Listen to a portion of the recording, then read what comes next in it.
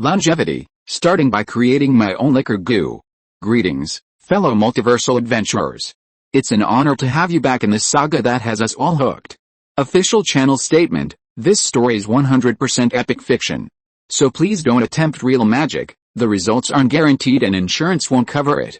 The rights to this masterpiece belong entirely to its brilliant original author. We are just a barge sharing it with you. Do you want to keep being part of this amazing community? Join our ninja army of subscribers on YouTube and give this content a like. And for true fans, our Patreon has exclusive ninjutsu waiting for you. Chapter 126 Long Zhuan's treacherous scheme. You knew? How did you guess? Long Wanli's expression froze, staring at him in disbelief. Back then, the two were vying for the position of family head. Both were the most outstanding geniuses in the family, with many supporters. The previous family head, fearing infighting, decided to decide the head by drawing lots. Whoever drew a bamboo slip with a character dragon written on it would become the head, while the loser would have to guard the sacred tree for 50 years, a period of reflection. This was essentially confinement, a plan devised by the previous family head to prevent infighting and separate the two for an extended period. Long Wanli couldn't bear that hardship. To avoid being trapped in a cage, he cheated, replacing all the bamboo slips with blank ones. He let Long Buhu draw first, ensuring that Long Buhu would always draw a blank slip. If the drawn slip was blank, then the remaining slips must have characters, right? Everyone would think that. So when Long Buhu saw that he had drawn a blank bamboo slip, he didn't bother to watch Long Wanli draw any more slips and went straight to the Holy Land to guard the sacred tree. He was gone for 50 years. Long Wanli used this dishonorable means to successfully seize the position of family head. Although the family prospered under his leadership, he still felt guilty towards Long Buhu.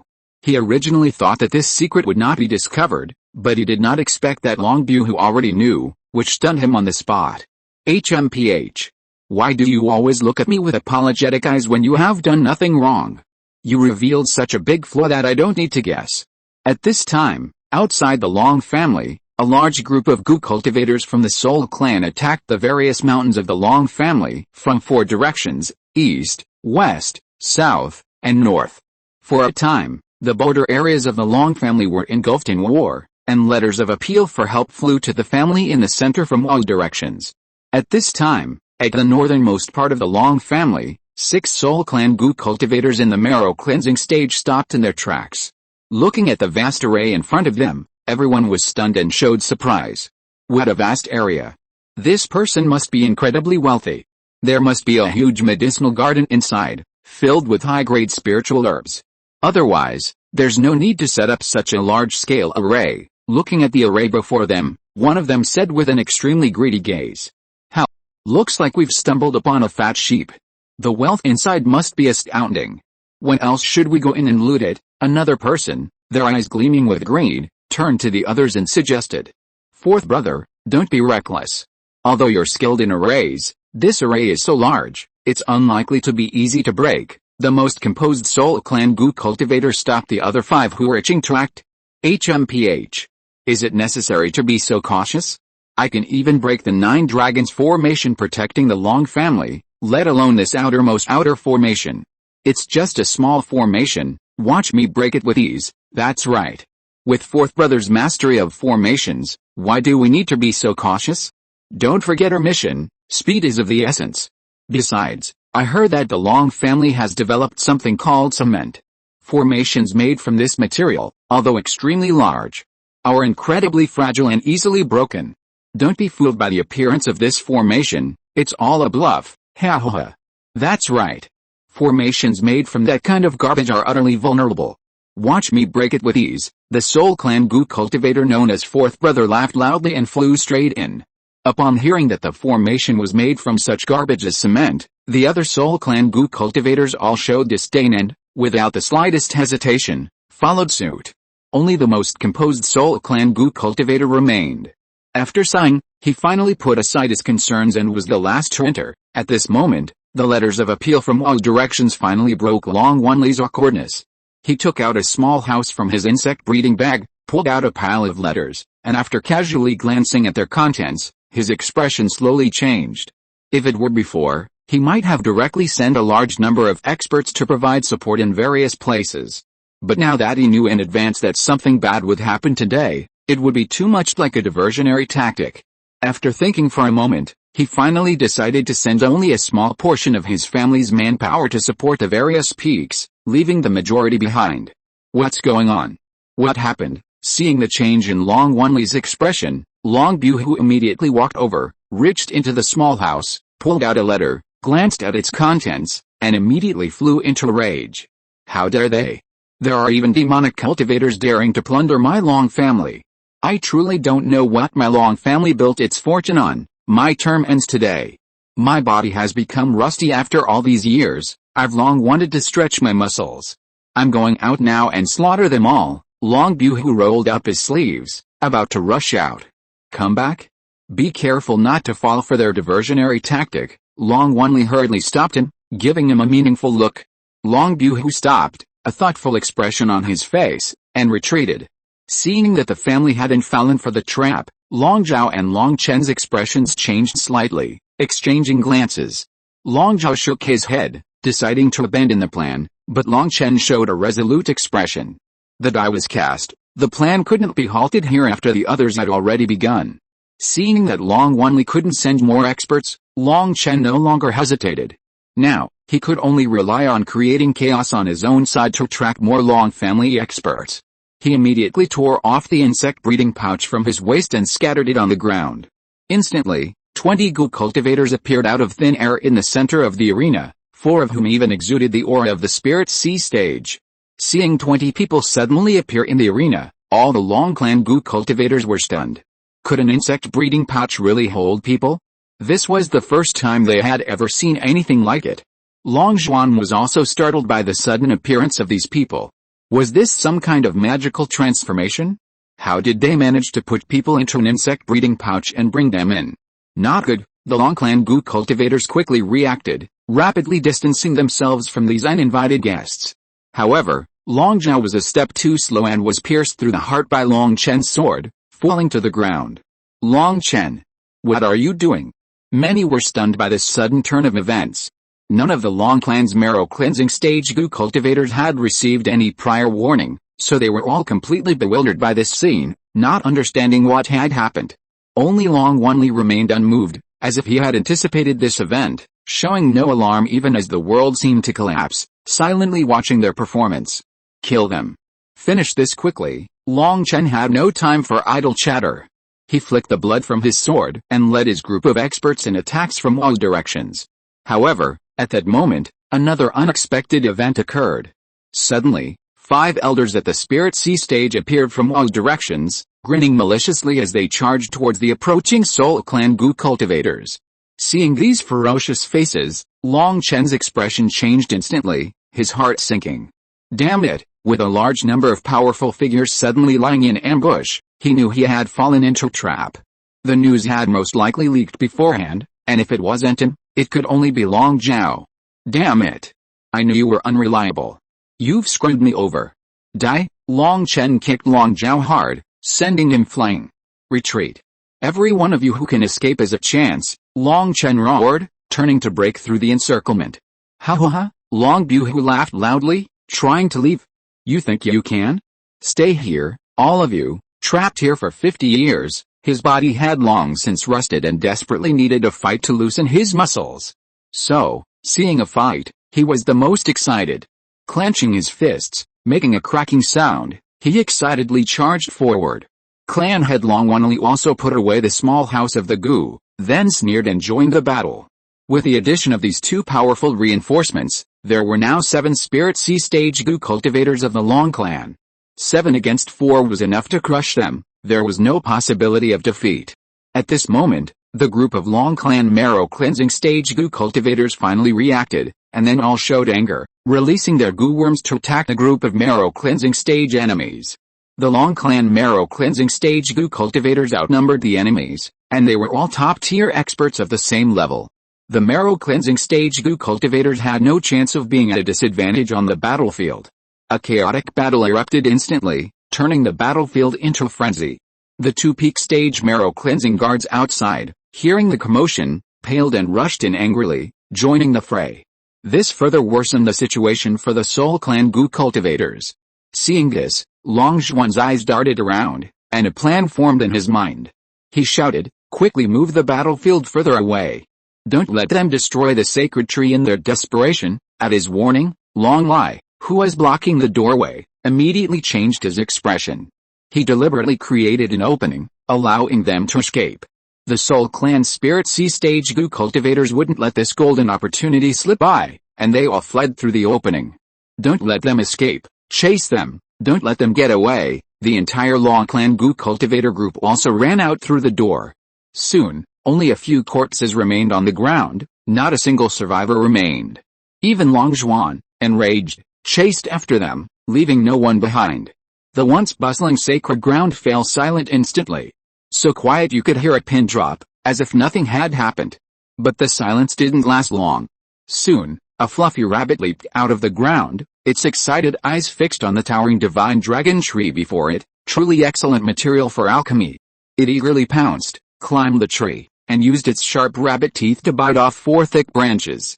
It stuffed all the branches into a storage bag, then jumped back into the ground and vanished. The sacred ground fell silent again, but the once majestic divine dragon tree was badly damaged. White liquid continuously oozed from the broken branches, dripping onto the ground with a soft, rhythmic sound. Chapter 127 The Tragedy of Long Zhao. Meanwhile, at the same time as this incident, another group of uninvited guests arrived at Xiaoqiang Peak in Longxun. A spirit boat stopped in front of the magic cube formation, carrying 6 Gu cultivators with the aura of the Spirit Sea stage. What a huge trapping formation. I've never seen a formation with such a vast area before. "We'll probably have to detour," said an old man at the front of the spirit boat. "Detouring is such a waste of time. We don't have much time to waste. Can't we just leap over it from the sky?" another old man on the boat said, walking to the bow. The old man who had spoken earlier shook his head and said, "If it were that easy, I wouldn't have stopped. Powerful formations most likely have anti-air formations. Moreover, I can sense that this trapping formation is square, probably stacked several worlds together. Going up or to the left or right takes the same amount of time," another old man said urgently. "Going around is such a waste of time. A formation of this size must have a concrete base. It's utterly vulnerable. I think it's easier to just break it directly. You all wait here for me. Give me a few breaths, and watch how I utterly destroy this small formation." With that, the old man plunged into the formation alone, his figure quickly disappearing from everyone's sight. The group of old men on the ship waited quietly, but after a long time, he still hadn't emerged from the formation. Their expressions gradually changed, and they could no longer remain seated. "Didn't you say he'd be out in a few breaths? How many breaths have passed? This useless piece of trash. He can't even be trapped by a small formation. I'll go in and get him out right now. You all wait for me on the boat." Another impatient old man couldn't hold back any longer. After leaving those words, he also flew into the formation. However, after who knows how many breaths, there was still no movement from within the formation. At this point, the people on the boat couldn't sit still any longer. "Why is it so slow? How much time has passed? We don't have much time to waste," one old man couldn't help but complain. "Something must have happened. It seems this formation is quite sophisticated. We underestimated it. I'll go in and bring them both out. I'll be right back." Saying this, the old man prepared to jump off the boat. However, the old man standing at the bow of the boat hurriedly pressed him down, saying urgently, "No. Don't send him off. This formation is not simple." The old man's expression changed drastically. "Detour. Detour immediately." With that, the old man gave the people on the boat no chance to react, hurriedly steer the spirit boat away into the distance. This old man was indeed rational, but they had already wasted a great deal of time here, and now it was too late to do anything. As expected, when they flew to the Long family's residence in their spirit boat, preparing to launch a fierce attack on the treasure pavilion, the battle on the Holy Land side had long since ended, and all the invaders were dead. At this time, the Long family's experts were not held back by anything. The diversionary tactic had failed, and if this group rushed in again, wouldn't they be walking into a trap? So, just as the Long family had dealt with this group of invaders, they noticed a small boat flying by in the distance, arriving late, heading straight for the treasure pavilion. Everyone was completely baffled. Not understanding why they were sending people in batches. What kind of plane was this? No one understood, But if so few dared to launch a strong attack on the Long family, why wouldn't they swallow them whole? Everyone grinned maliciously and surrounded the group. The final result was predictable. By the time the people on the ship realized something was wrong, it was too late. They had just turned the ship around to fly back when they were struck down by a bolt of lightning.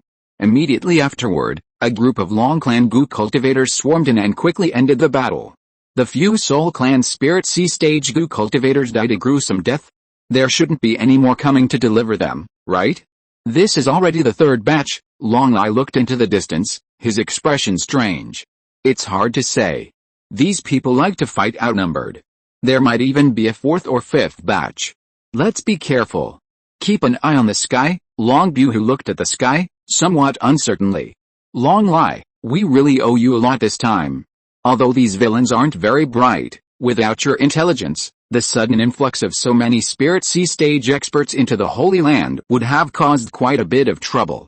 You've done a great service this time. Long Wanli looked at Long Lai solemnly.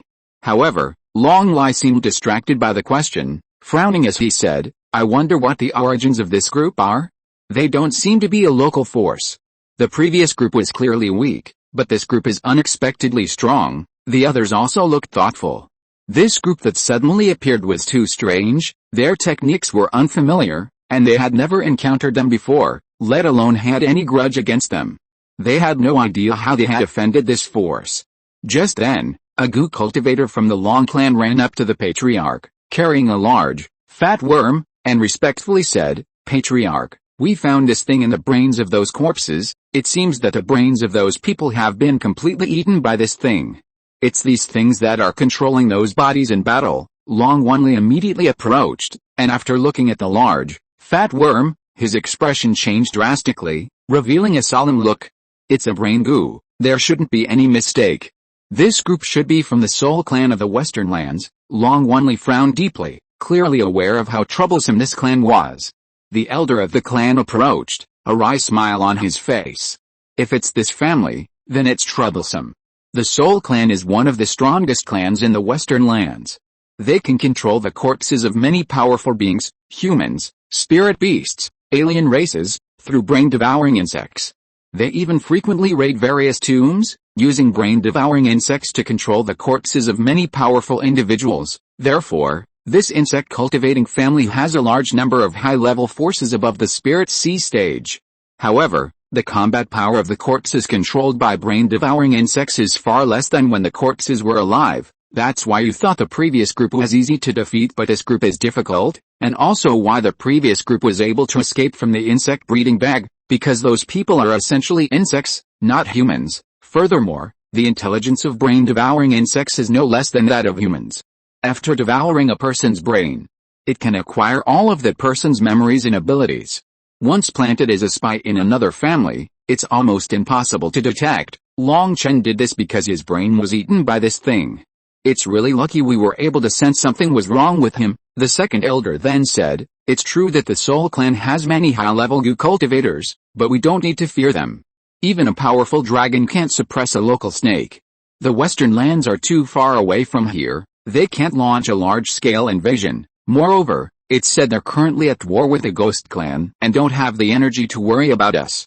We can use this time to form an alliance with the Western Lands Dragon Clan, and then we won't have to fear them at all. Long Wanli, his worry undiminished, said, that's true, but without absolute power, there is no absolute security. We can't entrust the safety of our clan to speculation. The clan should ideally have a second Goo King. With 2 Goo Kings guarding the clan, unless the Soul Clan doesn't leave a Goo King to watch over the family, we can be 100% safe. Long Wanli's suggestion made all the clan's higher-ranking members thoughtful. In recent years, the clan had developed rapidly, with total revenue reaching new highs year after year, and the wealth earned was enough to cultivate a Goo King. Thinking about it this way, all the elders were very tempted. The benefits of having a second Goo King were obvious. For every clan, the most important thing is always the power of a Goo King. Having another Goo King is an irresistible temptation for any clan. Furthermore, the Long clan's wealth and the things that others covet are increasing, and they truly need more Goo Kings to protect them. The eldest clan elder said with interest, our clan should indeed begin the plan to cultivate a second Goo King. Even without the threat of external enemies, This plan must proceed. However, should we spend a large sum to trade for breakthrough pills, or should we have Long Ao refine them? Although he is already a third-grade alchemist, he has only recently become one and lacks experience. We don't know if he can refine the most difficult breakthrough pills. The second clan elder stroked his beard and said, then we can only ask Long Ao how confident he is. But among our group, isn't Long Bu Wei the only one who has reached the Gu King bottleneck? The second clan elder looked at Long Bu Wei, and everyone else also focused their attention on him. Everyone understood that, barring any unforeseen circumstances, this person would be the clan's second Gu King, and he would become another pillar of the Long clan. Long Bu, who was somewhat flattered and hurriedly waved his hand, smiling modestly, no, I haven't done much for the family, it's not appropriate, absolutely not appropriate. Please consider someone else. He already knew in his heart that the opportunity to break through to the Gu King realm was his, and he was almost going crazy with excitement, but on the surface, he still had to appear humble, declining before reluctantly accepting. Brother Bu, don't underestimate yourself. You've protected the sacred tree for the family for so many years, which is already a tremendous achievement. The Gu King realm is rightfully yours, so don't refuse. The elder patted his shoulder and laughed loudly. Long Bu shook his head, and just as he was about to make another modest refusal, someone shouted, oh no! Something's happened to the sacred tree. At that moment, all the family's higher-ranking members changed their expressions and ran towards the sacred land like madmen. The other ordinary Gu cultivators from the family also changed their expressions drastically and hurriedly followed. Not long after, the quiet sacred ground erupted in chaos again. A large group of people stormed in, and upon seeing the state of the sacred tree, their eyes widened in fury, and they were nearly driven mad with rage. No one knew the sacred tree's place in the hearts of the Long clan. Who did this? Who did this? The elder rushed to the sacred tree, stroking its broken branches with intense emotion, tears streaming down his face. That Hun clan. How dare they lay such a cruel hand on our clan's sacred tree? I swear I will never forgive them, Long Lai roared excitedly. Long Bu, his face grim, barely suppressed his anger. He had guarded the sacred tree for 50 years without incident, and now, on this very last day, disaster had struck. He was furious. The second elder took a deep breath, patted Long Lai on the shoulder, and said sharply, don't be impulsive. It might not have been the Soul clan. If it were, why wouldn't they have destroyed the entire tree or taken it all away? Why only destroy such a small part? I think the culprit is someone else. A sharp killing intent flashed in the second elder's eyes. You mean? Long Bu asked, looking thoughtful. HMPH. If it wasn't the Soul clan, then it could only have been our own people. The protective barrier of the sacred tree has been breached. Not only is the formation here destroyed, but the clan's protective formation has also been destroyed. Who else could have destroyed our clan's protective formation silently but also a traitor within our own ranks? It's true what they say, you can guard against a traitor within your own ranks, and you can never truly tame a treacherous wolf. The second elder's face was contorted with rage, he was almost fainting from anger, his eyes burning with fury. Long Wanli, his face ashen, looked around and roared furiously, Who did this? Who was the last one to leave?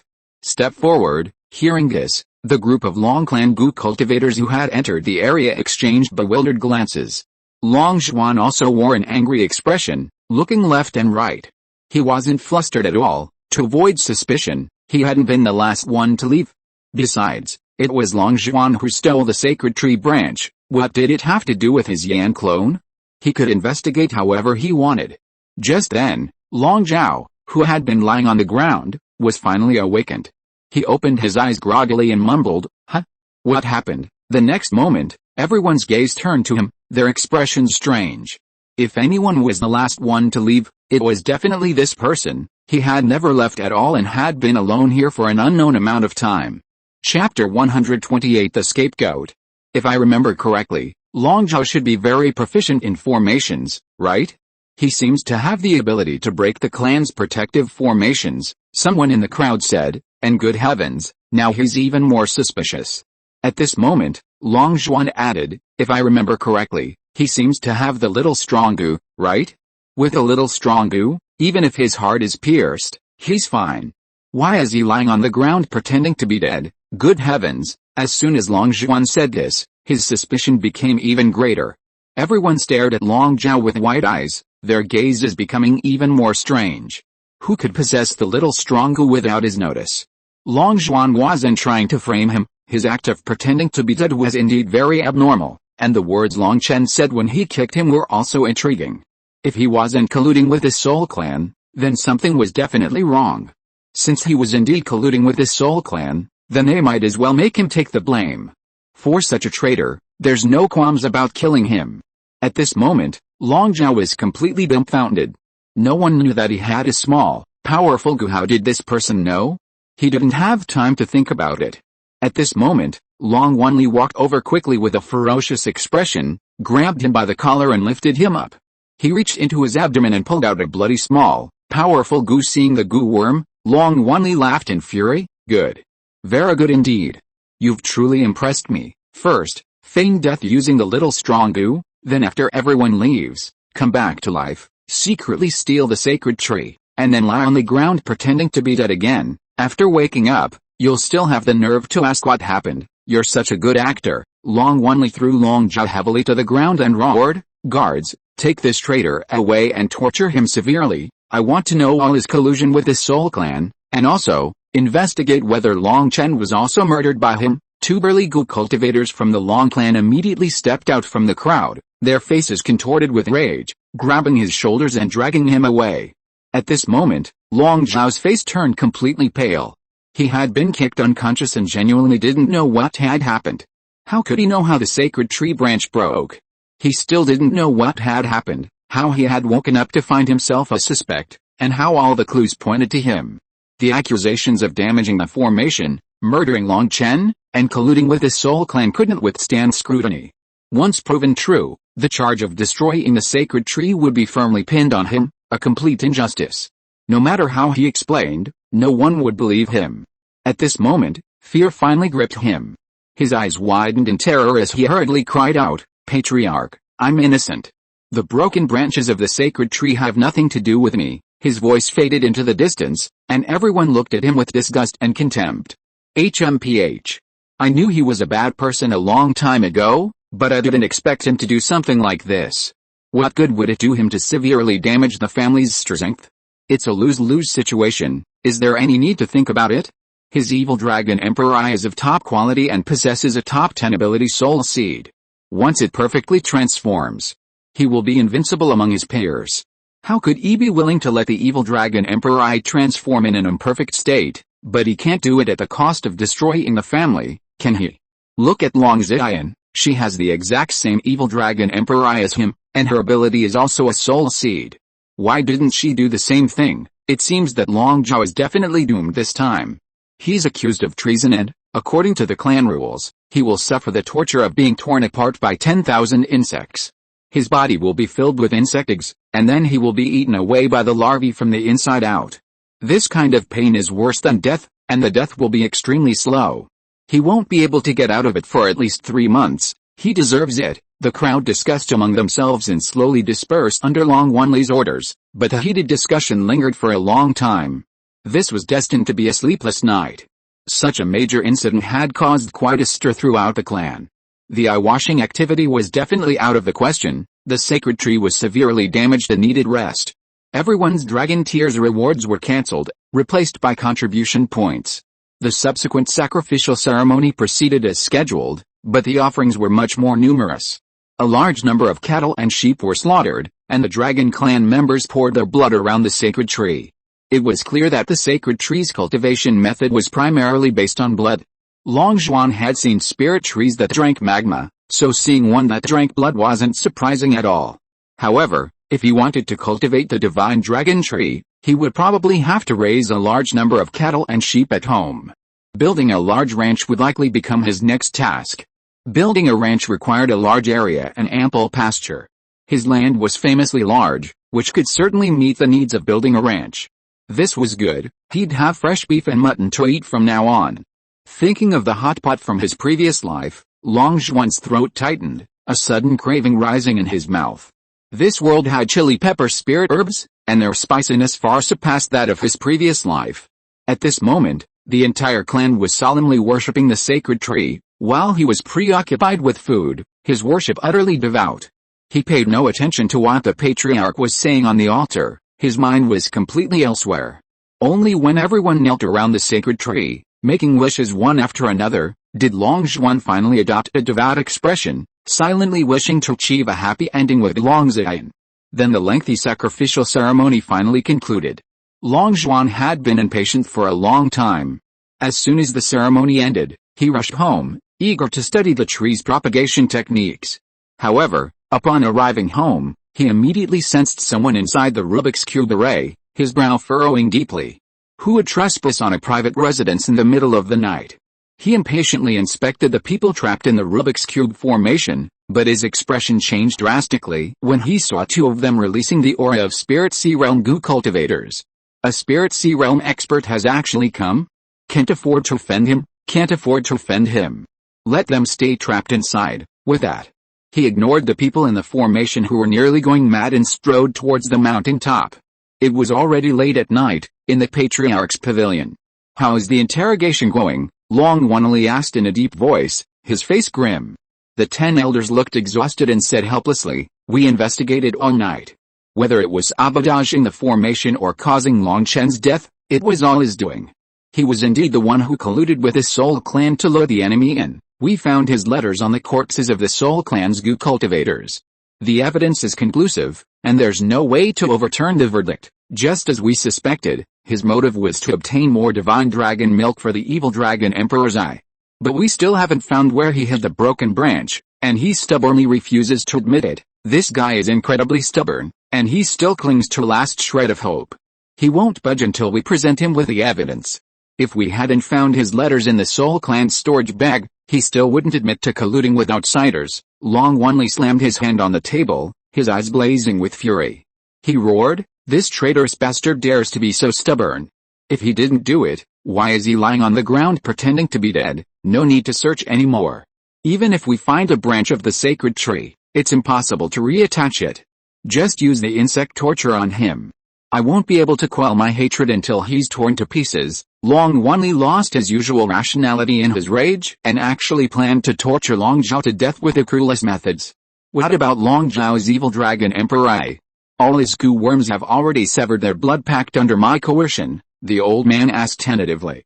Long Wanli gradually calmed down, suppressing his anger, and said, his evil dragon Emperor Ai possesses the divine skill Soul Seed, which is extremely important to the clan. Long Ziyan is the champion of this goo battle tournament. I think we should bestow this evil dragon Emperor Ai upon her as a champion's reward. The ability of this evil dragon Emperor Ai is the same as hers. Both are soul seeds that appear only once in 1,000 years. Letting her use the second transformation path of the evil dragon Emperor Ai to transform it will be enough for her to perfectly transform. Once the soul seed perfectly transforms, that will be truly terrifying.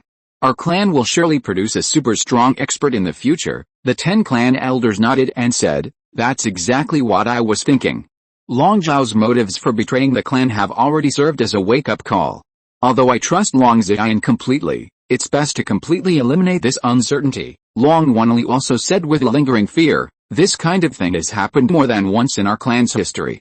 There have even been several times when the clan suffered severe damage and almost faced extinction. Until modern times, the spiritual energy of heaven and earth gradually depleted, leading to the widespread disappearance of materials used to refine the evil dragon Emperor's Eye.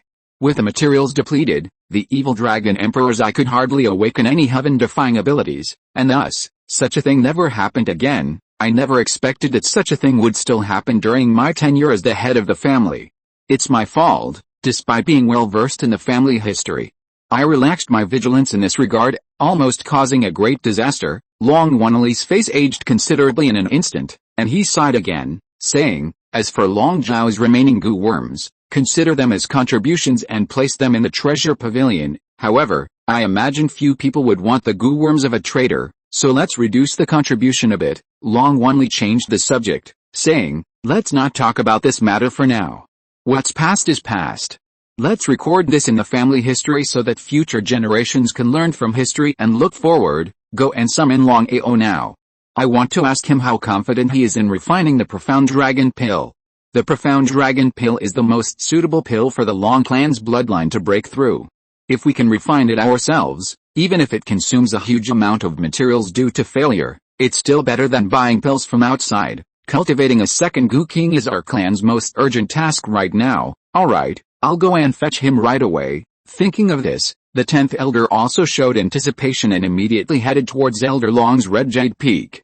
If you are listening to this novel on a channel other than Fanfic World, it means it was downloaded and re-uploaded without effort. We warmly invite you to visit our channel, Fanfic World. There you will find the original version of this story and many other novels of various genres. We look forward to seeing you dive into a world of incredible novels. Chapter 129 Re-encounter with Long Panpin. The next day, just as dawn broke, Long Zhuan opened his tired eyes and looked at the branches he had planted in the high-grade spirit soil, his eyes shining with excitement. Clearly, he had once again worked tirelessly through the night, neglecting sleep and meals, to conduct his research. But his hard work had finally paid off.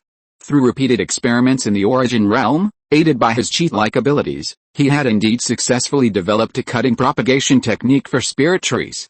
He had successfully planted 4 branches of the divine dragon tree in the 4 cardinal directions of Xiaoqiang Peak. The moment that progress bar appeared, Long Zhuan knew that these 4 trees would definitely survive, and his cutting propagation technique was a success. Through continuous experimentation and research in the origin realm, he discovered that earth-grade spirit herbs would plunder the nutrients of the surrounding soil and the spiritual energy of the surrounding sky. Therefore, earth-grade spirit herbs must be planted at a great distance from each other. They must not be planted too densely, otherwise the nutrients in the soil would be insufficient. Furthermore, if low-grade spirit herbs were planted near earth-grade spirit herbs, they would also have their nutrients plundered and would not survive. This meant that despite developing the cutting propagation technique, he couldn't cultivate earth-grade spiritual herbs on a large scale, only a few at a time. Cultivating earth-grade spiritual herbs was simply too wasteful of land. However, Long Zhuan was already satisfied with just 4 divine dragon trees. 4 were more than enough for him, and there was no need to plant more. Excitedly, Long Zhuan folded the paper with the cutting propagation technique written on it and put it into a small box. Although the cutting propagation technique had only been researched for a short time, he had succeeded in it in just one night. It was undoubtedly another great invention in this world, a revolutionary breakthrough once it spread. While earth-grade and heaven-grade spiritual herbs possessed endless lifespans, this also made reproduction extremely difficult. The world is fair. Where there is something defying the natural order, there will inevitably be limitations.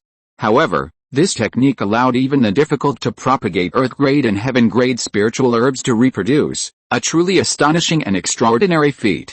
Imagine, if the Long clan planted many divine dragon trees, all the evil dragon emperors of the Long clan's Gu cultivators could undergo a perfect transformation, eliminating the need for them to fight tooth and nail at the Gu battle tournament for a single spot to cleanse their eyes. It's no exaggeration to say that although this technique is short, just a few pages long, its value is absolutely worth hundreds of billions. He absolutely cannot reveal this technique. It must be permanently sealed away, used only secretly by himself. Exposing such a powerful technique would inevitably bring about his death, and could even trigger chaos throughout the world. Even if this technique could fetch a fortune, Long Zhuan would never dare to trade it, not even to his own clan. Now that the divine dragon trees had been successfully planted, he needed to prepare to water them with a large amount of their blood. To plant 4 divine dragon trees, he needed to establish a vast ranch, and this had to be done now. There was no time to delay. So, at dawn, he went down the mountain again, preparing to trade for a large quantity of herbivorous cattle, sheep, and spirit beasts. Despite not having slept all night, he was now wide awake and had no intention of catching up on sleep, immediately getting busy again. Long Zhuan headed straight for the Long clan's market, another trading place within the clan. Every day, numerous Long clan members would come here to set up stalls and trade the various treasures in their storage bags. The market served as a place for Long clan Gu cultivators to barter among themselves. The biggest difference between the market and the treasure pavilion was that the treasures in the treasure pavilion belonged entirely to the clan, while the treasures on the market stalls belonged to individuals. Since he wanted to open a ranch and trade a large number of spirit beasts, he would definitely need to trade with the various Long clan Gu cultivators who ranched their businesses, making the market the most suitable place. As soon as Long Zhuan entered the market, he felt like he was in a bustling marketplace. The noise was deafening, with constant haggling and chatter. The only difference was that the stall owners and traders in the market were all Long Clan Gu cultivators, members of the same clan, so there was less wariness and more warmth. Long Zhuan didn't immediately go to trade for the cubs. There were plenty of those, no rush. He decided to browse first, seeing if there were any other treasures he needed. Not long after, he stopped in front of a stall selling fish. Various colored spirit fish swam around in tanks. It was clear the stall owner ran a fish pond, earning cultivation resources by selling spirit fish. Long Zhuan's sudden stop wasn't because there was a bargain to be found, but because he remembered a spirit spring in his small, impoverished peak. The spring was rich in spiritual energy, perfect for raising spirit fish. He imagined the fish living in the spring, nourished by abundant spiritual energy, would grow rapidly, plump and delicious, a rare delicacy. The spring was just sitting empty anyway, so why not use it to raise some spirit fish? Since he already had a pasture, he might as well make a fish pond too, so he'd have fresh spirit fish to eat in the future. He missed the fish stew from his previous life, assuming the spirit fish of this world, nourished by the spiritual energy of heaven and earth, would taste even more delicious. So, on a whim, Long Zhuan immediately decided to buy some fish fry to build a fish pond. How much are your fish? Do you have any higher grade ones? What's the best tasting fish? Long Zhuan asked the stall owner. Upon closer inspection, he recognized a familiar face, not exactly a close acquaintance, but someone he remembered very well. This stall owner was none other than Long Panpin, whom he had just lectured. Long Panpin was sitting on the white cloth in a duck-like position, looking up at him blankly for a moment before quickly returning to normal. Clearly, she too remembered this man very well. Oh, it's you. You chose spirit fish primarily for their taste. Looks like you're a foodie, but you've come to the right person. The most delicious fish in the world has to be the golden dragonfish. Legend has it that its flesh has the flavor of a dragon. Eating it is like eating dragon meat, which is why it's so sought after by foodies, driving its price to astronomical levels. However, anything with dragon in its name is no ordinary creature. The golden dragonfish is incredibly rare, very hard to find, and even if you do find it, it's very difficult to breed. This spirit fish is very delicate, and few people know how to raise it. Scarcity drives up the price, so the golden dragonfish is a luxury item in this world, priceless and hard to find. Even spending a lot of spirit stones won't get you one. You've come to the right person. My sister manages the family's fishing business. This morning, our fleet caught 5 golden dragonfish, and they're still alive. Live fish are the most delicious, but sorry, I'm a foodie too. I'm keeping the golden dragonfish for lunch, not for sale. Long Zhuan was taken aback. Why go on and on about not selling it? Wasn't this just deliberately whetting his appetite? There were plenty of stalls selling spirit fish. He didn't necessarily need to buy from this one. But she described the golden dragonfish as a rare delicacy, even claiming it tasted like dragon meat, which immediately piqued his curiosity. What did the legendary dragon meat taste like? His stomach rumbled instantly. And it seemed only she had the golden dragonfish, and after piquing his curiosity, she infuriatingly said she wasn't selling it. Was she doing this on purpose? This little vixen was infuriating. Long Zhuan pondered for a moment. He was genuinely interested in this golden dragonfish, not only because of its exquisite taste, but also because very few people knew how to raise it. That was the key. His various abilities were perfectly suited for research. Figuring out how to raise golden dragonfish wouldn't be difficult for him. He loved raising things that no one else knew how to raise, only he did. Why would he go to such lengths to raise something anyone could raise in the spirit spring? The spirit spring is for high-grade fish. It's a waste to use such common, low-quality fish. Having made his decision, he immediately added, if you don't want to sell, why have you spent so much time introducing the golden dragonfish? Since you've explained it in such detail, you must want to sell, but you want to raise the price. I won't waste any more words.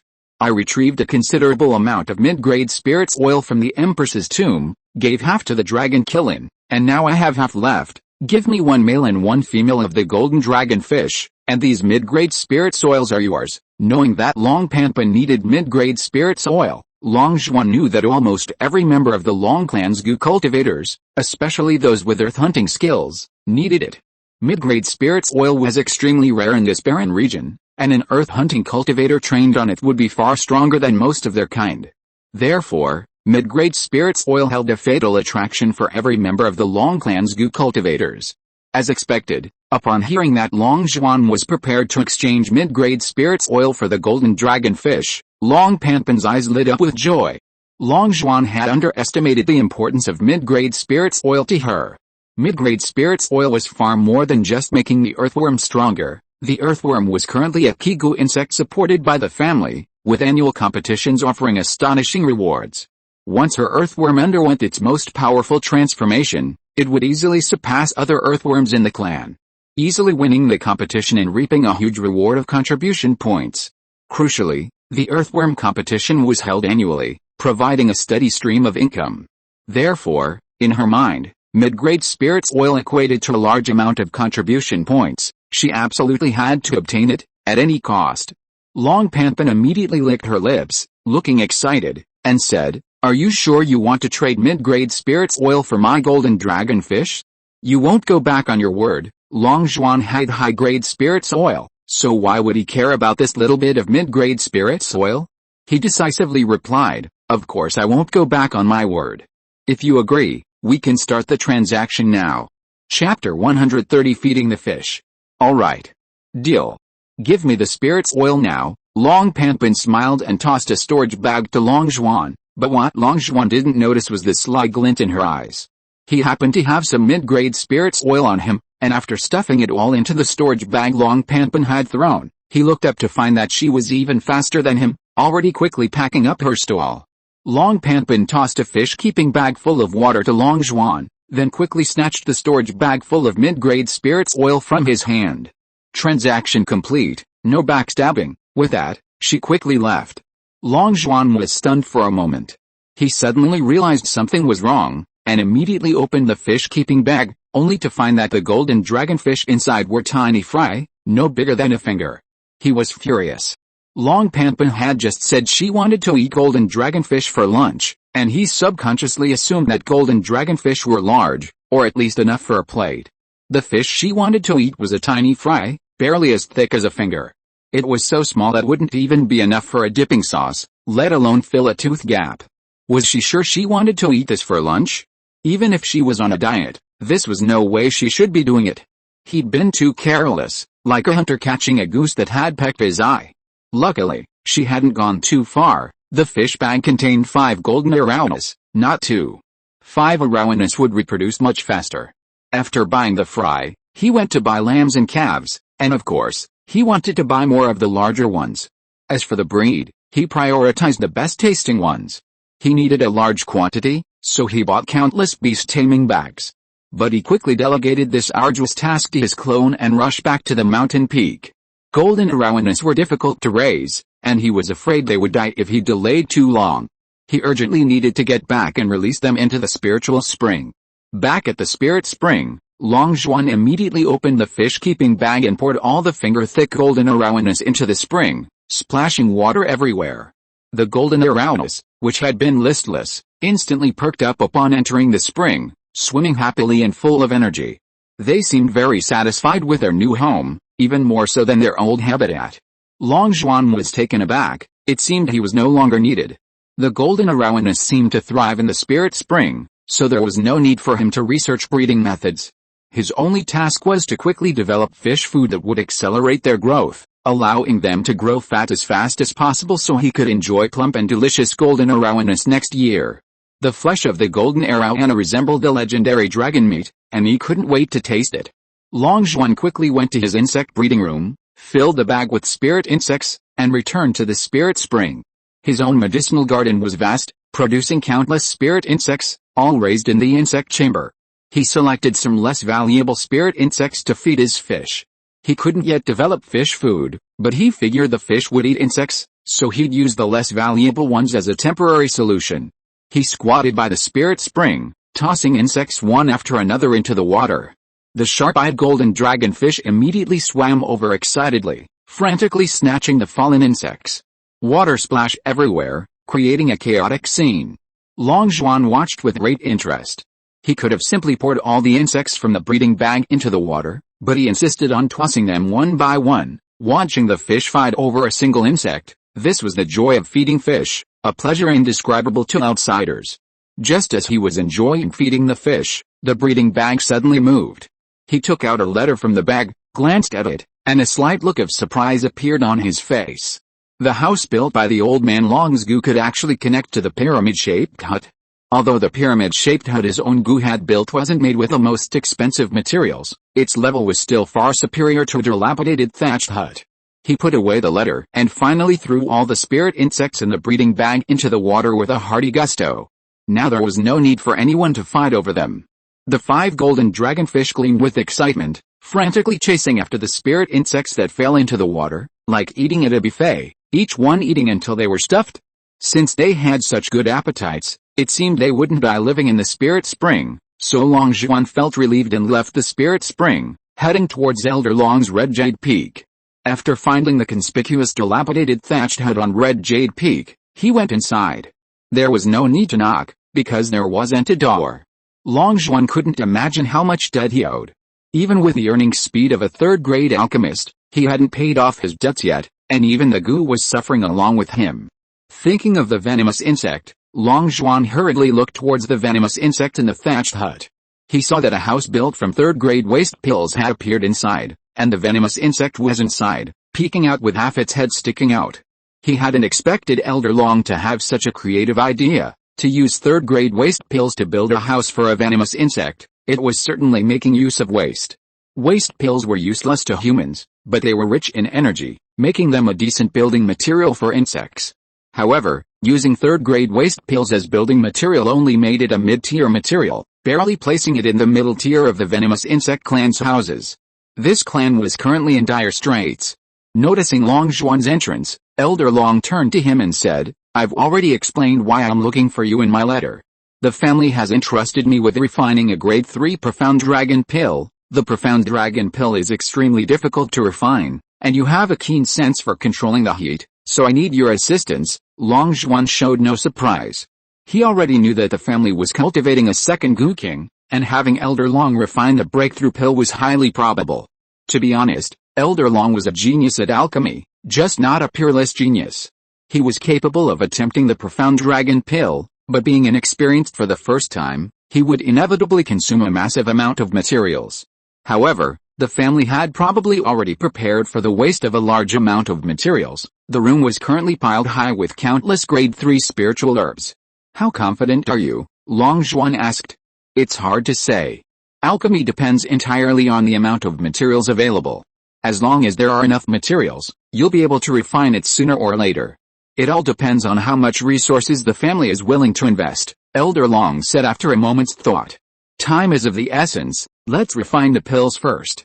The first attempt will inevitably fail, so don't put any pressure on yourself. Focus on gaining experience." With that, Elder Long placed a massive alchemy furnace on the ground and tossed a pill formula to Long Zhuan. Long Zhuan caught it with lightning speed and quickly scanned the formula.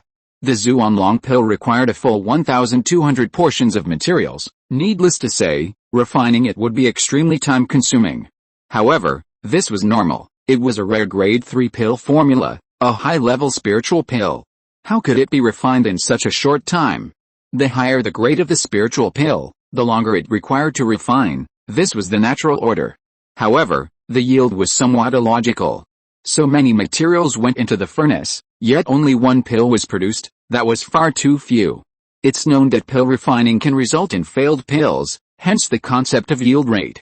Producing only one spiritual pill was highly likely to be a failed pill, practically the same as a failed attempt, thus indirectly increasing the failure rate of refining the Zhuan Long pill. Long Zhuan frowned and asked, "So many spiritual herbs put into the furnace, yet only one spirit pill is produced. Doesn't that violate the law of conservation of mass?" Elder Long glanced at him and said, "Where did you hear that? The law of conservation of mass? I've never heard of it in all these years. According to that, how could the giant transformation technique not exist? You must understand," he continued, "refining pills is a process of removing impurities and extracting the essence. The essence is already extremely rare. Refining high-grade spirit pills requires extracting the very essence of that essence. Most of the essence is burned away, leaving only a tiny fraction of the essence. It's already good enough to condense it into one spirit pill. How many more do you want?" "Hundreds from one furnace, enough to create hundreds of Gu Kings for the family." Hearing this, Long Zhuan seemed to understand. He finally grasped the logic.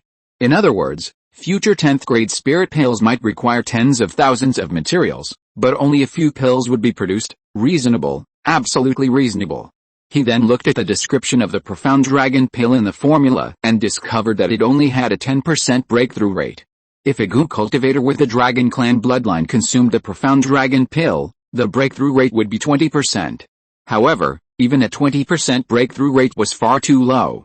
He remembered that swallowing the spirit-boosting grass raw also had a 20% breakthrough rate, but in Elder Long's opinion, it wasn't enough for the 10 absolute bodies to break through. Now, the profound dragon pill's breakthrough rate was also 20%, meaning that even after he became a peak spirit C-stage goo cultivator, the profound dragon pill would most likely be useless to him. He had been excited to come when Elder Long sent him a message asking him to assist in refining the profound dragon pill, thinking he could get a powerful formula for free. Now it seemed he had gotten nothing. The profound dragon pill was completely useless to him. After becoming a peak spirit C-stage goo cultivator, he would most likely have to create his own breakthrough pill formula with a higher breakthrough rate. It seemed he would be going further and further down the path of self-creation. After briefly reviewing the profound dragon pill formula, he began assisting Elder Long in refining the profound dragon pill. He was quite interested in participating in the refining of a grade 3 spirit pill. Understanding the process of refining a high-grade spirit pill beforehand would be a good way to gain experience, making it much easier for him to reach the grade 3 alchemist level later. Not long after, a deafening explosion came from the furnace, and a large amount of black smoke billowed out. An old man and a young man coughed incessantly amidst the smoke. The venomous insect quickly closed the doors and windows to keep the smoke out. What happened? What went wrong? Cough cough. I don't know. Maybe your hand was shaking. Didn't you say that the first time you refine a pill, you'll definitely fail, and there's no need to be nervous? Clearly, Elder Long had no experience refining the Zhuanlong pill and was figuring it out on his own. Long Zhuan could only learn so much from him. Chapter 131 The Li Family. Although Long Zhuan could see the progress of the alchemy process and possessed exceptional control over the flames, refining high-grade elixirs required more than just good fire control.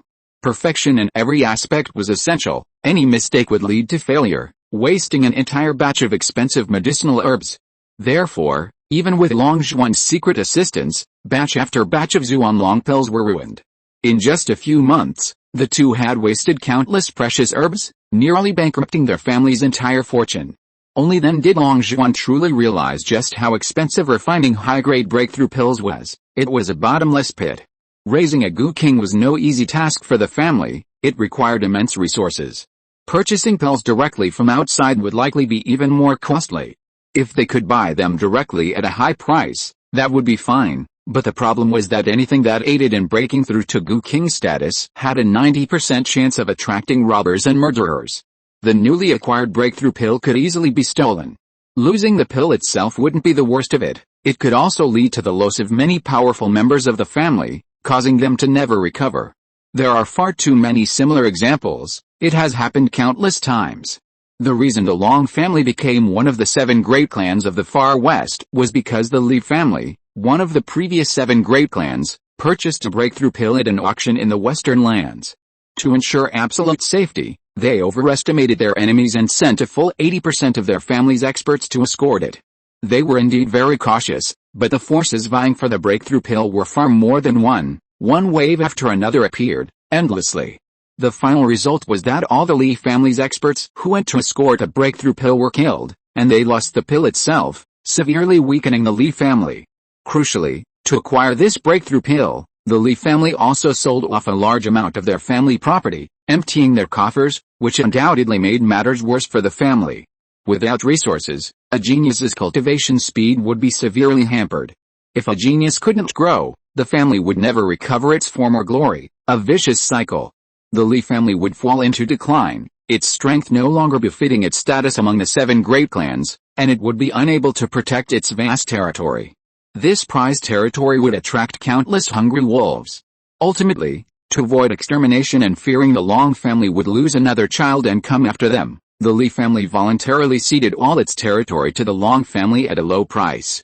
After inheriting the Li family's vast territory, the Long family was able to develop rapidly, quickly rising to the ranks of the 7 great clans, their fortune soaring. This was a cautionary tale, one the Long family deeply understood. Therefore, Long only dared not purchase pills outside unless absolutely necessary. Otherwise, fortune might turn around and their turn would be next. Based on this consideration, the Long family wholeheartedly supported Long Ao in refining the Zhuan Long pill, pooling the entire clan's resources. What does pooling the entire clan's resources mean? The entire clan's resources were mobilized to help him refine the pill, even at the cost of exhausting all their resources. To successfully refine a single Zhuan Long pill. With so many resources, he was determined to succeed even if he had to rely on luck. Therefore, even as Elder Long and his companion constantly wasted materials, a massive amount of materials continued to pour in without hesitation. The clan was going all out. With the clan's unwavering support, finally, at noon in the 3rd month, the lid of the pill furnace suddenly flew off, releasing a rich aroma that instantly filled the entire room. The 2 men simultaneously inhaled the extremely strong aroma of the 3rd grade pill, their eyes gleaming with extreme excitement, their faces flushed. Even the venomous Gu gently opened the door, inhaling the aroma of the 3rd grade pill, its eyes excitedly fixed on the Zhuan Long pill. It was unclear what its excited gaze meant. Perhaps it wanted to use the Zhuan Long pill to build a house. This was top-quality building material. Elder Long, his eyes bloodshot, breathed heavily as he stared at the golden elixir in the furnace, his excitement bordering on madness. Finally, he couldn't hold back any longer and burst into maniacal laughter. Ha ha ha. It's done. It's done. I've finally done it. His deafening laughter echoed far and wide. The various high-ranking members of the family, who had been waiting outside for days, were overjoyed upon hearing his laughter and rushed inside like madmen. Finally done? Is this the Zhuan Long pill? Let me see. Don't touch it. How dare you touch it, he. I never thought it would actually succeed.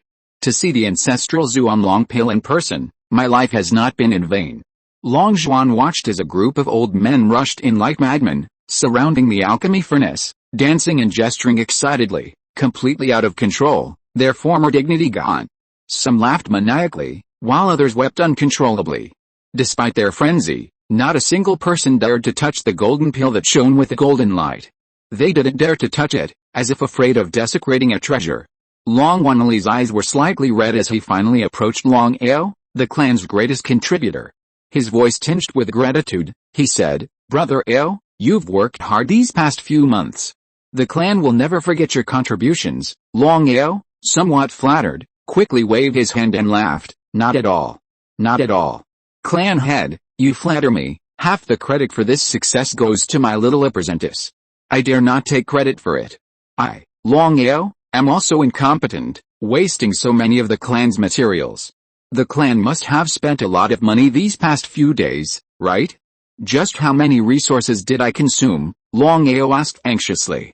He had been so focused on refining the pills that he had lost count of how many materials he had wasted, only knowing that there were countless. The pressure on him was immense. He feared failing the clan's expectations and exhausting all their resources without succeeding in refining the Zhuan Long pill. If that happened, he would truly be willing to die 1,000 deaths. Fortunately, the Zhuan Long pill was finally completed, and the weight on his heart was finally lifted, making him feel relieved. However, he then began to worry about how much of the family's resources had been wasted, and became anxious and uncertain. Long Wanli laughed. You're overthinking it. There's no need for that. To be honest, your success far exceeded my expectations. I thought you'd need at least half the clan's resources to refine the Zhuan Long pill, so I prepared a whole warehouse of materials for you. Who would have thought you'd refine it with only 1/10 of the warehouse? That's truly beyond my expectations. I've prepared for nothing. I underestimated Brother Ao's alchemy abilities. Is that so? Ha ha ha. Hearing this, Long Ao finally let go of his last worry and laughed heartily, adding, it wasn't a waste of time. Even though I only used 1/10 of the materials to refine the Zhuan Long pill, don't trade away the remaining 90%. Everything is difficult at the beginning. Once I successfully refine the first Zhuan Long pill, refining the next one will be so much easier. I won't need to gather the entire clan's resources anymore. From now on, I will have the ability to refine Zhuan Long pills. Given time, a second and a third Zhuan Long pill will appear in the clan. Upon hearing this, Long Wanli's eyes immediately lit up, as if he could see a group of Gu Kings walking past him. He understood all too well what Long Ao's words meant. It meant he could continuously refine Xuanlong pills, and from then on, the Long family would no longer need to risk buying Xuanlong pills from outside. The family's Gu Kings would be produced in an endless stream. Our Long clan is about to rise. Truly, heaven blesses our clan, the elder of the clan said first, tears welling in his eyes. Long Bu-hu. This Xuanlong pill is yours, don't let us down. In the end, it was Long Wanli who carefully took out the Xuanlong pill, put it into a pill bottle, and handed it to Long Bu-hu. If there was anyone in the entire room who was the most excited at this moment, it would undoubtedly be Long Bu-hu. He was the beneficiary. This Xuanlong pill was refined for him. As long as he consumed this Xuanlong pill, he might break through to the Gu King level and become a top expert in this region. Who here could be more excited than him? Long Bu-hu's face was flushed, his heart pounding wildly. Faced with a Xuanlong pill so close at hand, he couldn't remain calm. He was almost driven mad with excitement. His hands trembled as he took the bottle. Although the Xuanlong pill was very light, at this moment it felt as if it weighed 1,000 pounds. This pill carried the hopes of his entire clan, making his heart feel heavy, and a sense of pressure arose from nowhere. He even felt the same anxiety as Long Ao. What if he failed his breakthrough, wasting this precious pill and letting down his clan's hopes? An invisible pressure weighed on his back, making it hard to breathe. He didn't want to disappoint his clan, but the more he thought about it, the greater the pressure became. Seemingly sensing his thoughts, Long Ao empathized and said, "Brother Bu-wei, don't put too much pressure on yourself. After all, the Xuanlong pill only has a 20% success rate for breakthroughs, so failing is perfectly normal. If becoming a Gu King were so easy, why would each of the 7 major clans only have 1 or 2 Gu Kings? But you're different from others.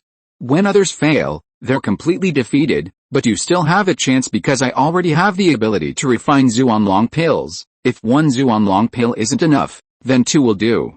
If 2 still don't work, then 3. Our clan already has the resources for that, so you don't need to worry about failure or feel any pressure." That's right. The clan elder also came over to comfort him. Even if you fail, no one in the clan will blame you. Don't put pressure on yourself. The greater the pressure you put on yourself, the more likely you are to fail. You must adjust your mindset. Becoming a Gu King requires strong mental fortitude. Don't be timid or hesitant. The reassurances from the crowd clearly had an effect. Long Bu-hu nodded emphatically, adjusting his mindset, and his eyes regained their confidence. "Don't worry. I can't guarantee I'll break through to the Gu King level this time, but I will do my utmost. I absolutely will not let a low-level mistake like insufficient mental fortitude cause me to fail." Long Bu-hu clenched his fists. Seeing Long Bu-hu's demeanor, everyone smiled and nodded in unison, finally relieved. Just then, the ancestor's voice suddenly came from the sky. "From now on, I will protect Bu-hu. Unless the family faces a life or death crisis, you are not to be disturbed under any circumstances. Bu-hu, come to me." Chapter 132 Self-Created Physical Techniques. With the Long family about to produce its second Gu King, the atmosphere within the clan became solemn, and conversations on the streets quieted down considerably. The usually bustling Long family was finally peaceful. Long Xuan, having finished his busy work, finally had some free time and returned to his comfortable little home, only to find himself with nothing to do. The heavenly dream dragon silkworm was still spinning silk, but the yield was still insufficient to make even one garment. The plan to make the heavenly dream soul armor would have to wait a long time. The transformation of the heavenly eye would also take a considerable amount of time, requiring 4 divine dragon trees to grow for many years before producing a continuous supply of divine dragon milk. He couldn't rush it. He had tried every method to help the water bear Gu transform, but it seemed unrelated to eating anything, leaving him clueless. He would likely need to find an opportunity later. Sitting and thinking wouldn't help. All his clones were currently cultivating around the spirit spring. Cultivating by the spirit spring allowed for rapid progress, and his clone would soon reach the mid-stage of marrow cleansing. According to his estimate, there were only a few months left, and he only needed to wait patiently. As for how to make use of these few months, he realized that his Purgatory true demon art didn't yet have a matching physical technique, so he planned to use this time to master it.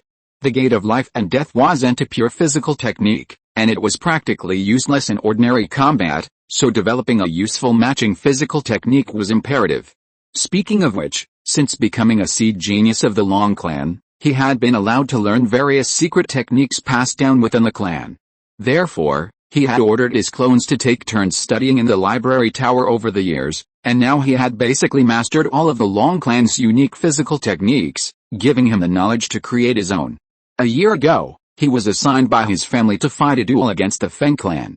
At that crucial moment in his creative process, he didn't have the mind to deal with it and simply sent his flame clone there, completely underestimating his opponent. He didn't give his flame clone any top-grade goo worms, not even a second team of them. The flame clone, relying solely on the various unique Long clan physical techniques learned from the library tower, decisively defeated his opponent. The Long clan's unique physical techniques are incredibly strong, absolutely top tier, making them the strongest physical technique family in the Far West. Only the Feng clan can rival them in physical prowess. However, Long Xuan still felt it wasn't enough, not strong enough, and these techniques weren't compatible with his own cultivation method, lacking a high degree of integration and unable to fully unleash their power. He planned to create an even stronger physical technique, one with 100% compatibility. How could such a powerful body-refining technique as the Purgatory true demon art function without a perfectly matched physical technique? As for inspiration, he quickly found it. Most body-refining techniques only train the surface of the body, unable to train the internal organs, while the Long clan's reverse dragon technique could train the internal organs.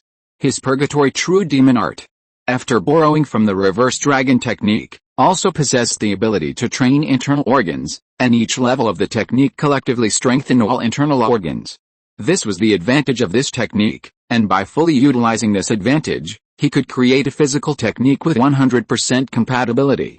His first thought was to concentrate all his strength into his fist for a powerful burst, or to unleash it from a single point by focusing all his power into his fingertips.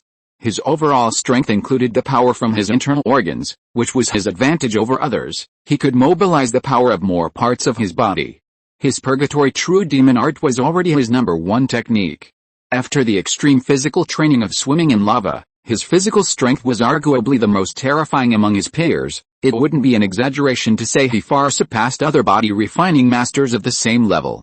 His physical strength was already extraordinary, but to concentrate all the power from every part of his body into a single point for a burst, how terrifying would the resulting power be? Long Xuan couldn't even imagine. Frankly speaking, if he truly developed this kind of physical technique, it would far surpass all the unique physical techniques of the Long clan, absolutely deserving of the title of the #1 physical technique in the Far West. It was worth the immense amount of time he spent researching it. He quickly came up with a name for this technique, Solid Fist. If he concentrated all his power into his fingertips, it would be called Solid Finger. Finger techniques can break through a surface with a single point. Compared to a fist, fingers are smaller, so the power gathered is naturally more concentrated, theoretically making them the most powerful. However, fingers are too slender and much more fragile than a fist. So, it's hard to say whether a hard finger or a hard fist is stronger. Developing these two techniques isn't enough. If the hard fist is considered manifest force, used to strike the surface and cause external injury, then he also wants to develop a kind of hidden force, which can ignore the body's surface defenses and use skillful force to unleash power within the opponent's body, directly attacking their internal organs. Since he gathers power from various parts of the body, if the power in each part is not synchronized, this hidden force can also be multi-layered, belonging to multiple hidden forces. One layer of hidden force after another seeps into the opponent's body, each layer exploding, which is equivalent to punching the opponent as if they have been punched by multiple fists. Two fists can't fight four hands, so how can the opponent defend against so many fists? He named this move Crushing Fist, which will make the opponent even more difficult to defend against. Before the Crushing Fist, even an opponent wearing thick iron armor is useless. The Crushing Fist's internal force can ignore the body's surface defenses, directly affecting the internal organs. Speaking of internal force, it's an element from his previous life. He doesn't know if this concept exists in this world. If not, then his Crushing Fist will be completely unique in this world, bringing a new concept to it once again. Since no one knows this type of fist technique, there's even less chance of knowing how to counter it. The most terrifying thing is always the unknown. Without understanding, anyone facing the Crushing Fist will suffer greatly. Long Xuan was very satisfied with the 3 complementary physical techniques he had conceived. However, although they were called 3 techniques, They were actually just one, all using a subtle method to concentrate the body's power into a single point. It was just that the concentrated power underwent complex changes, hence the division into 3 techniques. It can be said that the essence of these 3 techniques is the same. Longzhuan could study them as a single technique simultaneously. A smile played on Longzhuan's lips. The thought of the terrifying effects of these 3 physical techniques filled him with enthusiasm, and he couldn't wait to complete them right now. Once these 3 techniques were mastered, the Purgatory true demon art would be like a tiger with wings, its offensive capabilities making it unstoppable. Who would dare challenge him in physical combat in the future? Longzhuan was filled with pride and disdain for any potential opponent. He quickly sat back down in the pavilion, grabbed paper and pen, and immediately began working on the techniques. The Long clan was a renowned family for physical combat, specializing in the manipulation of force. After mastering all of the Long clan's physical techniques, Longzhuan had a profound understanding of force manipulation, making him a master. Therefore, he didn't experience writer's block this time. He had found solutions to all the problems in the Long clan's collection of books. This writing process was going incredibly smoothly, allowing him to complete it in one go. The only sound in the pavilion was the constant scratching of the pen on the paper. In the blink of an eye, 3 months had passed. It was midday, and on the road leading to the Long family, a blue dragon boat was speeding along. 3 people sat aboard, an old man, a young man, and a young woman. The young man was handsome, with fair skin, yet he possessed an aloof air, his eyes frequently glancing at the young woman beside him. This young woman was stunningly beautiful, with skin as white as snow, and a pair of large, bright eyes that shone with wisdom. She was flipping through a book on formations. The old man exuded the aura of a peak spirit sea cultivator, his clothes were magnificent and extraordinary, and his presence was imposing. He was clearly a person of high status. The handsome young man glanced down from the boat from time to time, his expression gradually turning disdainful. This place is too desolate, isn't it? It seems there aren't even many Gu Kings. I regret coming to see those poor relatives. The old man's face turned cold, and he immediately said sternly, Longbao, watch your words. Didn't I teach you that loose tongues can bring disaster? If you dare say that again when we meet later, don't blame me for breaking your legs. The beautiful young woman beside him looked up at him, her expression impatient. I wasn't planning on bringing you along in the first place, but you insisted on sticking around. If you dislike this place, go back by yourself. Otherwise, you'll embarrass us as well. Hearing the young woman speak, the arrogant look on Longbao's face disappeared, replaced by a fawning tone. Ruoxu, I was just worried you'd suffer here. I forgot to ask before, what are you doing in this poor place? Even if there's something going on, you don't need to send the 5 clan elders here. Do you? It turned out that this young man didn't even know what the people on the boat were planning to do before he boarded the ship. Don't keep saying it's a poor place. Don't you know that the western lands are also considered poor by the people of the central region? You're like a frog in a well, arrogant and ignorant. You're simply foolish. Long Ruoxu frowned her beautiful brows and gave him an impatient look. That's right, said Long Jin, the elder of the 5 clans. This world is truly vast. My Long clan is one of the 10 great clans in the western lands, practically invincible there. However, outside the western lands, we are nothing. There are countless forces in this world stronger than my Long clan. In those vast regions, my clan isn't even ranked among the lowest. Going towards the very center of the world, there are many more countries. Which country doesn't have 1,000 times, 10,000 times more powerful individuals than my clan? Longbao, you must put away your arrogance. Dragon arrogance is domineering, insect arrogance is stupidity. If you don't change this mentality, you'll suffer a great loss sooner or later, and your future is destined to be short. The reason I came here personally is because of that newly unearthed Zhengjin mine. My clan and the Bai clan jointly discovered that Zhengjin mine and plan to divide it through 12 genius arena matches. For every match my clan wins, I will gain ownership of 1/12 of the Zhengjin mine. If we lose even one match, the Zhengjin mine will be forever out of our reach. The Bai clan is also one of the 10 great clans of the western lands, and their foundation is no weaker than ours. In a contest against the Bai clan in the genius arena, our clan has no advantage whatsoever. Therefore, my personal visit to the Western Dragon clan is to request external assistance. Our clan has now established a full alliance with the Western Dragon clan, so borrowing a few geniuses shouldn't be a problem. If we can combine the top geniuses of both clans, Our clan will definitely have a significant advantage in this genius arena competition, and it's even possible that we'll take 70 or 80% of the Zhengjin mine. Chapter 133 The Origins of the Far Western Dragon Clan. Upon hearing this, Long Bao's disdain deepened. Just a poor, remote place, he thought. What kind of genius could a poor relative's family possibly have? The family elders are all senile. They don't even believe in their own family's genius, instead placing their hopes on outsiders. I simply can't understand it. Besides, a fair and just competition, and you're going to hire outside help? Isn't that shameless? Isn't it cheating? He disdains such behavior. You can do that? Are you sure you can hire outside help in this kind of competition? Isn't this cheating? This is too outrageous, Long Bao asked, his eyes wide with disbelief. Long Jin laughed smugly. You juniors don't know, the Western Dragon Clan split off from the Western Dragon Clan. 200 years ago, the number of Gu cultivators in our clan had reached its peak. Don't think that the more Gu cultivators a clan has, the better. A large number of Gu cultivators does indeed mean greater war potential, but everything has its limits. A large number of people also consumes more resources, and sooner or later it will exceed a clan's capacity. The Dragon Clan faced this situation back then.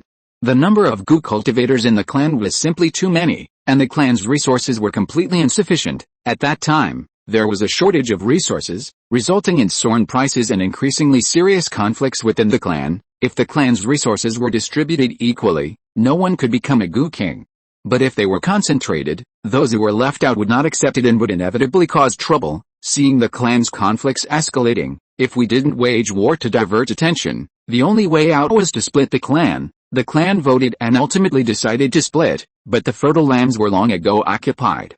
Those who were separated from the clan could only reclaim wasteland in remote areas or directly use force to occupy small places. No one likes to develop in barren places, and eventually the clan forced a large group of clansmen away through forceful means, and those clansmen who were forced away back then are now the Western Dragon Clan. The clansmen who were assigned to barren lands naturally harbored resentment, and the two places were too far apart.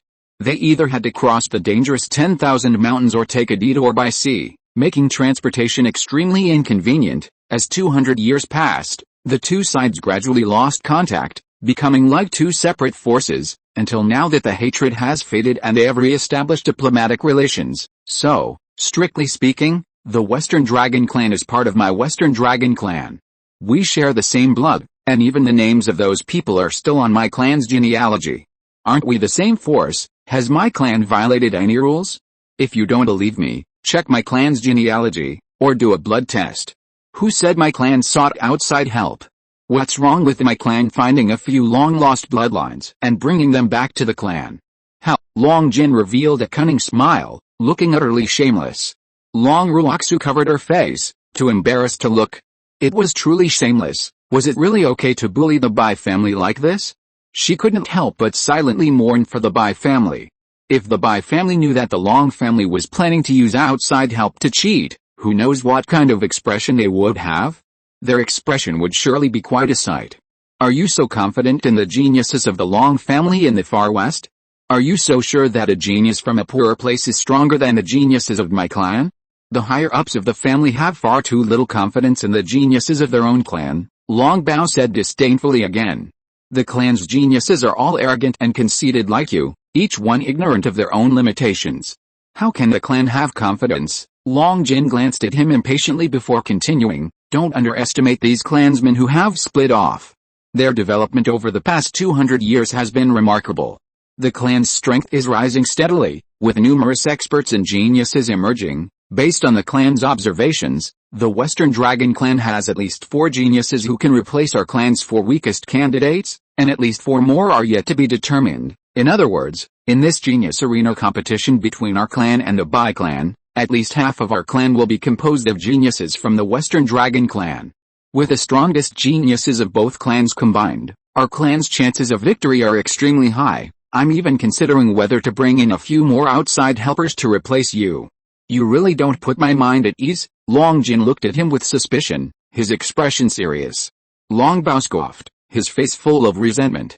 He was determined to find the strongest genius of the Far West Dragon Clan and have a proper duel to prove his family's decision wrong. You don't need to be so defiant. From what we know, The Far West Dragon Clan has 2 unparalleled geniuses in their respective realms. Even all the geniuses in our clan are far inferior. The toughest challenges for the Bai clan should be dealt with by these 2. You should choose the weakest one to fight. Long Jin, seeing right through his thoughts, added fuel to the fire, trying to provoke him. In his view, Long Bao's comfortable upbringing had fostered his arrogant and conceited personality. A defeat for him would be good, letting a lesser-known clan's genius dampen his arrogance might even correct his bad habit. The ship sped through the air until it approached a mountain range rich in spiritual energy, where it finally slowed down. After flying for a while longer, it slowly descended vertically near a cluster of buildings. The people inside seemed to have already received the news, so a large group of people came out to greet them with smiles. Long Wanli spoke first with a beaming smile. So it's Brother Jin who's visiting. It's been so many years. I didn't expect you to be such a powerful elder of the 5 clans, and a renowned array master in the western lands. Time really flies. Long Jin smiled and replied politely, I can't compare to you.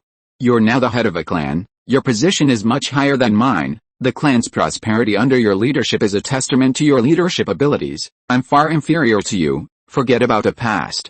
I've come today with an important matter to ask of you. My clan is preparing a genius arena competition with the Bai clan to decide the ownership of a mine. Each side will send 12 geniuses, 3 each at the early, middle, late, and peak stages of the marrow cleansing realm. While my clan doesn't lack geniuses, we prefer stability. Therefore, I've come today to borrow a few of your geniuses. If your talents can win the arena competition for my clan, we will reward you with a great treasure. Upon hearing this, Long Wanli and the elders behind him finally understood the other party's purpose. After exchanging glances, Long Wanli laughed and said, You really are just in time. Today is the day of the clan competition, the day when our clan's geniuses gather at the arena. The competition has only just begun. By going to observe, you can see the level of our clan's geniuses and make it easier to select one. Please come in quickly, let's talk inside. Don't keep those geniuses waiting. Long Wanli made way for them and gestured for them to enter. Ha ha ha, Long Jin laughed loudly, our 2 clan competitions are held at the same time. I arrived precisely at the right time, it's a good opportunity to see the depth of your clan's geniuses during the competition. Although our clan has conducted some investigations, what's on paper is not as accurate as seeing it with your own eyes. After Long Jin laughed, he stepped inside, with Long Ruoxo and Long Bao immediately following behind. However, Long Bao held his head high, still looking extremely arrogant. That's right, seeing is believing, and it's only right to personally inspect it. Someone, quickly prepare seats on the high platform. Surrounded by a crowd, Long Jin slowly walked towards the high platform of the clan competition arena. Long Wanli arranged for him to sit next to him. The 2 juniors he brought could only stand behind him. Even though they were guests, their status was too different to be treated as equals. The clan elders sat on either side of the 2, their seats unchanged, only a chair had been added in the middle. From the moment the 2 entered until they sat down, their conversation never stopped, their faces beaming with smiles and endless pleasantries. At this moment, Long Jin finally turned his attention to the geniuses on the arena below. This was the purpose of his trip. The clan competition was the ultimate test of a genius's strength, and those who could achieve a ranking in the clan competition were basically the most outstanding geniuses in the entire clan. The 2 appearing on the arena were none other than the sworn enemies, Long Yan and Long Bao. One was fat, the other thin, and they were controlling earthworms clad in metal insect armor in a fierce duel. The arena was a battleground of goo worms versus goo worms, and humans versus humans. On one side, goo worms clashed in a chaotic melee, while on the other, humans fought side by side. However, in the goo worm battlefield, Long Yan held a significant advantage, while in the human battlefield, Long Bao had the upper hand. Long Bao was simply too fat, even a slight bump from him was painful. Long Yan's face paled, and even with all his might, he couldn't budge this mountain. He could only dodge and weave. But it couldn't be said that he was at a disadvantage. Goo cultivators battles weren't just about humans, but also about goo worms. In the goo worm battlefield, he currently held a significant advantage. His tactic was to stall, to wait until his goo worms won, and then use that to help him suppress the fat man. However, Long Bao wasn't stupid. He knew his weakness and that continuing to drag the battle out would be extremely disadvantageous. Therefore, he quickened his attacks, striving to defeat his opponent as quickly as possible before the Gu-worm battlefield was decided. Otherwise, if the battle became a protracted war, he would be the one to lose in the end. Long Yan tried every possible way to buy time, even resorting to verbal interference. He used every trick in the book. Long Bao, however, was trying his best to end the battle as quickly as possible, his attack speed increasing rapidly. The two fighters had completely opposite fighting styles, and their weaknesses complemented each other, making the battle unpredictable and the outcome uncertain. The people around the arena watched with great interest, cheering continuously. Clearly, the fight was very exciting, and it was precisely this kind of unpredictable, close contest that made the arena matches so captivating. Upon seeing the two thin men beside him, Long Jin's eyes immediately lit up. While their fighting strength couldn't be considered top tier, they could definitely replace the two candidates already chosen by the clan. Long Jin's judgment was indeed quite accurate. Almost everyone who entered the ancient tomb died, with only a handful surviving, and these two were among the few survivors. Anyone who could survive such a deadly situation clearly had some skill, but they were simply born at the wrong time, overshadowed by the prodigy Long Ziyan, and thus their fame remained hidden. Chapter 134 Talent Selection. What? You've taken a liking to these two. One is called Long Bao, and the other is called Long Yan. Long Bao is that fat guy. Both of them are geniuses in our clan, ranking among the top 10 in terms of talent. Seeing the obvious change in Long Jin's eyes, Long Wanli asked with a smile. Long Jin made no attempt to hide his thoughts, nodding slightly and smiling. With their level, they are rare geniuses even in the Western lands. However, although these two are strong enough in combat, they may not be able to secure a victory against the geniuses of the Bai clan. But if I were to personally design insect armor for these two, I believe winning the first 2 rounds would be a sure thing. A glint flashed in Long Jin's eyes, feeling that he already had 2 rounds in the bag. He was, of course, all too aware of the terrifying nature of the Earth God. He himself was an insect armor master. How could he not understand the terrifying power of the Earth God? The Western Lands Long clan also possessed this kind of Gu insect, the Earth God, having paid a great price to acquire it through a trade. The two clans united because of a technology exchange. The Western Dragon clan emptied its coffers to cover the difference, thus forming an alliance. From now on, the two clans will advance and retreat together. If the Soul clan attacks the Western Dragon clan, the Western Dragon clan will definitely help at all costs. They have already tasted the benefits of those technologies, and they cannot allow other forces to steal them. This is also why Long Wanli held nothing back. Of course, the Western Dragon clan almost emptied its coffers to acquire those new technologies. However, the leaders of the Western Dragon clan are discerning and can see the immense value of those technologies, so they are willing to spend even their coffers. It's a case of one clan willing to give and the other willing to receive. Don't blame Long Wanli for being ruthless. That kid Long Zhuan has too many contribution points. He frequently empties the family's treasure vault. No matter how large and powerful the Long clan is, it can't withstand such exchanges. The treasure vault has been completely emptied by him, leading many clansmen to mistakenly believe that the family has become poor. Long Wanli had no choice but to seize this opportunity to fleece the Western Dragon clan, quickly filing his treasure vault with the plundered wealth. What? Brother Jin is also an insect armor master. Long Wanli glanced at Long Jin beside him in surprise. Part-time. Insect armor is currently in high demand and short supply. Selling it is incredibly profitable, so I'm just taking advantage of the situation to earn some extra money. Currently, refining large-sized Gu insects has become a trend in the Western lands. Whoever can seize the market first will make a fortune. Once the market is saturated, it will be too late for those who want to enter the industry. However, where's the ancestor of this insect armor master? I'd like to pay him a visit. Many newcomers plan to worship their ancestor but don't know who to worship, so they can only use a Tomb Raider statue as a substitute, Long Jin suddenly asked. Hearing this, the two geniuses behind him perked up their ears. Clearly, the Western Dragon clan's secrecy was excellent. Currently, almost no one knew who the creators of those mysterious technologies were, and they were both curious. Brother Jin. Don't ask about that person's identity. My clan will announce it, but not now. A tree that stands out in the forest will be felled by the wind. When he truly matures, my clan will personally make a statue for him and preserve it forever. Long Wanli laughed. Long Jin looked disappointed, but nodded understandingly and looked back towards the arena. He saw that the two had already finished their fight, but the outcome was unexpected. Long Yan's Earth Hunter pushed Long Bao's Earth Hunter off the arena first, then quickly went to support his master. Seeing the Earth Hunter running towards him, Long Bao's expression changed drastically. In a flash, he grabbed Long Yan's arm and rolled off the arena with him. Because it happened so suddenly and at such a high speed, no one saw who landed first.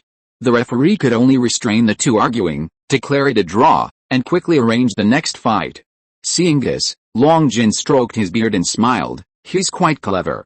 If he had reacted any slower, he would have undoubtedly lost. Both of them are quite good, I'll take them. But where is the noble family's number one genius? Long Jin frantically searched around the arena for Long Ziyan's figure. He had long heard of the number one genius of the Western Long clan. He had compared her to others. Long Ziyan was a genius with heavenly grade talent, a 9th grade bloodline, and the rare 9 yin body technique. It was said she also possessed innate sword bones. With these four combined, her combat power could easily defeat all the geniuses of the Western Bai clan. Therefore, this genius was a target he absolutely had to obtain on this trip, and he couldn't let her go. Now, not seeing her at all, he frowned slightly, secretly anxious. He hoped she wasn't on some distant mission, otherwise, the guaranteed 1/12 of the mine would be gone, a truly enormous loss. Long Wanli gave a wry smile and sighed helplessly. You don't know, she can defeat anyone in half a move. Gradually, no one dared to fight her anymore. Everyone who faced her would choose to concede, so she could just stand there and be the champion. She said standing there was too much of a waste of time, and it was better not to come at all than to stand there all day and waste time. So she really stopped coming, and she would only register for the clan competition. Let's just let the champion be exempt from the competition and let her take the championship while lying at home. Anyway, there would be no controversy if the champion were given to her directly. Hearing this, both Long Jin and the two geniuses behind him twitched their lips. They were truly impressed that a genius could go to such lengths. What about that 10 absolute physique genius? Where is he? I haven't seen him at all. Long Jin began frantically searching for the figure of the 10 absolute physique genius in the crowd. The 10 absolute physique was known as invincible among those of the same level, and the genius arena match against the Bai clan was between those of the same level. So he was guaranteed to win the match and secure another 1/12 of the mine. Hearing that in his arena match against the Fen clan, he didn't even use any goo worms, defeating his opponent in just a few moves, his combat power was terrifying. Therefore, this 10 absolute physique genius was also a target he absolutely had to obtain, someone he was determined to take away. Long Wanli and the elders on both sides smiled bitterly even more. Long Wanli said helplessly, you don't know. His contribution points are just too many. He no longer cares about the contribution point rewards from the clan competition, so he never comes to the clan competition, claiming that he wants to leave the opportunity to the younger generation, that he wants to demonstrate humility, so he simply doesn't come to the clan competition. Hearing this, Long Jin and the two geniuses behind him twitched their lips again, completely losing control of their expressions. Are all the geniuses of the Far West Long clan so peculiar? They actually didn't come to such an important event as the clan competition. They were truly shocked. What about Long Zhao? His personality isn't that peculiar either, is it? Long Jin couldn't control himself any longer and hurriedly asked another genius he was very fond of. Long Zhao's evil dragon emperor I had awakened a soul seed ability, which was incredibly terrifying. It was one of the world's top illusion techniques, and with proper use, one could practically be invincible among those of the same level. They would then have a guaranteed 1/12 share of the mine. Therefore, he absolutely had to take this person with him. Long Zhao was his third target, followed by Long Kulin. However, upon hearing this person's name, Long Wanli and the elders' faces darkened, their smiles vanishing. Long Wanli stopped smiling and said, let's not mention this person. He certainly had a peculiar personality, but family scandals shouldn't be aired in public. I won't discuss his affairs, but he is indeed dead now, and you can't take him with you. Noticing their obvious change in expression, Long Jin knew he had touched a taboo and didn't continue. However, he felt a deep sense of regret. Losing their guaranteed 1/12 share of the mine was painful for him.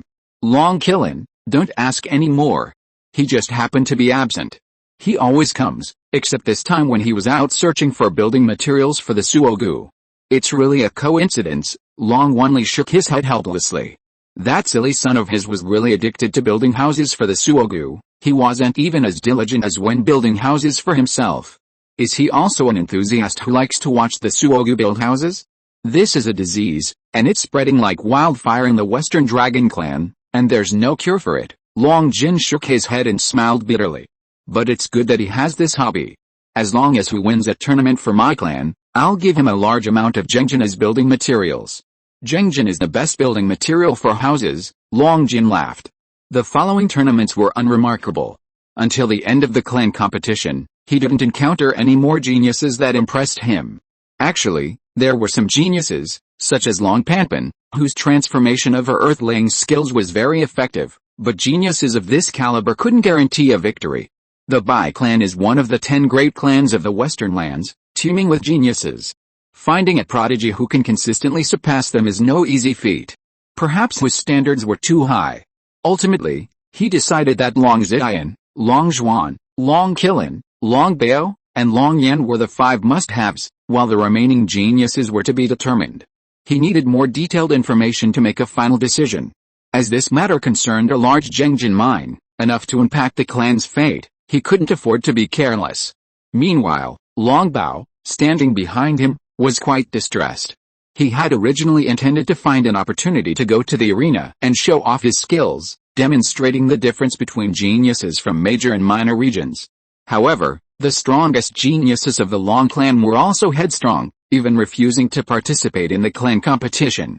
He, on the other hand, had his own pride and didn't want to go to the arena to bully weaker opponents, otherwise, even if he won, no one would think he was strong.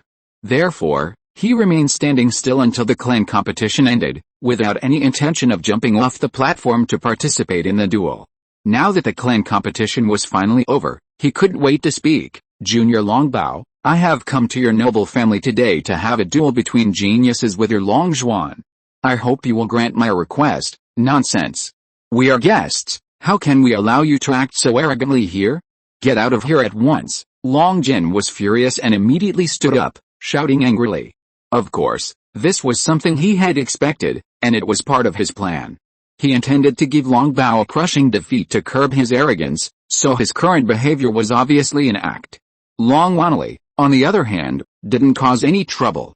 In his opinion, Long Bao's chances of winning were slim. A duel between the geniuses of the 2 clans was good. The number of strong people in the clan was not as good as that of the Western Dragon Clan, but surely the number of geniuses was too. He had great confidence in the geniuses of his family's current generation. These geniuses were enough to earn him face and allow him to stand tall in front of his family. Chapter 135 Long Wanli's Conspiracy. Long Wanli, also feeling the urge to spar, laughed and said, "It's alright. It's normal for geniuses to be a little arrogant. Let's just consider it a friendly spar between our 2 clans. However, his place is quite far from here. We're pressed for time, so let's take a dragon boat and go there ourselves," Long Wanli suggested. Of course. There's no reason to challenge someone in person and then make them travel all that way. Let him go himself, so as not to waste his cultivation time, and so, 2 azure dragon boats, carrying a group of people, flew at an astonishing speed towards Long Zhuan's little Kyong Peak. Long Zhuan was completely unaware of all this, still sitting in a lonely pavilion high above, practicing his physical techniques, completely absorbed and lost in a state of blissful oblivion. At this moment, he had already progressed to 30% in his physical techniques. He could successfully concentrate 30% of his power into a single point and unleash it, generating immense destructive force. He had already experimented, even just concentrating 30% of his power was not something that someone of the same level could easily withstand. The power of this move was far greater than he had imagined. However, the research period was still short, and the hidden strength had not yet been successfully developed. But during this time, his clone had successfully pushed his realm to the mid-stage of marrow cleansing, so that when he woke up after a nap, he found himself inexplicably having broken through, without even realizing it. Because the flame clone often went to the Long family's library tower to study diligently, the family knew that he had broken through to the mid-stage of marrow cleansing. This was also the reason why Long Wanli had great confidence in him. After the 10 absolute physiques broke through to the mid-stage, only the peak of marrow cleansing could suppress him, and Long Bao, who was of the same level, was no match for him. While Long Zhuan was completely unaware, a large group of uninvited guests had already appeared outside his great formation, blocked by the Rubik's Cube formation. This great formation was designed by the genius of my clan. This formation has only one life gate, and the concealment of this single life gate is so good that no one can find it. It is said to be a formation that no formation master in the world can break. What do you think, Brother Jin? Long Wanli said with a smile, but you could tell from his eyes that he had ill intentions. Long Jin didn't reply. His gaze was fixed intently on the grand formation, his right hand supporting his chin, nodding occasionally in amazement. He was a renowned formation master from the Western lands. How could he not see the extraordinary nature of this formation? It was a formation he had never heard of or seen before. He couldn't understand it at all, but this very fact piqued his intense interest and ignited his curiosity. What interests a formation master most? Always formations that can stump them. The greater the difficulty of the formation, the more excited they become. Like those interested in mathematics, they enjoy challenges and have a masochistic tendency. The Rubik's Cube formation, a concept not belonging to this world, was enough to pique his interest. His disciple, Long Ruoxu, shared the same expression. She quickly closed her book on formations and went over to study the formation with great interest. Her interest growing with each reading, her eyes gleaming with wisdom. Interesting, very interesting. This formation uses barriers to create many small worlds, forming a vast maze. Such a mind-blowing idea is unprecedented in this world. Before this, such a grand formation was impossible to realize because it required too much space, and the cost of the formation's foundation was prohibitive for any power. But with the advent of cement technology, this idea of a world maze has become possible. That's the charm of cement technology. It makes many seemingly impossible formations possible. It's a pity. If only cement were a little stronger. Stronger cement would have revolutionized formations worldwide, and all sorts of unheard of and dangerous formations would have sprung up everywhere. The power of formations in this world would have collectively increased by more than one level. It's such a shame, Long Ruoxu sighed. However, Long Bao scoffed at the formation, saying dismissively, "So, this formation is impossible to achieve with conventional materials. While cement could work, the foundation is too brittle and can be easily broken by force. In that case, isn't this formation completely useless?" Long Bao's thoughts reflected those of many others. Many Long Clan Gu cultivators knew this formation was extraordinary, but they hadn't taken it seriously, considering it a paper tiger. Even the higher-ups of the Long Clan shared this view. This was the effect Long Zhuan had deliberately created using cement technology. Now it seemed the effect was successful. Everyone had been fooled, and therefore, no one paid much attention to the formation. You can't say that. Long Ruoxu glanced at him impatiently. This is a massive array combining trapping, illusion, and defensive formations. It covers such a vast area that I wonder how many formations it must have been pieced together. To piece together such a massive array without any flaws is truly terrifying, and you probably can't imagine, but all the formations used to assemble this massive array are basic formations. That's even more terrifying. This person actually stumped my master and me with just a combination of countless basic formations. My master is a third-grade formation master. This is simply unbelievable. Do you know how much wisdom it takes to do this? That's right, Long Jin said with a wry smile. I never thought I'd be stumped by basic formations. Although with enough imagination, the combination of formations can achieve many terrifying functions. To be able to stump a third-grade formation master with just basic formations is incredibly difficult, and it's enough to show this person's wisdom. A glint flashed in Long Jin's eyes. Far from underestimating the grand formation because of Long Bao's words, his interest only grew. Although this formation is a combination of basic formations, it's the most exquisite I've ever seen. It would be a great pity not to experience it firsthand. However, there's no formation in this world I can't break. Let me go in and test this prodigy's skills. Long Jin suddenly turned to Long Ruoxu and said, Ruoxu, there are always people more skilled than you. This person can use basic formations to such a masterful degree. His talent in formations is clearly superior to yours. Come with me into the formation. Perhaps you'll learn a lot within it. And you'll understand the importance of the basics. The principles remain the same despite all variations. Hearing his words, the elders were stunned. He actually wanted to challenge the formation? Was he really that interested? Long Wanli then spoke again, I've studied this formation for a while. It's incredibly complex. No one has ever managed to escape from here. Rumor has it that the one who can break it is a god. If you can't break it, do not attempt to break it by force. Damaging the formation's foundation will only allow you to find the exit gate, or for the formation master to guide you out. Hearing this, Long Jin felt insulted and turned to say, "You're underestimating me. Do you think a third-grade formation master like me needs to resort to brute force to break a formation? I can't bear that humiliation. You're insulting me. I'd rather starve to death inside than break it by force, Ruoxu. Let's go. I want to see what formation dares to claim that no formation master in the world can break it." What a boast. With that, Long Jin ignored all advice and flew inside. Long Ruoxu, her eyes flashing with excitement, followed closely behind. Long Bao smirked disdainfully and followed Long Ruoxu inside. Watching the three figures depart, Long Wanli revealed a smug smile. He really is a formation fanatic. The moment he sees an exquisite formation, he wants to rush in and explore. Just now, I deliberately provoked him, eliminating any possibility of him breaking the formation by force. And without brute force, he'll never escape this formation in his lifetime. Finding the exit from this formation is a pipe dream. As I said, only a god can break this formation.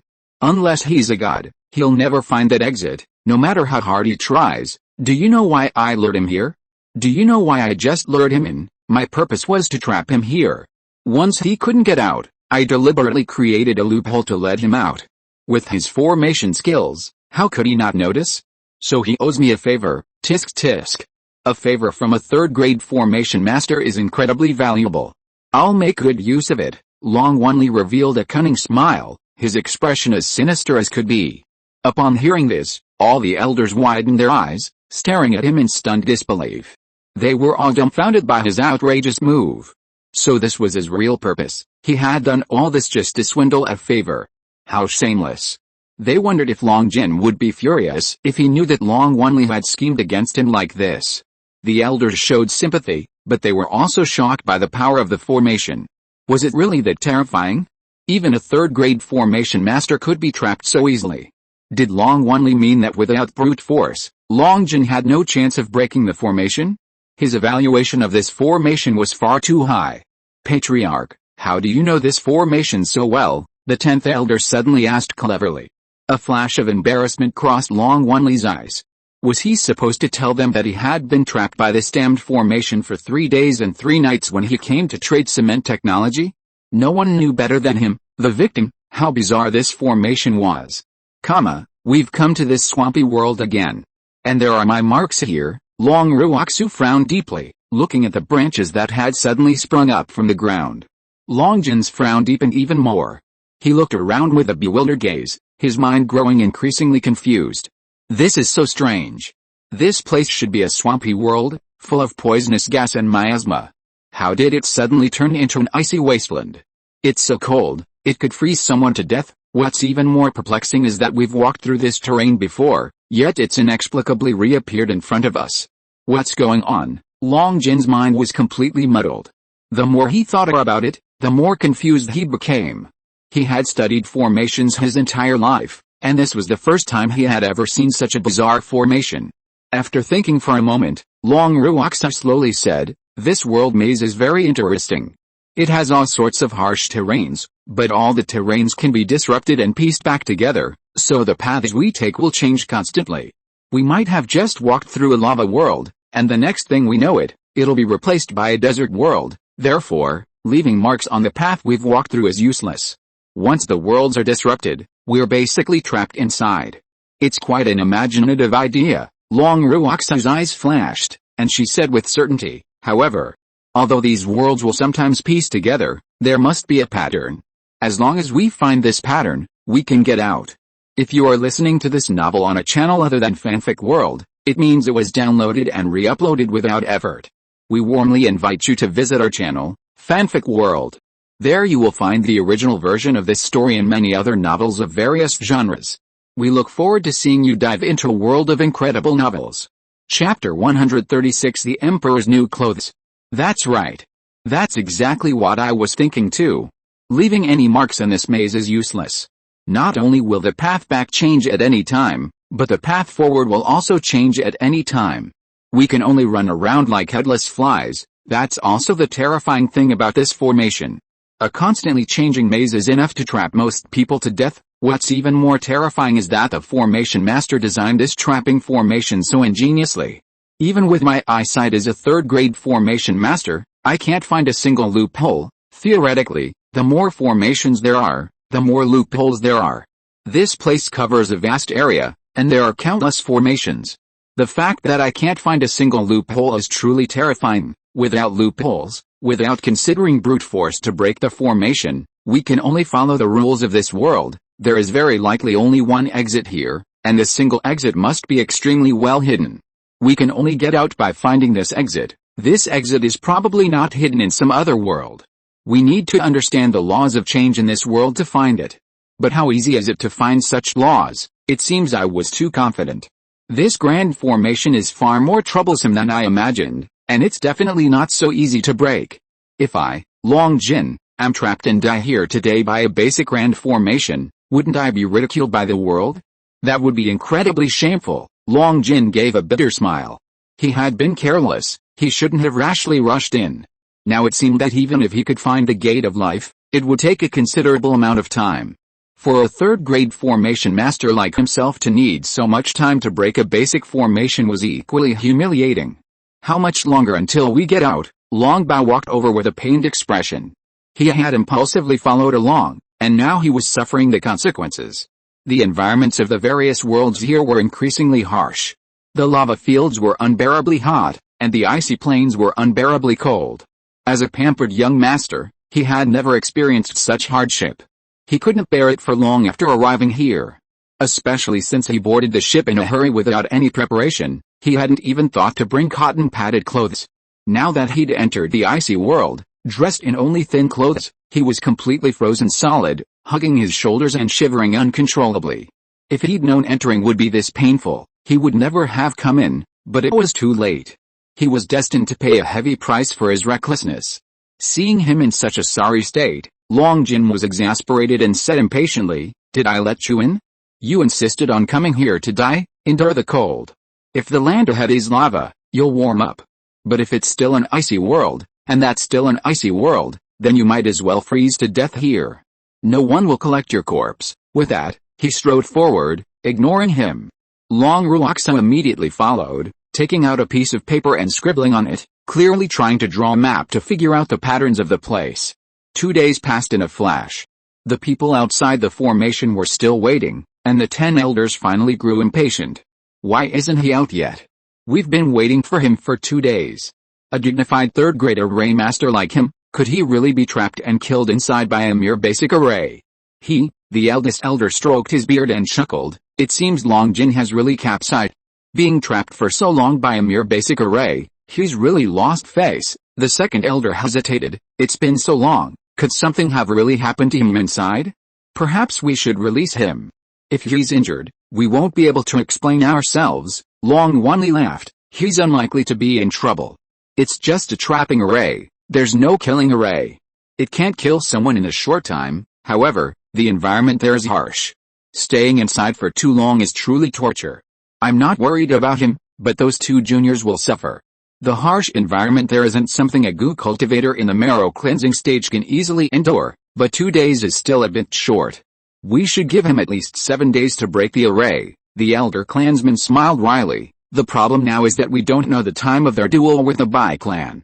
If we miss it, it will be really bad, so we should release them as soon as possible to avoid jeopardizing things." Long Wanli suddenly realized that the timing of the duel was crucial and couldn't be delayed. He quickly wrote a letter and handed it to the worm that crawled out of the insect breeding bag. Unbeknownst to them, Long Zhuan was admiring his newly made clothes, looking at himself in a large mirror. If there were outsiders present, they would surely be curious about where his clothes were. He was clearly naked, so where were his clothes? Dark energy could be seen moving around his body, quickly disappearing completely. It was clearly a transparent garment. No, strictly speaking, he wasn't wearing anything at all. It was truly an eyesore. His newly woven heavenly dream soul armor had already merged with his body, so it was essentially the same as wearing nothing. Long Zhuan stared at himself in the mirror for a long time, only admiring his own imposing figure. He couldn't see any clothes at all. Could this be the legendary emperor's new clothes? Long Zhuan was utterly astonished. After countless days and nights of hard work by the heavenly dream dragon silkworm, he had finally gathered enough fabric for one garment. He was overjoyed and immediately stopped his research into physical techniques to rush off to make the heavenly dream soul armor. He had previously visited Long Ziyan's house several times and had already learned some decent tailoring skills. Making the heavenly dream soul armor was something only he could do himself. He couldn't rely on anyone else, otherwise the heaven-defying soul silkworm silk would be exposed. This was his secret, a crucial trump card he had to hide, and he absolutely couldn't let anyone know. Therefore, the craft of weaving the armor had to be done by him personally. Today, he had just finished the heavenly dream soul armor and couldn't wait to put it on, then frantically looked at himself in the mirror. However, he personally designed the heavenly dream soul armor to have the ability to merge with his body. So, the moment he donned the newly crafted heavenly dream soul armor, it instantly merged with his skin, leaving him to admire it for nothing. Although he couldn't see the heavenly dream soul armor, he could fully sense its presence. He could feel that his entire body was now enveloped in a thin film of energy. Even his eyeballs were covered by a mysterious energy layer, yet it didn't affect his vision in the slightest. From this point on, the weakness of the eyeballs, common to all living beings, was no longer his Achilles heel. Anyone wanting to attack his eyes would have to break through the heavenly dream soul armor's defenses first. Chapter 137 Experimental Fist. Who's trespassing again? Just as he was engrossed in studying the heavenly dream soul armor, he suddenly frowned and looked outside. He finally realized that someone had broken into his Rubik's Cube array again. A young man seemed to have gone mad, fiercely attacking his array. It was precisely because of this man's frantic actions that he noticed the anomaly within the Rubik's Cube array. Oh, there's even a Spirit Sea stage expert here. Can't afford to mess with him, can't afford to mess with him. I'll lock him up for a while. Just as he was thinking this, a cloaked insect carrying a letter rushed in from outside. Seeing that this person wasn't wearing any clothes, the insect quickly covered its eyes, afraid of getting a sty. Covering your eyes? It's like you're wearing clothes, but you're still naked. Long Zhuan gave it an annoyed look, immediately snatched the letter, and upon discovering it was from the family head, immediately became serious and quickly read its contents. He understood the general meaning of the contents and quickly learned the identities of the people in the array. When he learned that the Western Dragon clan actually planned to invite outside help to handle the arena match against the Bai clan, he was stunned. Wasn't this cheating? The Western Dragon clan was too shameless. What made him even more speechless was that the Western Dragon clan had good judgment. They immediately took a liking to him and were preparing to invite him over. His brows furrowed even deeper. The Western lands, that place was far too far away. It was another region, far beyond the far west. Normally, he would send his clones to do the more time-consuming tasks. But he definitely couldn't use a clone for this, because the distance between the two regions was too great, making memory assimilation extremely inconvenient.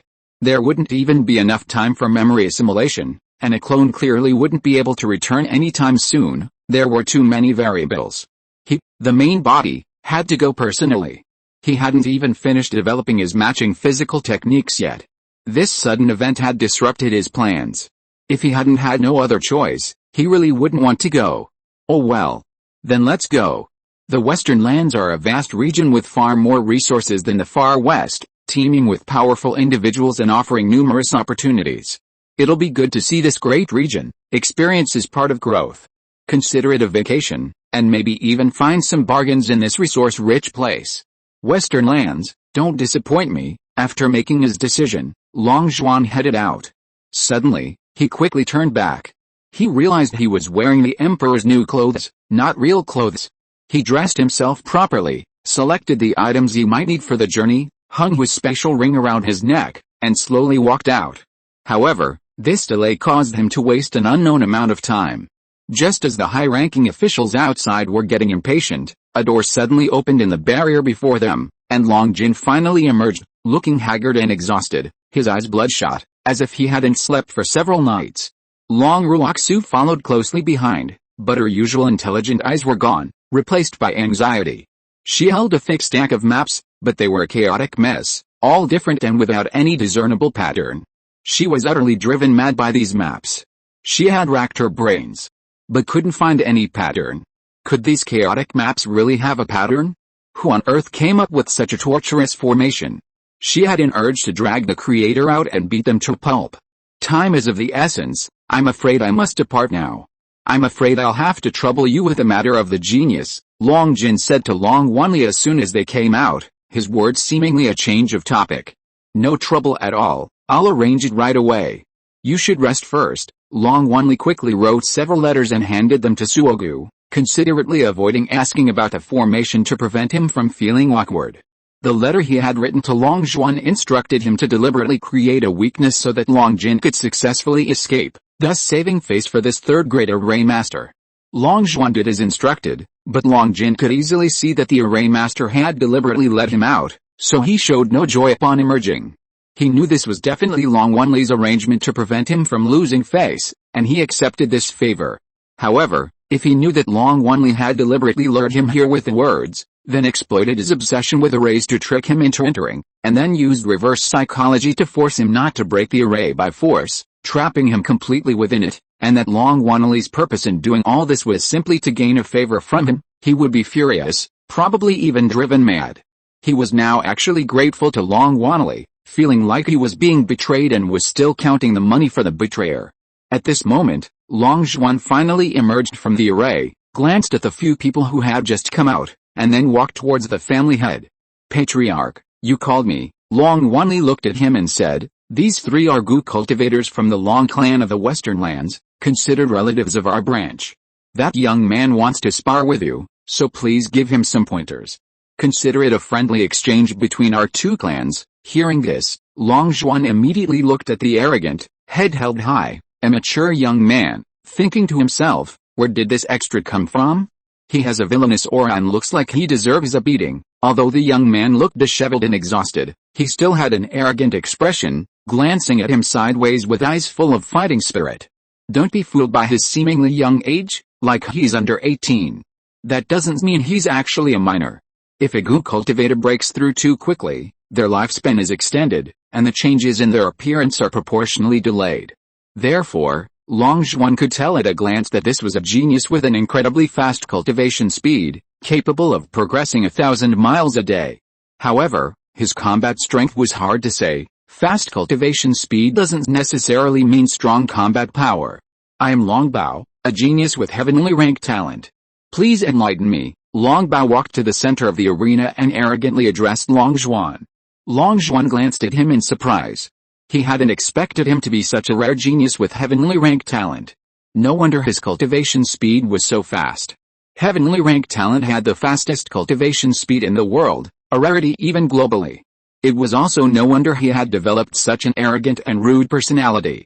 However, this was the first time he had ever heard someone introduce their talent before a martial arts competition, as if afraid the whole world wouldn't know they had heavenly rank talent. Long Zhuan simply stated his name and said nothing more, a rather unique self-introduction. Long Jin looked at him with admiration. The fact that a combination array set up using only basic formations could trap him, a third-rank formation master, was simply monstrous. He felt a surge of admiration for this prodigy. If it weren't for the fact that he already had a closed-door disciple, Long Ruoxu, and that Long Wanli might fight him to the death after he abducted this genius, he would have been determined to take this genius as his disciple. This genius's mastery of formations had truly amazed him. Alright, now that you've both introduced yourselves, let's officially begin the duel, Long Jin said with a smile. As soon as he finished speaking, Long Bao charged towards Long Zhuan at an astonishing speed. Seeing that he was at the mid-stage of the marrow-cleansing realm, the same level as himself, Long Zhuan didn't take this person seriously at all. The 10 absolute physique was known as invincible among those of the same level. Wasn't someone of the same level just courting death to challenge him? He didn't know what this person was thinking. But Long Zhuan didn't show his disdain on his face. He simply threw a punch at this person. He didn't hold back with this punch. The 10 absolute physique had already been revealed before he transmigrated. Everyone present already knew that he had the 10 absolute physique. If someone with the 10 absolute physique was having such a hard time fighting someone of the same level, that would be too fake. Would that be treating everyone like fools? So he simply used 70% of his strength, and instead of his strongest ability, he used the Fist of Steel, which he was currently researching. The Fist of Steel was still in its infancy, only 30% complete, allowing him to utilize only 30% of his full power. Its power would be considered good if it reached 30%. Therefore, the Fist of Steel was currently his weakest ability, and using it against an opponent was already a form of concealment.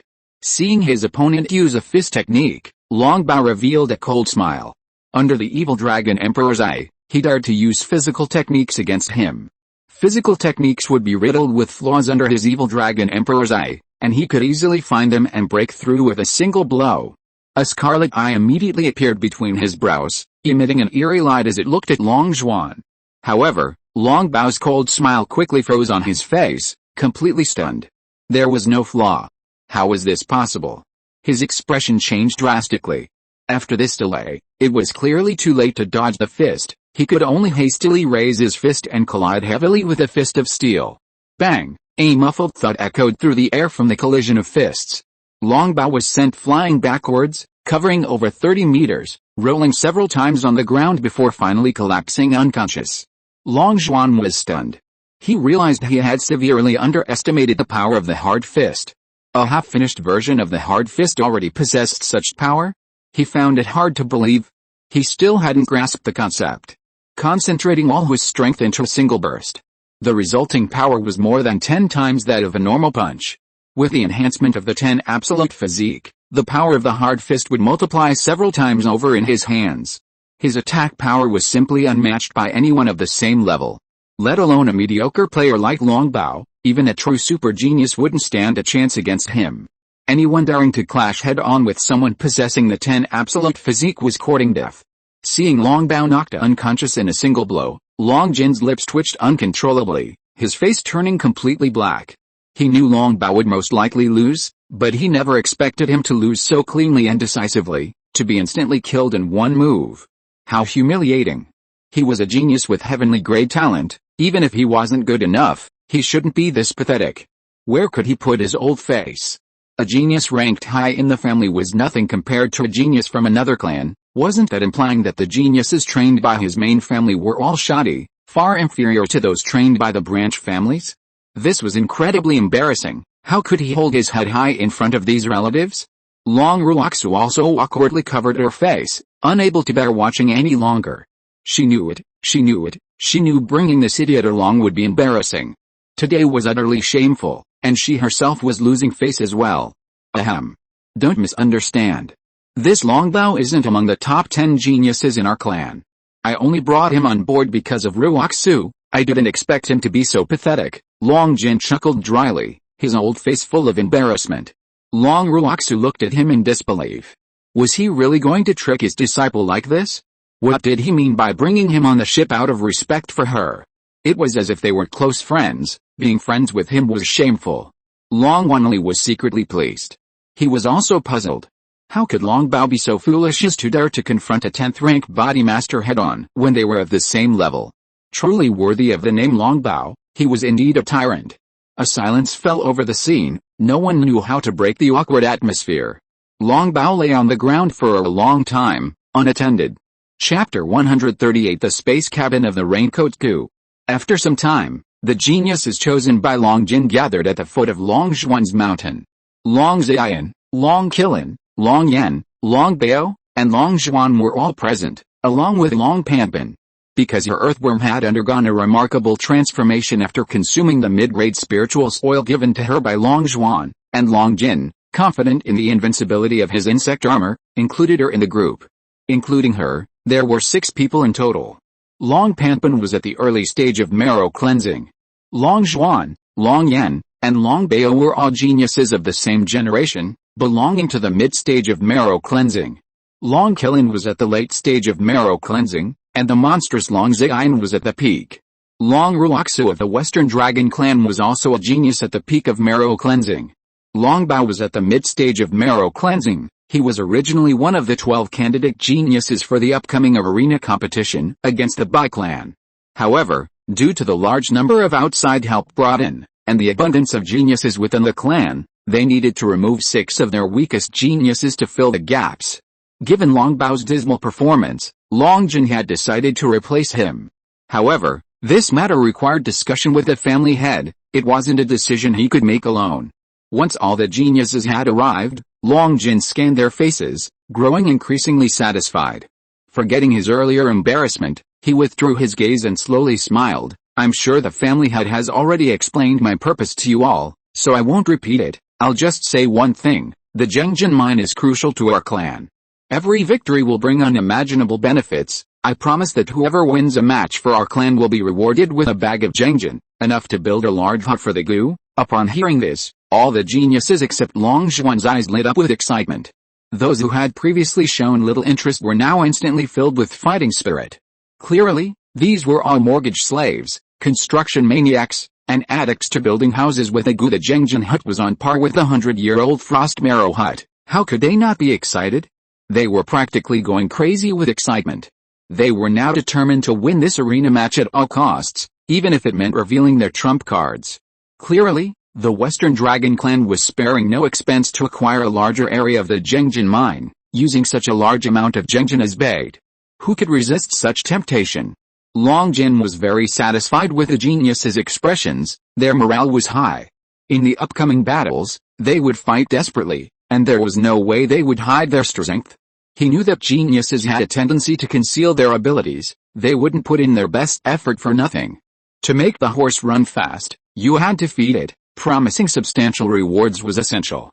As for Zhengjin, although it was expensive, it didn't yet belong to the Western Dragon clan. Promising something that didn't belong to them wouldn't cost him anything. He was essentially getting something for nothing, rewarding the geniuses with what they had won themselves. Why not? Suddenly, Longzhuan seemed to remember something and perked up, quickly raising his hand to ask, my Suogu is very picky about the shape of the materials. May I personally go to the Zhengjin mine to dig? He suddenly remembered that his cheat ability seemed to allow him to see the location of Zhengjin essence. Using Zhengjin to build a house for the Suogu was hardly enough. He wanted to dig up a bag of Zhengjin essence to build a house for it. Moreover, Zhengjin essence was priceless, worth 100 times more than ordinary Zhengjin, a heaven-defying treasure with countless uses. It was the best material even for the foundation of a peerless, deadly array. He was determined to take this opportunity to dig up several bags. Longjin looked at him with a smile and said, of course, as long as you can win. Is everyone all right now? If not, get on the ship, and we'll set off now. Longjin placed a blue dragon boat identical to the one of the Western Dragon clan on the ground. Then, the dragon boat gradually enlarged, until it was large enough to accommodate everyone before stopping its growth. After the dragon boat stopped growing, Longlai jumped aboard without hesitation, standing at the bow with his hands behind his back, exuding an air of authority. Having so many geniuses borrowed at once, the family naturally needed to send a spirit sea stage expert to protect them, lest any accidents occur and they all be wiped out. As for why Longlai was chosen for this protection mission, it wasn't because of his exceptional abilities, but simply because all the spirit sea stage Gu cultivators in the family were elders, and Longlai was the only one with any spare time. Therefore, whenever the family had a task that only a spirit sea stage Gu cultivator could perform, they would basically only use Longlai, putting him to the extreme. He was constantly busy, almost running himself ragged. The last mission to escort the geniuses from the ancient tomb was also based on this reason. There was absolutely no one else who could be assigned. Now it was the same. There was no other way. It would be too unbecoming for a dignified elder to be someone else's bodyguard. This matter could only be entrusted to him. No one else could do it. What could Longlai do? He was, after all, a victim of injustice. He could only endure the hardship without complaint. Longwanali's gaze swept over the faces of the family's geniuses, a look of reluctance on his face. He suddenly took a small hut from the breeding bag and placed it on the ground. His reluctant gaze contained both his reluctance to part with the geniuses and his reluctance to part with the hut. The Long family had made some progress in their years of research on the Gu, while their research into transformation scheme that allowed the Gu to teleport people hadn't yielded significant progress. They had discovered that using special stones as building materials could give the hut the ability to teleport living beings. This discovery brought them both joy and worry. Although they had indirectly developed a method to teleport people, spatial stones were simply too expensive. Spatial stones were used to build teleportation arrays, far more valuable than top-grade spirit stones. The building materials used to complement the special stones also required the world's finest materials. The total cost wasn't much lower than the cost of a special teleportation array. Even worse, spatial stones were extremely rare. No matter how much money you spent, you might not be able to buy them. They were fortunate enough to discover a low-grade special stone in the Empress's ancient tomb, and then traded the wealth they plundered from the Western Dragon clan for another low-grade special stone, which allowed them to build 2 special huts. However, one of the special huts had to be given to the Western Dragon clan. Because he couldn't guarantee that the Soul Clan's Goo King wouldn't attack, he had to place one of the special huts with the Western Dragon clan as a precaution. If the Soul Clan's Goo King attacked, the Western Dragon clan's powerful members could teleport there at any time to provide support as quickly as possible. Otherwise, the Western Dragon clan was too far away, and their support wouldn't be sufficient for their immediate needs. He also had to have Long Jin take the valuable special hut back to his clan to facilitate communication between the 2 clans. Spatial stones were extremely scarce. Collecting 2 in this region was already the limit, and only 2 special huts could be built. Using this method to transport living beings was far too expensive and couldn't be widely adopted. They had to research a more economical and cost-effective method. Therefore, their research on the transformation of the Suogu into a means of teleporting living beings has not stopped, and it is unknown how long it will take. The task is arduous and the road ahead is long. This is a special hut developed by my clan that can be used to teleport living beings, including humans. Take this Suogu hut back to your clan, and the Goo cultivators of our 2 clans can travel freely between them. However, this thing is very expensive to build, so it certainly can't be given to you for free. The geniuses of my clan are capable of securing several times more mineral veins for you, allowing you to earn countless riches. Using the power of my clan to earn such great wealth, it's not unreasonable for me to ask for the mining rights to 10% of the veins, is it? Long Wanli placed the special hut on the ground and looked at Long Jin. Seeing the special hut, Long Jin's eyes widened immediately, revealing excitement. He hurriedly ran over, touching the special hut repeatedly, his breathing rapid. Have you really developed a method to teleport people? Do you know how much benefit this technology will bring to our 2 clans? He asked, his voice trembling. Of course I know, Long Wanli said with a wry smile, but the price is simply too high to bear. This thing isn't much cheaper to build than a small teleportation array. Furthermore, due to material limitations, our clan can only build 2 at most. There's no way we can operate a teleportation array business. These 2 special huts can only be used as secret passages for communication between our 2 clans, for mutual support in times of war. They absolutely cannot be used for commercial purposes. Long Jin nodded, saying, it's clear that these special huts are made entirely of top-grade materials. The total cost is staggering, and they're all materials sent by our clan. I'm very familiar with them. I can easily assess their value. Even so, it's enough for our 2 clans to make a fortune. Do you know that some things are dirt cheap in the Western lands, but incredibly valuable here? Some things are dirt cheap here, but extremely expensive in our Western lands. In the past, transportation was inconvenient, and the roads were blocked by treacherous terrain, fraught with danger. Apart from large merchant guilds, very few people could engage in this kind of low-buy, high-sell business, but now we have a teleportation gate that allows us to travel between the 2 places instantly, enabling the exchange of resources. Both of our races can earn huge profits by trading goods. This profit is enormous. Even just one teleportation gate would be enough to make both of our races rich. Long Jin's eyes burned with excitement. Long Wanli had already anticipated his expression and laughed. How could I not have thought of this deal? I've already prepared for it. My clan's warehouses are already overflowing with goods. Once you place this little house in the Western lands, my clan can continuously send goods over. But what about what I just mentioned? The space house isn't cheap, and considering the benefits my clan's genius secured for you, it's not unreasonable for my clan to ask for 1/10 of the mining rights, is it? Long Jin was taken aback, then smiled wryly. You know I can't make such a big decision on my own. I need to go back and report this to the clan, and then the clan will hold a meeting of elders to discuss it. However, in my opinion, it's probably not a big problem. The profits from this teleportation portal are much faster than mining. If my clan doesn't agree, wouldn't you have to shut down this door? Don't worry, I will do my best to persuade them. Leave this matter to me. Upon hearing this, Long Wanli revealed a triumphant smile.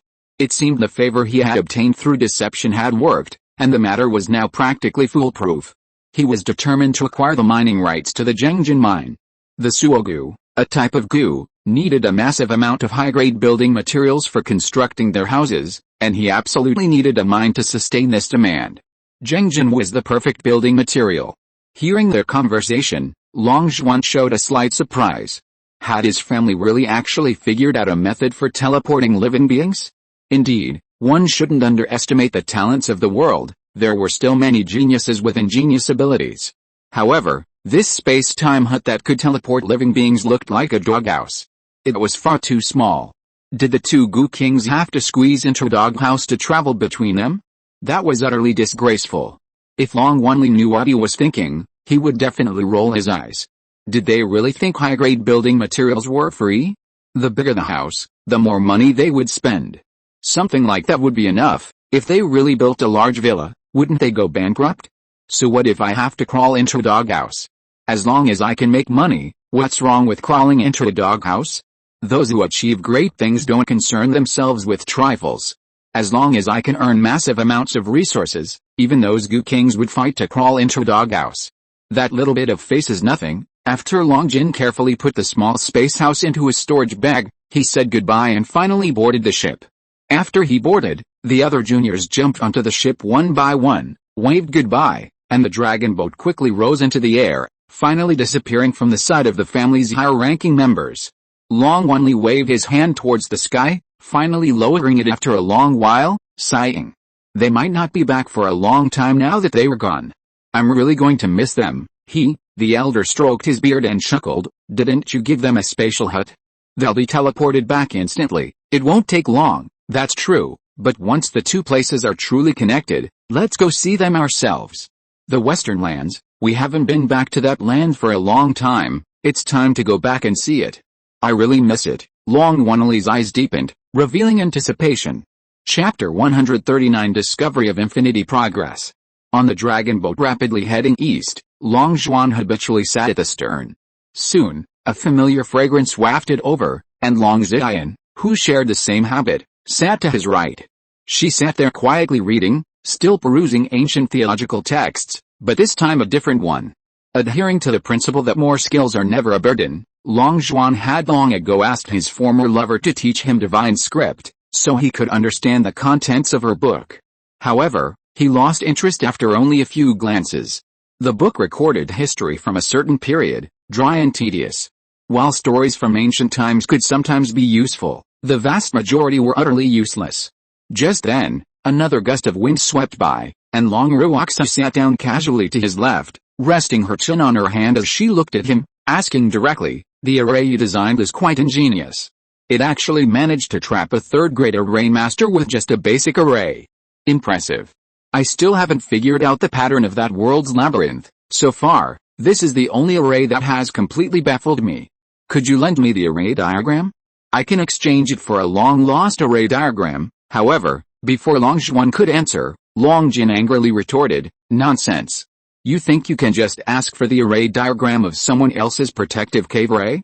Have you forgotten the unwritten rules of the Gu realm? There's an unwritten rule in the Gu realm. You can't ask for the array diagram of someone else's protective cave array, no matter how familiar you are with it.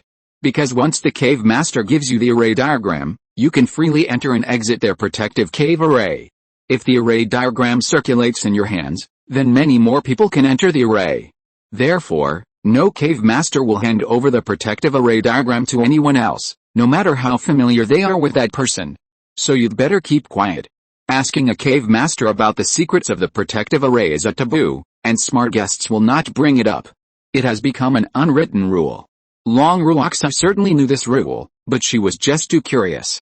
She couldn't eat or sleep well until she unraveled the secret of that maze. She was a well-known array fanatic. Long Zhuan smiled at her and said, "The Buddha said, it cannot be spoken. It cannot be spoken." What a joke.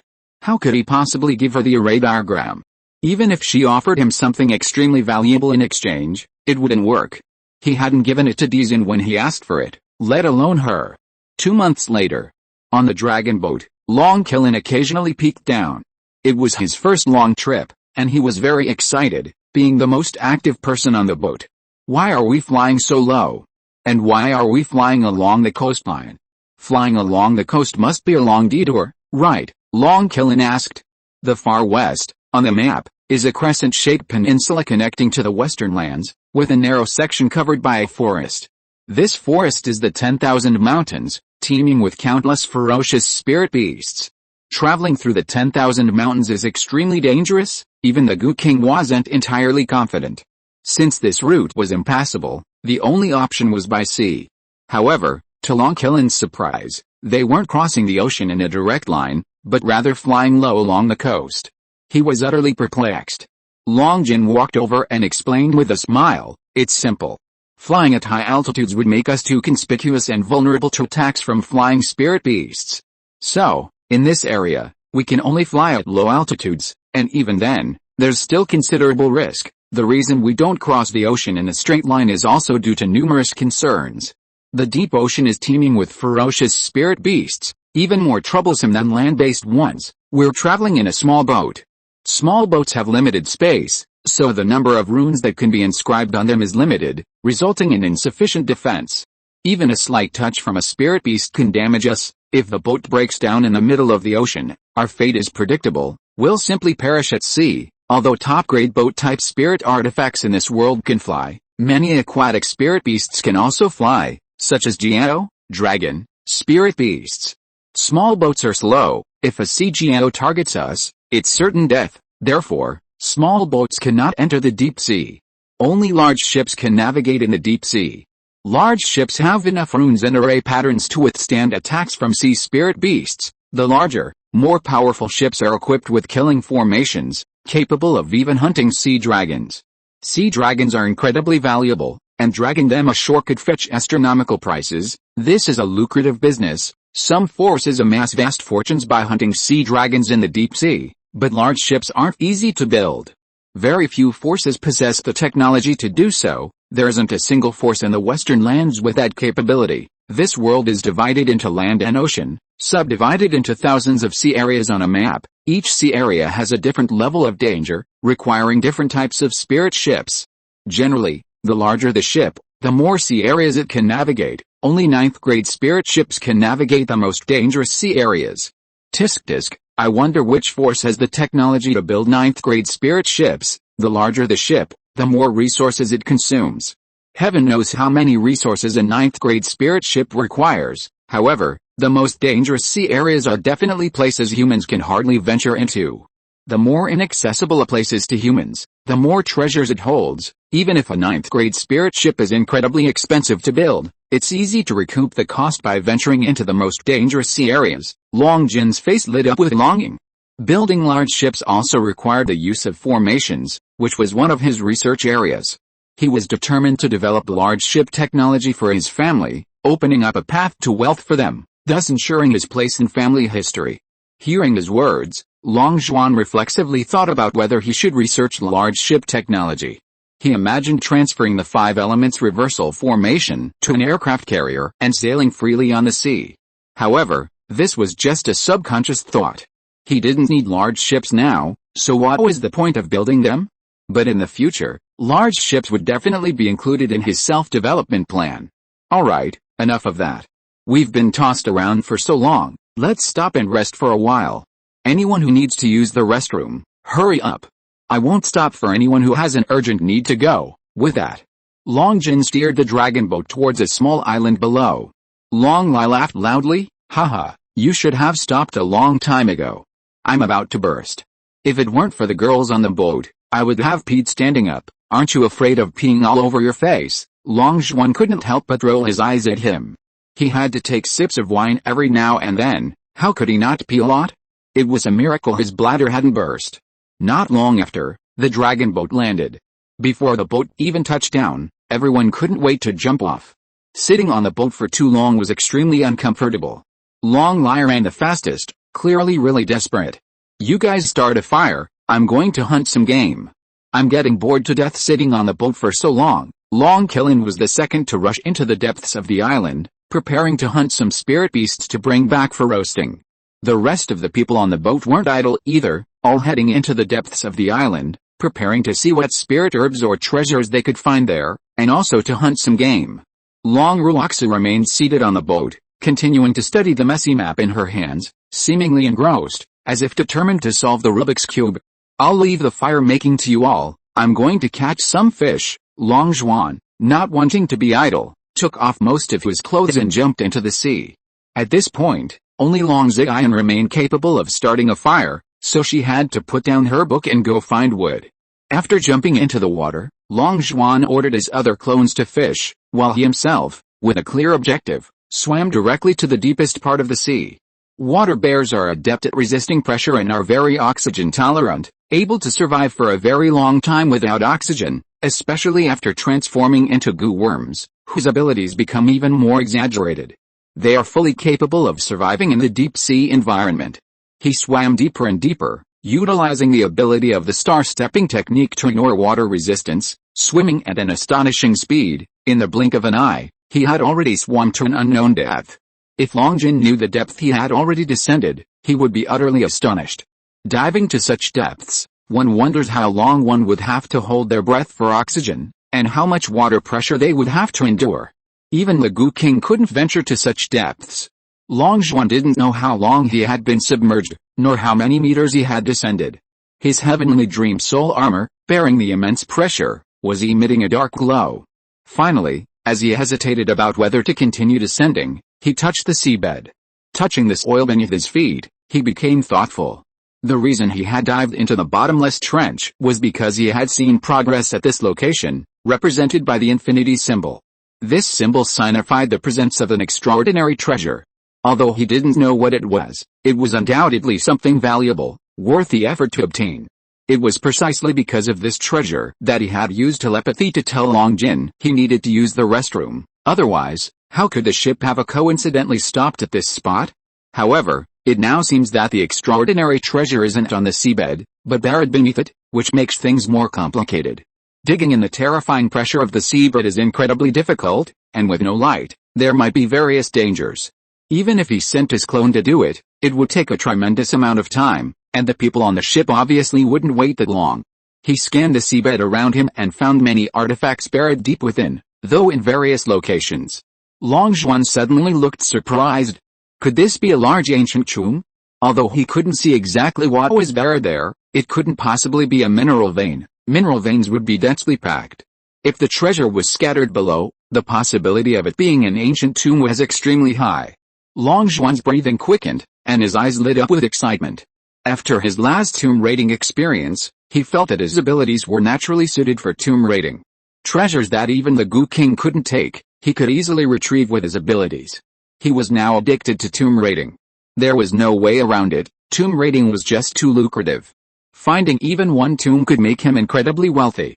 Moreover, the world's most prized treasures were rarely seen even at auctions, but they could be easily obtained in tombs.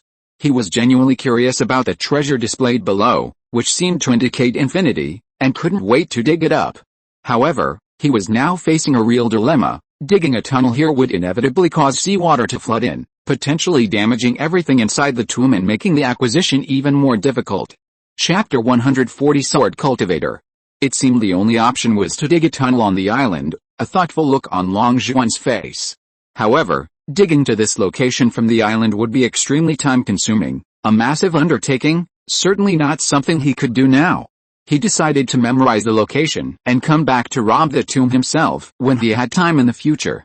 He was well aware of the dangers of tomb raiding. Even the Goo King might perish in this tomb, so what? His abilities were born for tomb raiding. For example, the Primal Realm. Why not simply replicate the ancient tomb underground using the Primal Realm? Then he could enter the replicated illusion and attempt the levels an infinite number of times. This was equivalent to having countless lives in a game, allowing for countless attempts. No matter how difficult a level, he would eventually conquer it. It was too unfair. What tomb could withstand such raiding? Having made up his mind, Long Zhuan began to swim upstream.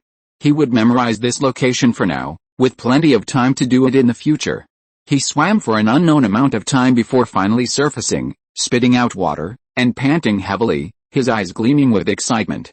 A transparent bottle had appeared in his hand, containing a small jellyfish. This jellyfish was transparent, with a red digestive system inside, and its bell shape resembled a lighthouse. Seeing the jellyfish in the bottle, Long Zhuan's eyes burned with fervor. his heart pounding. He hadn't expected such an unexpected discovery while swimming upwards. What had he found? He had inadvertently discovered the infamous Turritopsis dohrnii jellyfish from his previous life. This creature was truly terrifying. Its abilities were beyond the comprehension of most. When other creatures aged and approached death, this thing could rejuvenate, without limit to the number of times. Unlimited rejuvenation meant immortality, one of the few beings capable of eternal life. There were countless abilities in this world, but what could compare to immortality? Faced with countless options, anyone would choose the ability to grant immortality over one with overwhelming offensive power. The idea of immortality was incredibly valuable for research, and he eagerly pulled out paper and pen. Of course, he didn't intend to study the goo formula here. He was simply anxious to see if the abilities of the Turritopsis dohrnii could be transferred to a human through goo cultivation. With his cheat-like ability to indicate right and wrong, he only needed to write a sentence on the paper to determine if the ability to rejuvenate theoretically existed. He walked to a rock on the shore and quickly wrote, "Rejuvenation goo main ingredient, Turritopsis dohrnii ability, can rejuvenate the host when they age, with no limit on the number of times." As soon as he finished writing this, the progress appeared on the paper, and he quickly broke into an ecstatic smile. But the smile quickly froze on his face, and his eyes showed shock. Good heavens, the progress was only 0.0000001%. So many zeros. It's down to several decimal places. This goo formula probably requires hundreds of millions of materials. Long Zhuan's lips twitched uncontrollably, and his fingers trembled. At this moment, he was completely unsettled. This would take forever, until the end of time, until the world ends, damn it. Excuse me, startled, Long Zhuan hurriedly tore the paper to shreds and threw it into the water. Whoever wanted to grind for this goo formula could, but he wasn't going to. Grinding for this goo formula would be a death sentence, taking far more than 100 years. It might take 8 lifetimes to succeed. He didn't want to waste his entire life on this. What kind of concept was a goo formula containing hundreds of millions of materials? Just think about how many years it takes a writer to write a 100 million word novel. The more heaven-defined something is, the more limitations it has. It's definitely not easy to obtain. He had long guessed that this heaven-defying ability would require a lot of materials and had already prepared himself mentally, but this was too exaggerated. Even with his mental preparation, he was still terrified. Just an immortality ability, and it required so many materials? It was simply outrageous. He was completely numb. Although he no longer planned to research the Turritopsis dohrnii goo formula, he still didn't choose to release the Turritopsis dohrnii. Meeting was fate, and he decided to raise the immortal jellyfish in his spiritual spring, letting it grow alongside him. He wanted to see how many times the jellyfish would rejuvenate on his path to immortality, to see who would ultimately outlive whom, a contest to see who would live longer. He put away the water bottle containing the jellyfish, placed it in a brood bag, then took off his wet clothes, changed into dry ones, and headed towards the campfire. By this time, his clones had already caught many spirit fish. His clones completely replicated his abilities, being able to withstand pressure in the water and barely needing to breathe, making them all excellent fishermen. Before long, they had caught enough. Long Zhuan walked to the fire and began to roast the spirit fish. Those who had gone to the center of the island to hunt spirit beasts had not yet returned. At this time, besides himself, only Long Ziyin and Long Ruoxia remained. These two beauties, having nothing to do, were sparring. The competition between the two beauties was quite pleasing to the eye, and Long Zhuan watched with admiration. Long Ziyin's preferred fighting style is still with a sword. Her sword aura exudes an astonishing chill and is incredibly powerful, leaving those wounded either dead or crippled. Long Zhuan vividly remembers that back in the ancient tomb, he was wearing a second-tier dragon silkworm armor, making it virtually impossible for someone of the same tier to break through his defenses. Yet, Long Ziyin's clone, despite being at the peak of the spirit-gathering stage, casually managed to shatter his second-tier dragon silkworm armor with a single strike, a feat far exceeding her level. Had it not been for the water bear goo, he would likely have perished from that attack. After such a long period of observation, Long Zhuan realized that she wasn't a pure goo cultivator. Because of her innate sword bone, she was extremely suited to become a sword cultivator. Once she became a sword cultivator, her combat power would be 10 times that of an ordinary sword cultivator. Therefore, She followed the path of a gu cultivator who also served as a sword cultivator, a rare dual profession individual. This path undoubtedly resulted in superior combat power, but it also required significantly more time investment compared to others of the same tier. Legend has it that sword cultivators are the most offensive of all professionals in the world. Once they possess sword bones, their attack power is enough to injure enemies even across major realms. This is why Long Ziyan, with her spirit-gathering stage cultivation, was able to break through the second-tier dragon silkworm armor. Of course, this only means that a sword cultivator with sword bones can break through the defenses of someone a major realm higher than themselves, but it doesn't mean they have the ability to fight across major realms. Fighting across major realms is very rare in this world. As expected of a sword bone possessor, such immense killing power. The Tomb Raider, whose defense was invincible, is like paper under her sword. Long Jin put down his prey and walked over, watching the two people sparring, his expression gradually becoming serious.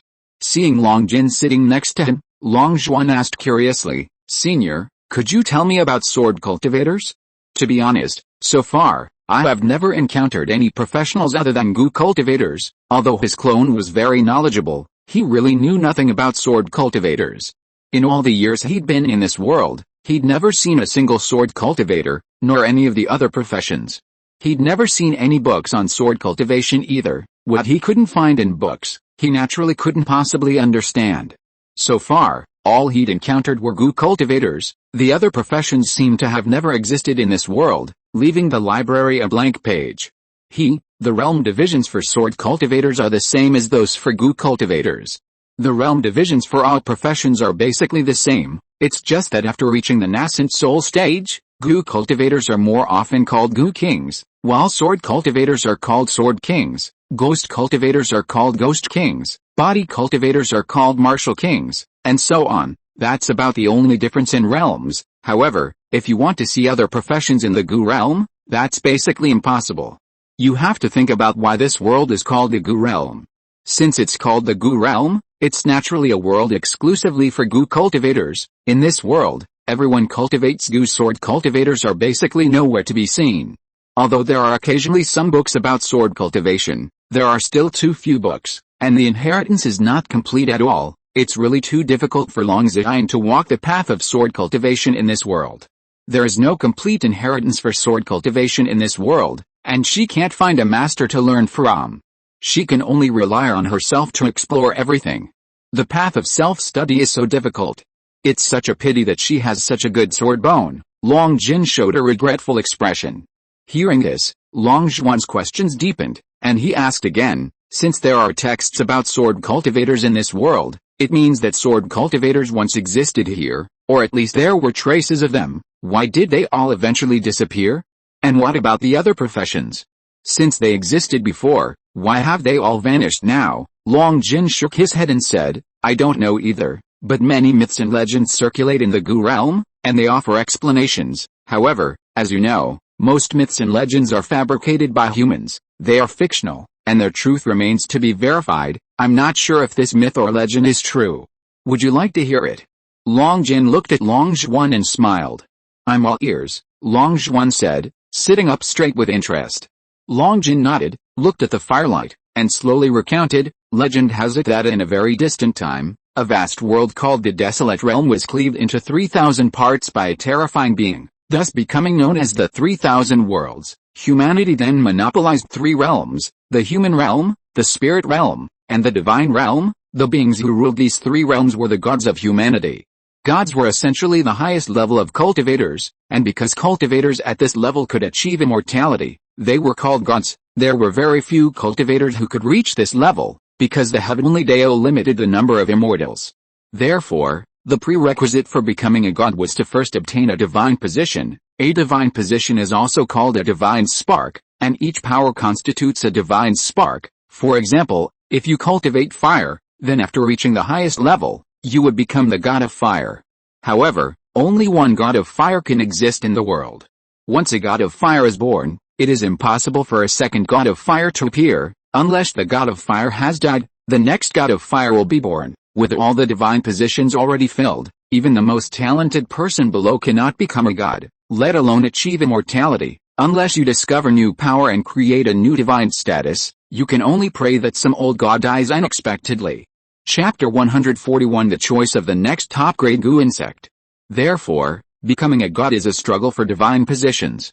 There are so few divine positions that the number of gods in the world is extremely small. In the world of gods, there are also factions. Gods born in the east are called the eastern gods and enter the eastern court. Gods born in the west are called the western gods and enter the western court. Gods born in the south are called the southern gods and enter the southern court. Gods born in the north are called the northern gods and enter the northern court. At a certain point in time, a global war of gods erupted, resulting in the fall of countless gods and creating countless vacancies in the war. The northern gods destroyed the eastern gods and renamed the northern court the divine court. The southern gods destroyed the western gods and renamed the western court the heavenly court. From then on, the three realms were divided between the divine court and the heavenly court. The divine court ruled the north, and the heavenly court ruled the south, with a Milky Way as the boundary in the divine realm. The two factions ruled along the river, dividing the three realms equally, without interfering with each other, maintaining a long period of peace. The basic structure of the divine realm has been established. The next person to become a god must either join the divine court or the heavenly court. They can only choose one. The resources of the three realms have been largely divided up by these two factions, making it difficult to find a way out as a wandering god. In the heavenly court, the heavenly emperor rules the three realms. The heavenly emperor's divine position is based on the number of heavens. The greater the heaven, the stronger the divine power. Therefore, the heavenly emperor enjoys waging interdimensional wars and has led millions of heavenly soldiers to conquer other realms on numerous occasions. At its peak, his heavenly court conquered 4 other realms and ruled over 7 realms: the demon realm, the heavenly realm, the ghost realm, the immortal realm, the human realm, the spirit realm, and the divine realm. Therefore, the human race's most prosperous period was when it monopolized all 7 realms, because the heavenly emperor gained more heavens. His divine power was at its strongest during the period when the heavenly court dominated the 7 realms. In the divine court, the god emperor rules the 3 realms. The god emperor's divine position is based on the number of gods. The more gods he rules, the stronger his divine power. Therefore, if the god emperor wanted to become stronger, he had to seize more divine positions and rule over more gods. Since half of the divine positions were taken by the heavenly court, if the god emperor wanted to obtain more, he could only wage war against the heavenly court. This was an inevitable historical outcome. After a long period of peace, war finally broke out between the godly court and the heavenly court, drawing all the gods of the 7 realms into the conflict. This war shattered the sky, plunged the world into darkness, and resulted in the fall of countless gods and the creation of countless vacant divine positions. Humanity suffered a devastating blow, losing the 4 realms it once ruled: immortal, demon, ghost, and heaven. The result of this war was a draw, with both sides losing over 70% of their gods and entering a very long period of recuperation. This great war was later known as the War of the Gods. This period saw the largest number of gods, with powerful high-ranking gods emerging one after another. The power was so immense that the consequences were terrifying. The special barriers of the human realm were the weakest, unable to withstand the destructive force of the War of the Gods. Ultimately, the human realm was shattered by this great war, breaking into 300 pieces scattered throughout the void. The Goo realm was one of these shattered fragments. It suffered severe damage in that war, its very essence destroyed, requiring a massive amount of energy to repair. Therefore, the spiritual energy of the Goo realm began to thin, and the energy level of heaven and earth began to decline, from primordial energy to spiritual energy. This resulted in the Goo King realm being the limit of this world. No one could break through to the 5th realm, unless a passage to the spirit realm is found, allowing entry and absorption of higher level energy. One can continue to break through to realms beyond Goo King. The depletion of spiritual energy not only made cultivation difficult but also led to the extinction of countless materials, rendering countless powerful Goo formulas and pill formulas useless, making the path of cultivation even more difficult. There are many other fragments of the human realm similar to the Goo realm. Some fragments only have sword cultivators, hence the name Sword Realm. Some fragments only have saber cultivators, hence the name Saber Realm, and some fragments have all kinds of professions. A vibrant and diverse world. What such a world is called is unknown, so that's why you can't find any other professionals in the Goo realm. It's because the world is too small, not because the profession has become extinct. Of course, this is just a legend passed down through generations. Its truth is impossible to verify. You can just listen to it as a story and not take it to heart. Who knows if that spirit realm even exists? Without exception, all the Gu kings who crawled into the spatial rift to search for the spirit realm had their soul lamps extinguished. Only Empress Yao Guang's soul lamp is still lit, but who can say for sure whether the world she's in now is the spirit realm? Long Zhuan looked thoughtful. Regardless of whether this legend was true or not, he understood that in this world, the peak of the Gu King realm was the limit. No one could break through to a realm beyond Gu King. This was truly a fatal situation. Wasn't this forcing all Gu Kings to search for the legendary spirit realm? Even if it was likely false, they had to treat it as true because it was their only hope. Otherwise, they would only exhaust their lifespan and be trapped in this place to die, something no genius would be willing to accept. However, it was too early to think about these things. He was still far from reaching the peak of the Gu King realm, so there was no need to worry about such matters. He would just take it one step at a time. Things would work out in the end. Long Zhuan stopped thinking about this and finally focused his attention on the competition between Long Ziyin and Long Ruoxu. The Tomb Raider covered in metal insect armor was instantly killed by Long Ziyin with a single sword strike. Long Ruoxu gritted her teeth and could only release her top-grade goo worm. Her top-grade goo worm was a large silver mantis, about the size of a human, wielding twin swords and competing with Long Ziyin in swordsmanship. This mantis was a dual sword style user, while Long Ziyin was a single sword style user. The mantis's swordsmanship was surprisingly good, and it held its own against Long Ziyin, a prodigy who had grown sword bones, for a short time. The mantis's transformation process seemed to be through the fusion of famous human swords. Its naturally grown twin swords were incredibly hard because they had fused with famous human swords, which was why they hadn't been cut by Long Ziyin's sword. Even the Tomb Raider's defense couldn't withstand Long Ziyin's sword, which shows just how tough this famous sword fused with a mantis really is. Long Zhuanqi was intrigued and asked again, "This mantis must be a unique goo worm of the Long clan, right? It can actually fuse with top-grade human sword-type spiritual weapons. It's incredibly powerful.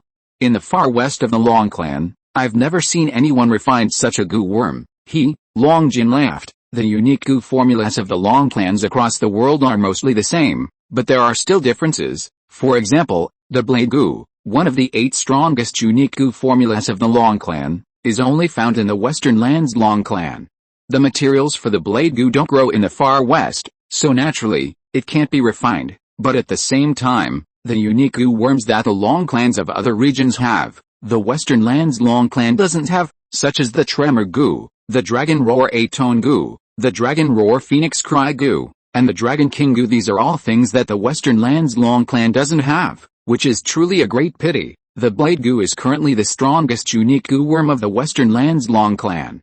The blade goo is terrifying because its intelligence and comprehension are no less than those of humans. It's a very rare high-intelligence goo worm. Intelligent sword goo can learn human swordsmanship and knife techniques, and is born with a sword, making it a natural swordsman. Its talent in swordsmanship far surpasses that of humans. It's no exaggeration to say that if a human were to compete with a sword goo in swordsmanship at the same level, they would almost certainly lose.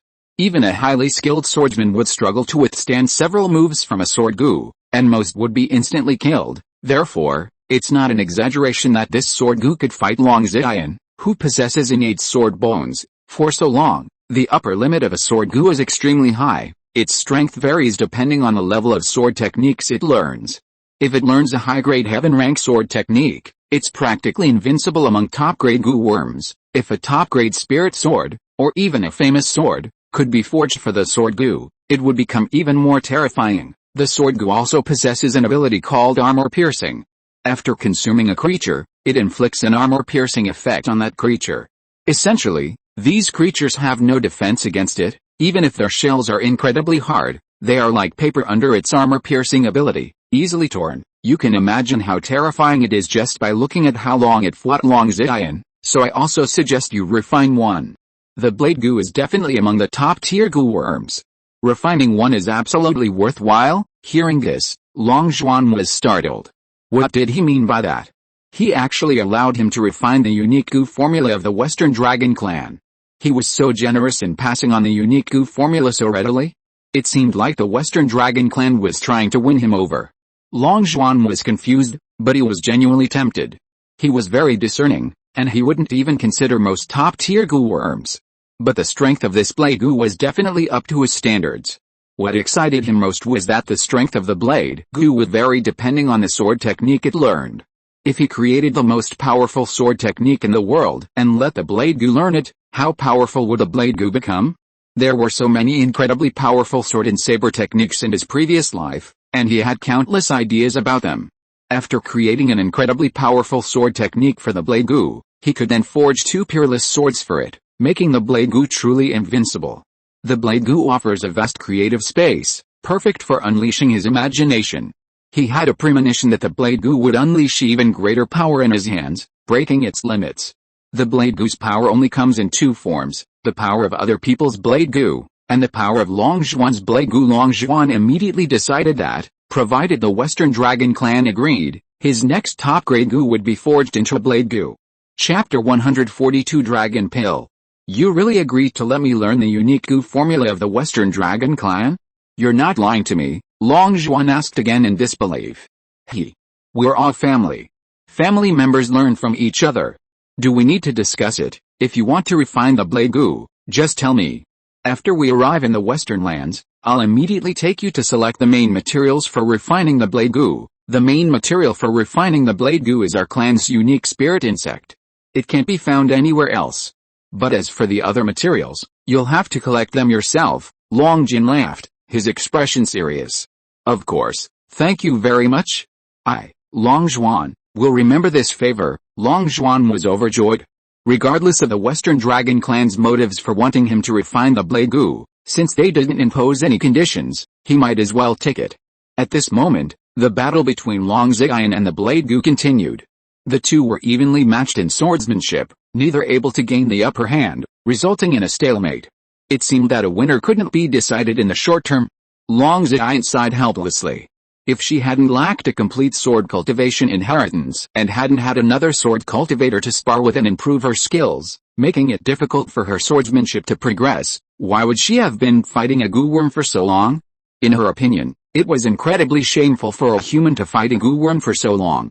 She suddenly looked at Long Ruoxu, who was watching the show from behind the blade goo, and said, I haven't released my external goo yet. Although I can't defeat this blade goo in a short time, I can bypass the blade goo and attack you. If you can't defend against my sword energy, then you can admit defeat now. Long Ruoxu's expression changed as she put away her amused look. She realized that Long Ziyan hadn't released a single external goo. She herself had already released all her external goo, including the Earth God, all of which were instantly killed by Long Ziyan's sword energy. Although the blade goo was currently evenly matched with her, once Long Ziyan released her external goo, whether she used goo worms to hold off the blade goo and attack her herself, or sent top-grade goo worms to attack her, she would undoubtedly lose. She sighed. Alright. I concede. My Western Dragon Clan has lost 2 matches to your Western Dragon Clan. However, I am not the strongest genius of the Western Dragon Clan, and that Longbao is not a genius in my clan either. Currently, the strongest genius of the Western Dragon Clan is Long Dan. Although you are strong, you may not be a match for Long Dan. Long Ruoxu retracted the sword goo, sighing inwardly. She had originally intended to challenge Long Ziyan while everyone was resting, hoping to win back some face for the Western Dragon Clan.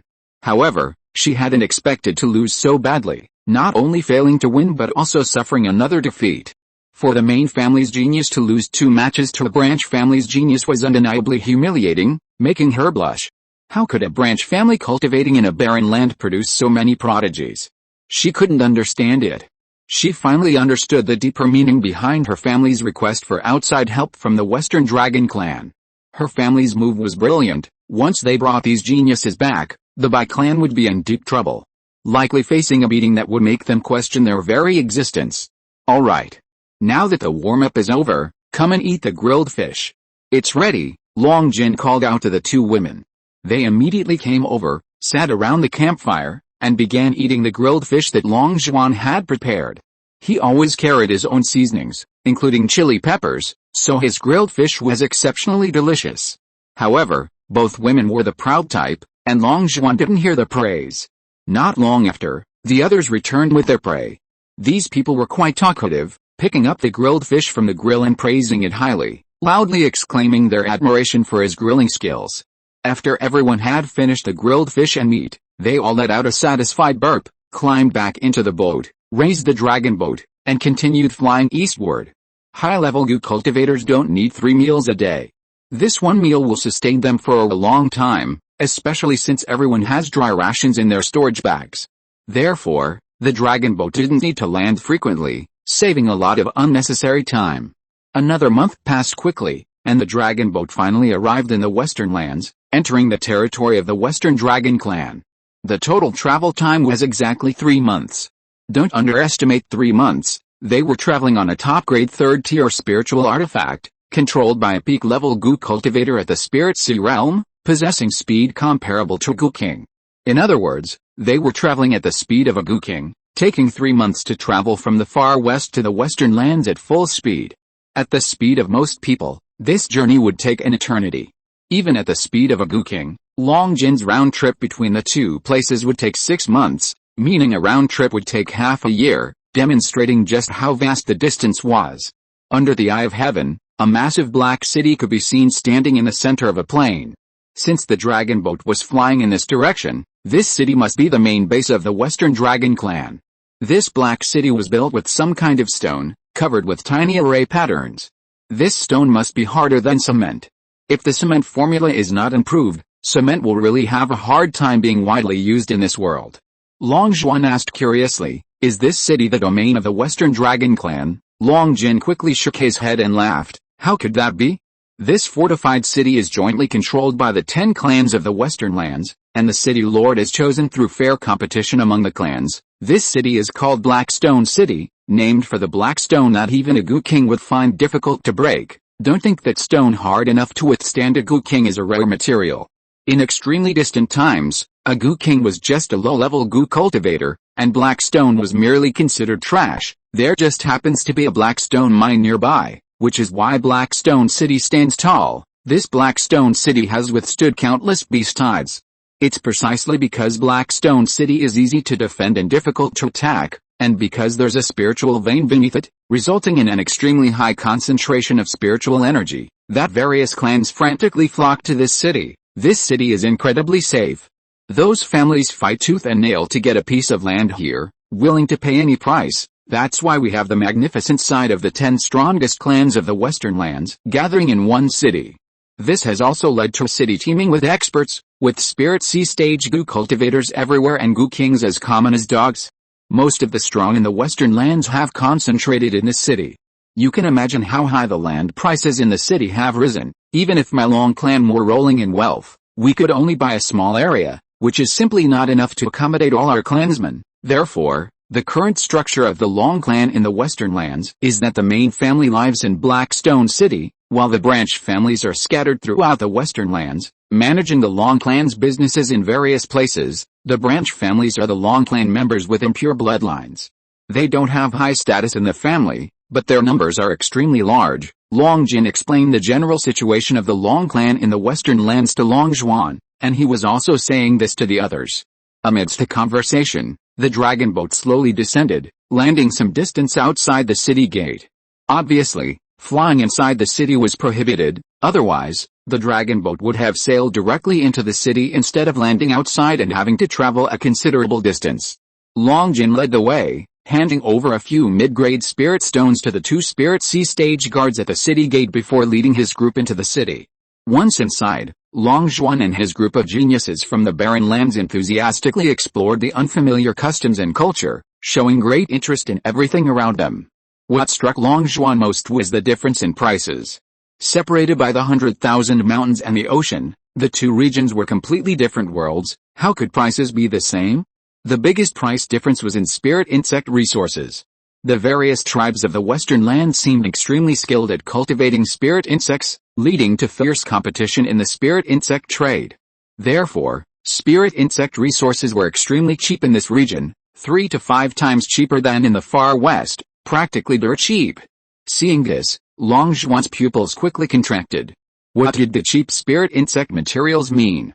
It meant that the cost of refining goo worms in this region was very low, and it was easy to refine high-quality goo worms. This also meant that the combat power of Gu cultivators in the Western lands would inevitably far surpass that of Gu cultivators in the far West. At this moment, he finally understood why the Long clan was so excited about setting up teleportation portals between the two regions. If the Long clan of the far West packaged up the spiritual insects from the Western lands and sold them in the far West, wouldn't they make a fortune? Buying low and selling high in both regions to profit from the price difference was simply outrageous. Longjin had also thought of this and couldn't wait to place the spatial hut in the family immediately so that the two regions could establish communication as soon as possible, so he traveled very quickly. However, the more anxious he was, the more likely he was to be held back by unexpected events. The group had already entered the market under the jurisdiction of the Long clan and were admiring the dazzling array of treasures on the street when an unexpected incident occurred ahead. Two groups of people suddenly clashed and broke out into a melee, creating chaos ahead and blocking the group's path. One side of the melee was dressed in black, and the other side was dressed in white. Both were Gu cultivators in the marrow cleansing stage.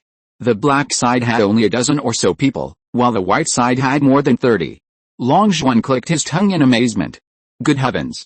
He'd only just arrived and already witnessed a chaotic battle between over 40 marrow cleansing stage Gu cultivators.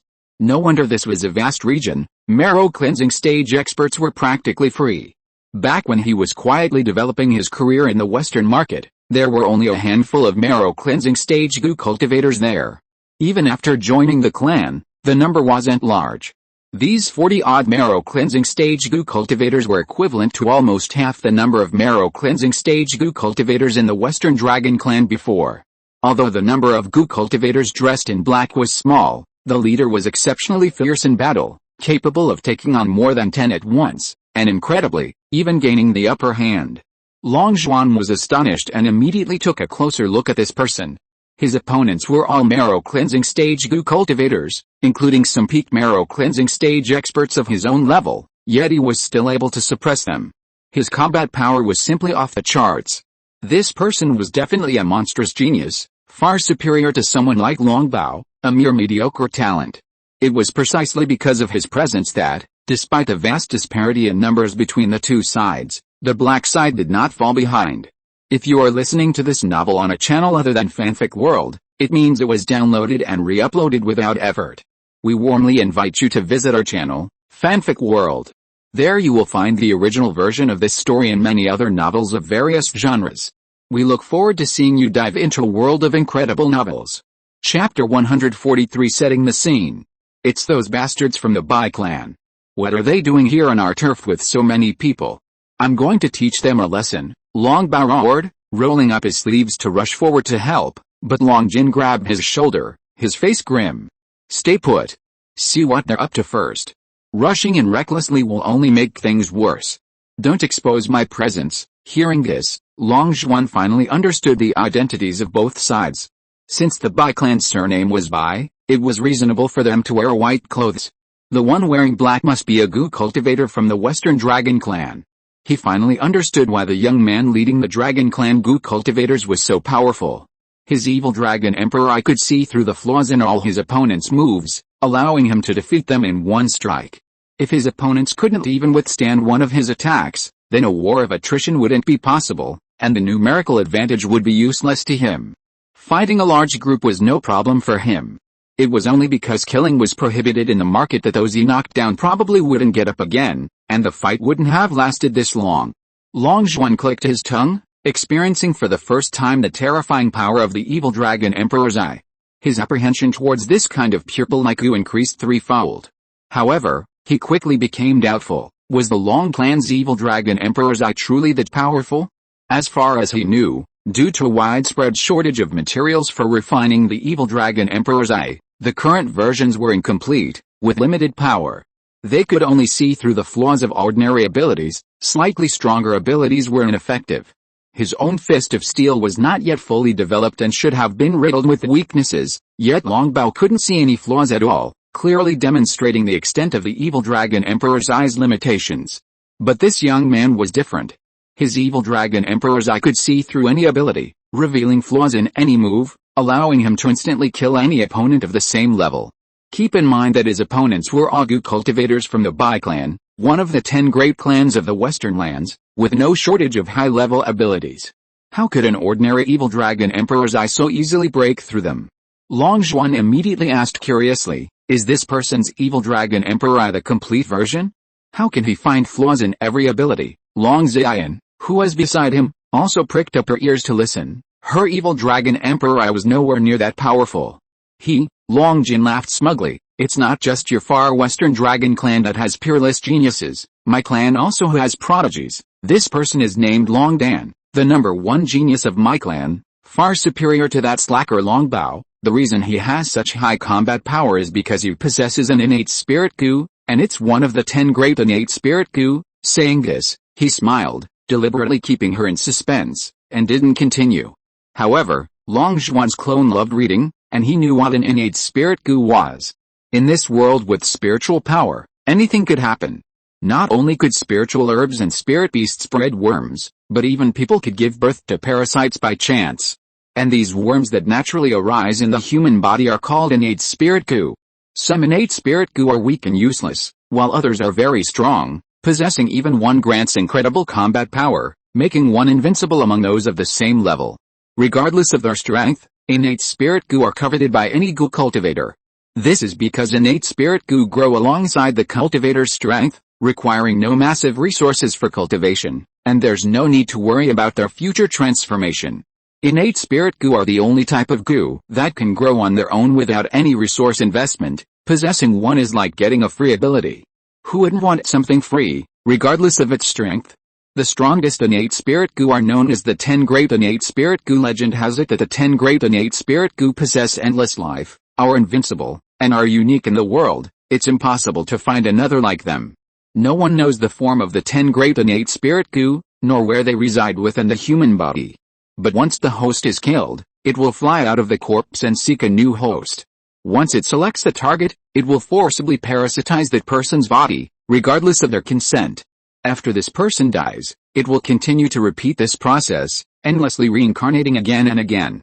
Long Zhuan only knows what a primordial spirit goo is, and that the 10 primordial spirit goo possess a unique attribute, but he doesn't know which goo worms make up the 10 primordial spirit goo. Many times he's wondered if his cheat ability is a type of primordial spirit goo, perhaps even one of the 10 primordial spirit goo, called the growth goo. The growth goo displays progress according to the host's understanding, which is why his vision appears similar to his previous life's system, but it's not actually a system at all. The original owner's understanding was based on the primitive stage of mathematics in this world, so the progress he saw was only a fraction, a few percent, without any precision from decimals. How could he possibly develop anything useful? In this world where mathematics is primitive, the growth goo is basically useless. It would be a useless ability in anyone's hands. Of course, this is just a guess in his mind. He still doesn't know the origin of his cheat ability, and he's unsure whether the ability to see the progress of everything comes from a primordial spirit goo. After all, his cheat ability couldn't see inside his own eyes, so he couldn't see what was inside his eyeballs. And his clone couldn't replicate his cheat ability, so he really didn't know if there were any unknown goo worms inside his eyeballs. Although he didn't know which goo worms were among the 10 great innate spirit goo, his learned senior sister's eyes flashed with a sharp light, and she blurted out, "Limit goo." He possesses the limit goo. The limit goo's ability is to break limits. This ability can turn a low-grade goo worm into a mid-grade goo worm, and a mid-grade goo worm into a high-grade goo worm. If this ability is applied to a top-grade goo worm, then that goo worm will break the upper limit of top grade, becoming a terrifying existence surpassing even top-grade goo worms. And this ability is not limited to goo worms, cultivation techniques, spiritual arts, physical arts. Any ability can be unconditionally improved by one level under this ability, but in the initial stage, the limit goo can only affect one ability, and it cannot be changed. Long Dan must have given this soul spot to the evil dragon emperor's eye, turning his incomplete evil dragon emperor's eye into a complete version. That's why his evil dragon emperor's eye is so terrifying, able to see through the flaws of any ability. Long Jin glanced at her in surprise. He hadn't expected her to have such insight. This left him with nothing to say, since he had intended to keep her in suspense. You're quite clever and knowledgeable, able to see through a secret at a glance. However, you're wrong about one thing. His current level of the evil dragon emperor's eye is only infinitely close to the complete version, It hasn't reached the level to rival his ancestor's evil dragon Emperor's Eye. He still can't find a flaw in the world's most heaven-defying ability. The ability to see through all flaws in abilities is simply too heaven-defying. This ability might even exceed the scope of top-grade goo worms. How could a limit goo be restored so easily? Even so, the evil dragon Emperor's Eye is already heaven-defying enough. In this region, Long Dan is invincible among his peers. No, you two should be excluded. Long Jin suddenly glanced at Long Zhuan and Long Ziyan. The 10 extraordinary bodies and the 10 innate spiritual goo should be on the same level.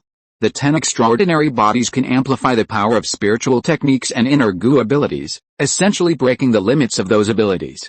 What's the difference between them and limit goo? If Long Zhuan and Long Dan were to face each other at the same level, Long Jin vaguely felt that the 10 extraordinary bodies would have a better chance of winning. After all, the dragon pill only breaks the limit of one ability, while the 10 absolute bodies, apart from external goo, have all-around limit-breaking abilities. The 10 absolute bodies' reputation for being invincible among their peers is no joke. However, the 10 absolute bodies cannot be cultivated in this era. He wasn't very optimistic about Long Zhuan's future. Breaking through the marrow cleansing stage was already the limit, and breaking through to the Spirit Sea stage seemed impossible to him. There simply wasn't a pill in this world that could enable the 10 absolute bodies to break through to the Spirit Sea stage. Just as they were discussing this, a sudden change occurred on the battlefield. 2 Bai-clan goo cultivators, who had been knocked to the ground by the dragon pill, suddenly vomited blood and died.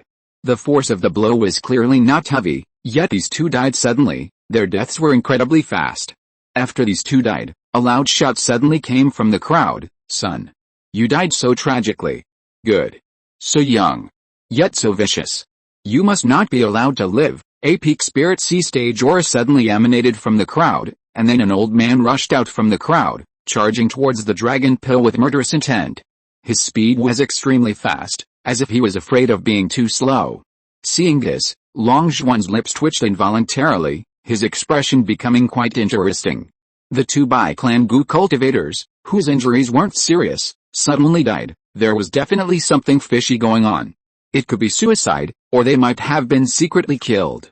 The moment these 2 died, a goo cultivator at the peak of the Spirit Sea realm jumped out, ready to use their superior cultivation level to forcefully kill Long's genius.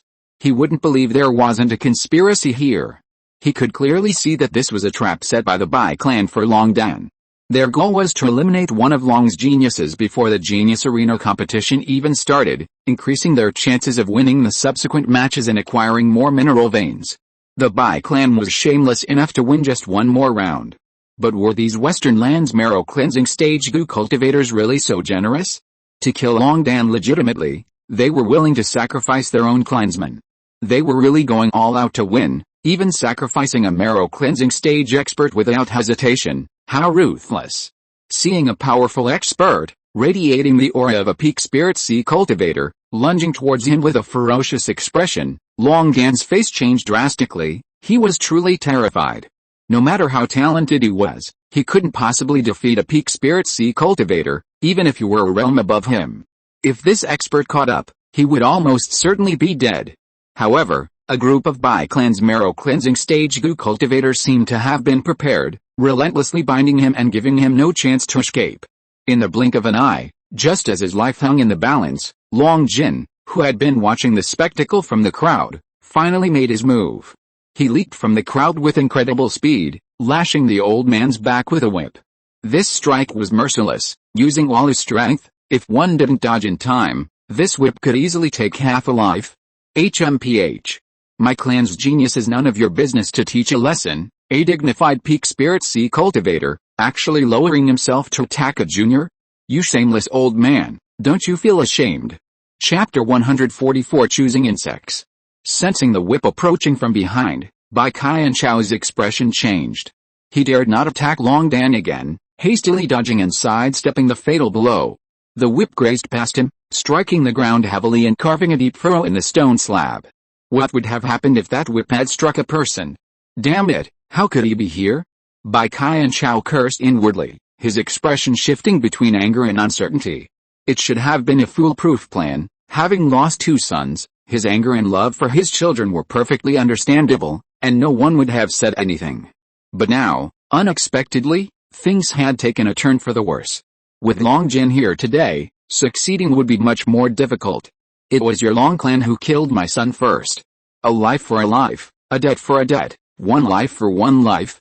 Besides, I have 2 lives. What's wrong with me killing them today to avenge my son? Even if it goes to the city lord, I'll still be in the right, Bai Kai and Chao shouted first, his eyes red with rage. An uninformed person might actually believe he was heartbroken over the loss of his loved ones. Bah, Long Jin cursed, you have over 1,000 sons? 2 dead is nothing, even if 100 died, you probably wouldn't even bat an eye. Stop pretending, I think you'd be happy your sons died, because it saves you food. I think 2 sons are a bit too few, not magnanimous enough. Want me to slaughter a few more for you? Hearing this, Long Zhuan's lips twitched uncontrollably. Good heavens, over 1,000 sons? Really? Is this guy a stud? So prolific. Isn't this a bit exaggerated? Long Zhuan couldn't help but ask Long Ruoxu, does he really have so many sons? And they weren't born, over 1,000 is what we know, who knows how many more. He cultivates a dual cultivation technique. As long as he cultivates with a woman, his progress is extremely fast. Many women were forced into it, and he doesn't care about the children they bear, so don't say he doesn't care about losing 2 sons, he wouldn't even bat an eye if 1,000 died. Long Ruoxu showed disgust. Long Jin's words were venomous. Bai Kai and Chao hadn't felt much pain over the loss of her sons, but these words broke her defenses. You're courting death. A life for a life is a matter of principle. Anyone who blocks my way today will die. Let's see who dares to stop me. With that, Bai Kai and Chao charged at Long Dan again. That depends on whether my whip agrees, Long Jin sneered and met the attack. The two quickly clashed. The commotion from the battle between Spirit Sea Stage Gu cultivators was too great, the residual force caused several Bai clan Gu cultivators nearby to vomit blood. The crowd's expressions changed drastically, and they hurriedly retreated. Both were at the same cultivation level, their strength roughly equal, making it difficult to determine a winner for the time being, resulting in a fierce and evenly matched battle. Just as the two sides reached a stalemate, Long Lai, who had been watching the spectacle, took a swig of wine, then laughed loudly and, disregarding martial ethics, launched a sneak attack on Bai Kai and Chao from behind. Bai Kai and Chao's expression changed. He hadn't expected that a Spirit Sea Stage Long Clan Gu cultivator was hidden among the crowd, and he could only react hastily. The situation had now become 2 against 1, and Bai Kai and Chao was under immense pressure. How could he possibly be a match for him? Before long, he was being suppressed and was in grave danger. Killing Bai Kai and Chao on the street was out of the question, so Long Jin was relatively rational, avoiding vital points. After suppressing Bai Kai and Chao, he began to slap him wildly. He laughed wildly as he slapped him, finding it incredibly satisfying. The loud slaps echoed throughout the street, and soon Bai Kai and Chao's face was red from the blows. Bai Kai and Chao was so angry he was about to faint. As an elder of the Bai clan, a peak Spirit Sea realm expert, and a person of high status and power, he had been slapped across the face in front of everyone in the street. This was an utter humiliation, a complete loss of face for him, and he would become the laughingstock of the entire city. He was completely enraged. The crowd was stunned. Don't hit someone in the face, and Long Jin's move was truly ruthless. While it seemed like he hadn't used his full strength, and even a street brawl wouldn't incur much punishment, the damage he inflicted on his opponent was worse than death. Stop it, all of you. Just then, a loud shout came from the sky. What kind of behavior is this? 2 dignified elders fighting in the street. Hearing this voice, the 3 finally stopped. Bai Kai and Chao hurriedly cried out, please, City Lord, do justice for me. The Long Clan has gone too far. They killed my son first, and then slapped me to humiliate me. This isn't just slapping me, it's slapping the face of the Bai clan. Enough. Everyone, come to the City Lord's mansion and summon your patriarchs as well. The majestic voice in the air finally disappeared. The crowd, knowing there was no more excitement to watch, finally dispersed. However, the fact that the 5 elders of the dignified Bai clan had been slapped in the street was a sensational topic, enough to become fodder for gossip. They planned to boast about it to their relatives and friends when they got back. Ruoxu, take them back to the clan as soon as possible, and while you're at it, pick out a top-quality silver moon mantis for Long Zhuan. It's probably not safe outside, so don't leave the clan until the arena competition after you return. After giving the order, Long Jin led the group of fighting Long Clan Gu cultivators towards the city lord's mansion, including Long Dan, who had narrowly escaped death.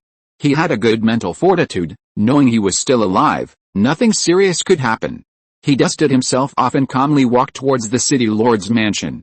Long Ruoxu had already realized the seriousness of the situation and dared not delay, so she led the others back to the clan as quickly as possible. The Long Clan market was not too far from the Long Clan residence, and the group arrived in no time, traveling at full speed. Nothing unexpected happened until they entered the family compound, at which point Long Ruoxu finally breathed a sigh of relief and turned back to say, "Originally, the patriarch would have come out to greet you personally, but I didn't expect this to happen. The patriarch has been summoned to the city lord's mansion. Killing is forbidden in Blackstone City, and murder is no small matter. If he can't clear his name, he'll be in big trouble, so let me fulfill my duty as host. My Western Dragon clan has many fun places to visit, however, my master instructed me to choose a silver moon mantis for you, so let's go to the insect chamber where silver moon mantises are raised first." With that, Long Ruoxu led the group towards the silver moon mantis insect chamber. The 5 elders only let Long Zhuan choose a silver moon mantis, but didn't they let Long Ziyan choose one too? Isn't that a bit unfair? It's still male chauvinism. She has a natural sword bone, which is perfect for a blood pact with a sword gu. It's unclear whether Long Bao was trying to curry favor with a beauty, but he said this at this moment. Long Ruoxu's face darkened, wishing she could tear Long Bao's mouth apart. Was this idiot's brain filled with water? He spoke without thinking, daring to say anything. Since the family was going to give Long Zhuan a priceless top-grade spirit insect, they must need something from him. But now he's spouting nonsense, making it seem like they were treating Long Ziyan differently by not giving her a top-grade spirit insect. The family needs Long Ziyan's help, how could they let her harbor resentment? Good heavens, he's making the family throw away another top-grade spirit insect. Does he really think top-grade spirit insects are like cabbages? They're priceless, even with the family's vast wealth, they don't have many. This spendthrift is really too much of a rip-off. Long Ruoxu covered her forehead, utterly speechless.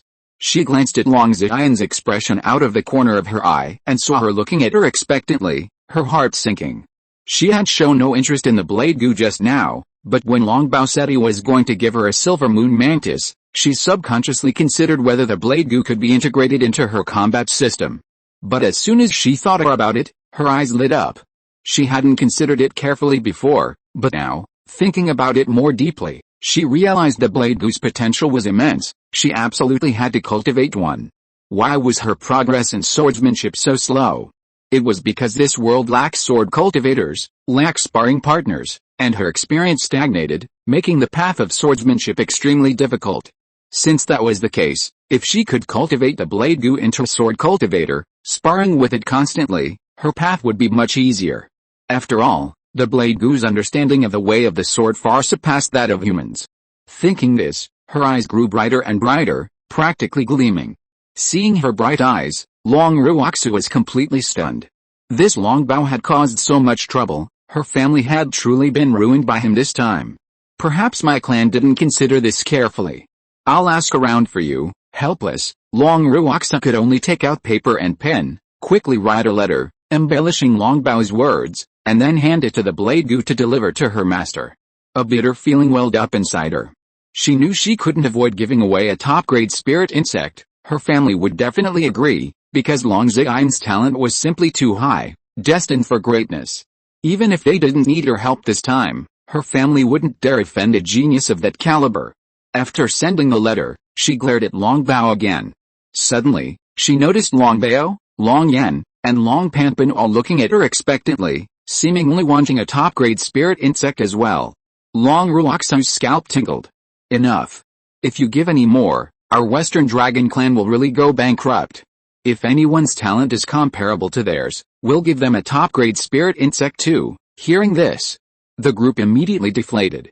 They were human, not monsters. How could they compare to those two monsters? Led by Long Ruoxu, the group quickly arrived at a massive stone building. As expected, this is the insect chamber used to raise silver moon mantises. Silver moon mantises are the primary material for the top-grade gu insect, the blade gu, making them a key species cultivated by the Western Dragon clan. Therefore, this place is quite large, divided into 2 floors, containing a large number of silver mantises, each with a crescent-shaped mark on its forehead, resembling the moon in the sky, likely the reason for their name. The silver moon mantises vary in size, some taller than a person, others barely knee-high, with glaring little eyes, making them quite adorable. However, each little cutie occasionally brandishes its scythe-like claws, revealing a fierce and warlike nature, ruining its cute appearance. This is a large-scale breeding base for silver moon mantises. No other insect species is present. Many people care for the silver moon mantises here, and under their watchful eyes, many are engaged in combat, honing their blade techniques. The blades clashed in mid-air from time to time, producing crisp sounds. Each silver moon mantis swung its blade with astonishing speed. Some blades were so fast they became afterimages, almost impossible to perceive with the naked eye. Long Zhuan exclaimed in surprise, "You've already started teaching them swordsmanship." Chapter 145 Long Zhuan's brainstorming. Long Ruoxia smiled and explained, "The silver moon mantis is a very special insect species. Its quality varies depending on its comprehension. The difference in intelligence between people can be as vast as heaven and earth, and insects are no exception." Long Ruoxia's gaze suddenly turned to Long Bao, her eyes filled with profound meaning, as if she were speaking directly to him. Among the silver moon mantises, there are varying levels of aptitude.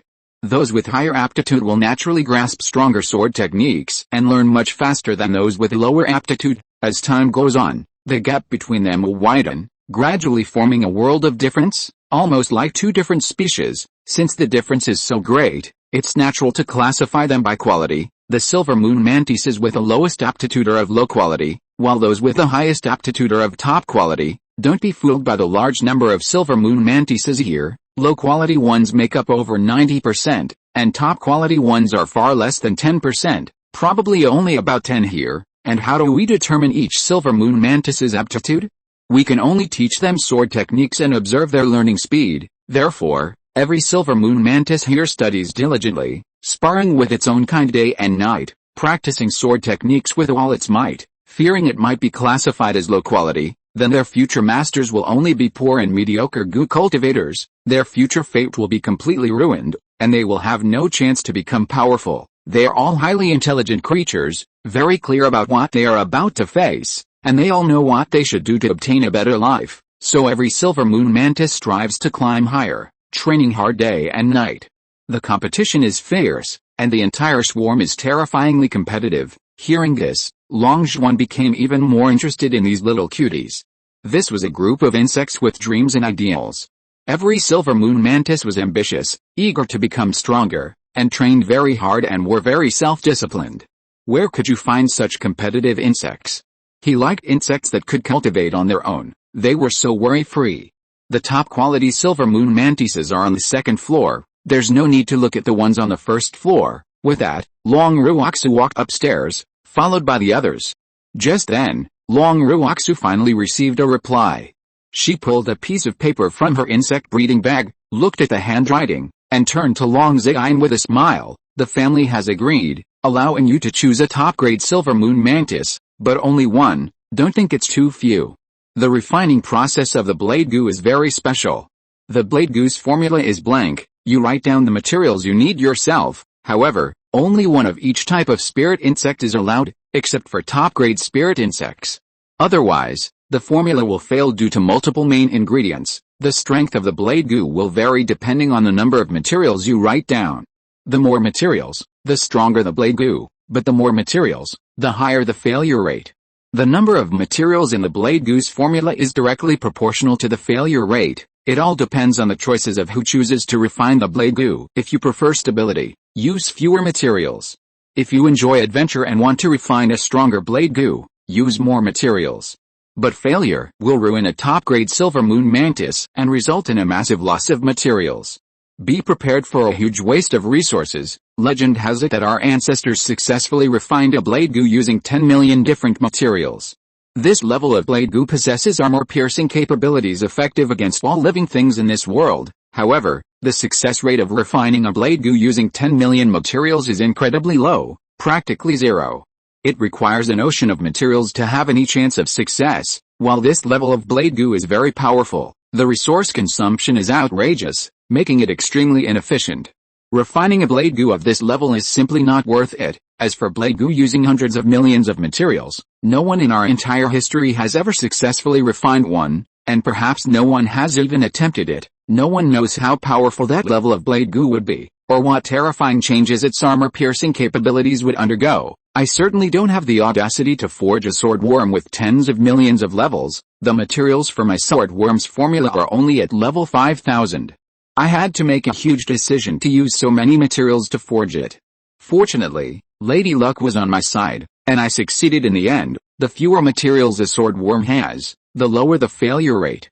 After countless generations of research in my family, a sword worm with 500 materials can be forged with a 100% success rate. So even if you only have one silver moon mantis, as long as you're not greedy, you can still forge a sword worm with a 100% success rate. Moreover, as long as the main material is a top-grade silver moon mantis, even with only 500 materials, it will still be a top-grade worm with terrifying combat power. There's no need to take the risk. Don't follow my example. You must prioritize stability. Isn't it better to get a top-grade worm with a 100% success rate? There's no need to gamble. Otherwise, if you lose, you'll have nowhere to cry. Hearing this, Long Ziyan hadn't reacted yet, but Long Zhuan's eyes shone brightly, his heart filled with excitement. The goo worm was actually a goo worm without a specific recipe, allowing for an unlimited supply of materials and infinitely high strength, with an ingenious recipe. This method of goo refining was truly fascinating and perfectly suited to him. The recipe was practically tailor-made for him. Let me ask you something. How many kinds of spirit insects are there in this world? Long Zhuan suddenly asked a question out of the blue, startling everyone present. They all turned to look at him with strange expressions. What do you mean by that? Don't tell me you're going to use every kind of spirit insect in the world to refine goo. What's gotten into you that you're doing something so crazy? Is the world too big for you? How dare you be so arrogant? Long Ruoxu stared at him, completely terrified by his words. The learned Long Ziyan looked at him and said, "You can't possibly succeed. Different regions have their own unique insect species, and you don't have the time to travel to all of them. Moreover, the spiritual energy of heaven and earth is extremely thin. Over 90% of the spirit insects have already gone extinct throughout history. You can only see more types of insects by going to the spirit realm or the god realm. Even so, the number of insect species in this world is still astronomical. But you must understand that not every insect species qualifies as a spirit insect. Insects from the mortal world are completely unsuitable for refining goo. There are hundreds of millions of insect species in the goo realm, but only a few million can probably be called spirit insects. However, if you don't travel to various regions, in the western lands, you can only refine one sword goo of a few 100,000 level at most. The conditions don't allow you to do something so crazy." Hearing this, Long Zhuan was somewhat disappointed. Indeed, the spiritual energy in this world was too thin, causing the extinction of countless spirit insect species. To realize this dream, he had no other way but to find the legendary spirit realm. The hundreds of thousands of level sword goo were already his limit, but even the total value of hundreds of thousands of materials was an astronomical figure. Another bankrupt goo formula. Long Zhuan felt a headache coming on. Wasn't this going to cost him his life? It seemed he would have to find a way to make a fortune again. Let's not talk about that. Let's choose the silver moon mantises first. There are only a dozen or so top-quality silver moon mantises, not much room for choice. Who wants to choose first? Long Ruoxu suddenly said. At this time, the group had already reached the depths of the second floor. After going up to the second floor, Long Zhuan immediately found that there were far fewer silver moon mantises here, but the quality was far higher than on the first floor. The second floor should contain high-grade and top-grade silver moon mantises, and the silver moon mantises with the highest comprehension were all concentrated here. This group of silver moon mantises were also practicing sword techniques. Even though they had already reached the heavens in one step, they still did not slow down their pace of becoming stronger and cultivated with extraordinary diligence. But one of the silver moon mantises caught his attention. This mantis seemed isolated from the group, standing there all alone. No one of its kind wanted to spar with it, making it look incredibly lonely and pitiful. Long Zhuan noticed it not because it was pitiful, but because it looked so bizarre. This silver moon mantis was born with 10 swords. Good heavens! Born with 8 more swords than its kind, even 2 fists can't fight 4 hands, let alone 10. Which of its kind could defeat it? This silver moon mantis was invincible. Seeing this mantis, Long Zhuan immediately thought of the 10-sword style from his previous life. This silver moon mantis was perfect for developing a 10-sword style. Whether it's a 1-sword style or a dual-sword style, could it be more terrifying than a 10-sword style? Long Zhuan was a complete novice in swordsmanship. He naturally assumed that 2 fists couldn't fight 4 hands, and that more hands could defeat fewer hands. Therefore, his understanding was that a multi-sword style beats a few-sword style, and the more swords, the stronger. A normal person only has 2 hands, at most a dual-sword style, while his mantis is a 10-sword style. Wouldn't that be invincible in the human world? He immediately took a liking to this mantis and decided to choose it. This world probably doesn't have the concept of a 10-sword style. So naturally there's no 10-sword style sword technique. No problem, since there isn't a 10-sword style sword technique, he'll just create one himself. He had already thought of the outline in an instant. First form, sword breaking form. Used to break all sword techniques in the world. Second form, blade breaking form. Used to break single blades, double blades, willow leaf blades, ghost head blades, broadswords, horse slang blades, and various other blade techniques. Third form, spear breaking form. Used to break long spears, halberds, snake spears, eyebrow-level staffs, wolf-tooth clubs, white waxwood staffs, zen staffs, convenient shovels, and various other long weapon techniques. Fourth form, whip breaking form. The first move is used to break various short weapons such as steel whips, crutches, daggers, axes, halberds, iron plaques, octagonal mallets, and iron hammers.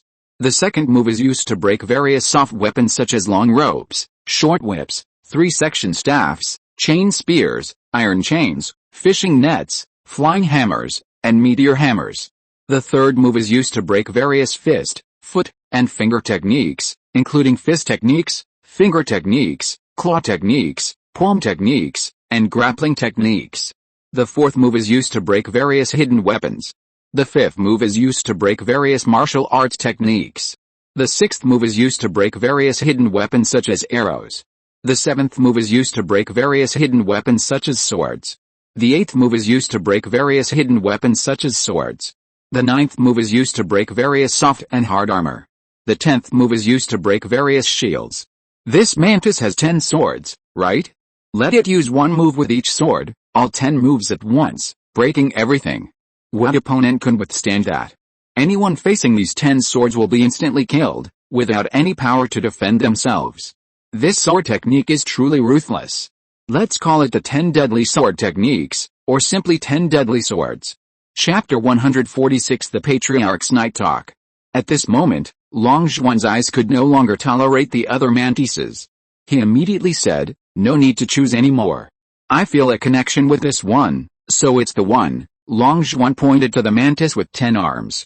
His words not only surprised Long Ruoxu, but even the 10-armed mantis was taken aback. It hadn't expected anyone to choose it, and its eyes quickly lit up with surprise. "Are you sure you want to choose it?" This silver moon mantis was born with 8 more arms than a normal silver moon mantis. It's a deformed creature. Not only is it ostracized by the other silver moon mantises, but even all the goo cultivators of the Long clan dislike it and don't want it. Who knows what might happen if we use a deformed mantis to refine goo? Nobody dares to take the risk, Long Ruoxu kindly reminded him.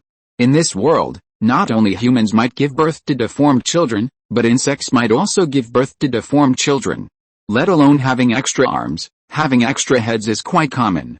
But physical deformity is never a good thing.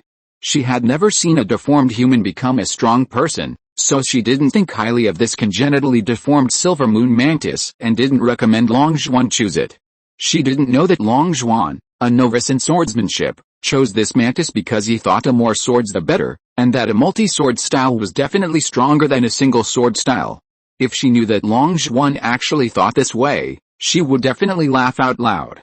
If that's how he understood it, then everyone would choose the dual sword style, and who would choose the weaker single sword style?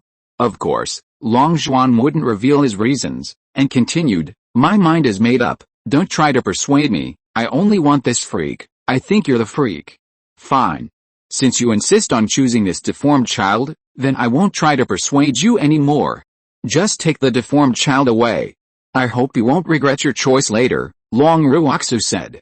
The silver moon mantis was indeed a highly intelligent spirit insect, and it could completely understand what humans were saying. Upon hearing that it had found a master, the mantis immediately showed a look of ecstatic joy and ran towards Long Zhuan. For silver moon mantises, humans are the key to their growth and strength. All silver moon mantises yearn to be chosen by humans, especially for an unwanted, deformed creature, whose desire to be chosen is even stronger.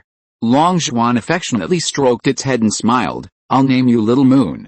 Don't worry, I will definitely raise you into a goo worm." After saying that, he put the 10-armed mantis into his breeding bag, as if afraid that something might happen if he delayed. Seeing this, Long Ruoxia sighed inwardly. Although he had made a wrong choice, it was for the best. This deformed creature was unwanted in the first place, and the clan had decided to get rid of it.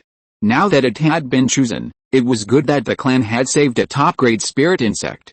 She suddenly looked at Long Ziyan and smiled. "Long Zhuan has made his choice, now it's your turn." Although they are all top-grade spirit insects, their comprehension is completely different, and the difference between them can be quite significant. Whether you can choose the silver moon mantis with the strongest comprehension depends entirely on your judgment. Long Ziyan nodded, her expression full of interest, and smiled as she walked towards the dozen or so top-grade silver moon mantises. These top-grade silver moon mantises already knew someone was going to choose them, so they all excitedly surrounded her, looking at Long Ziyan with expectant eyes, hoping that they would be chosen. Long Ruoxia was astonished. This was the first time she had ever seen silver moon mantises so fond of one person.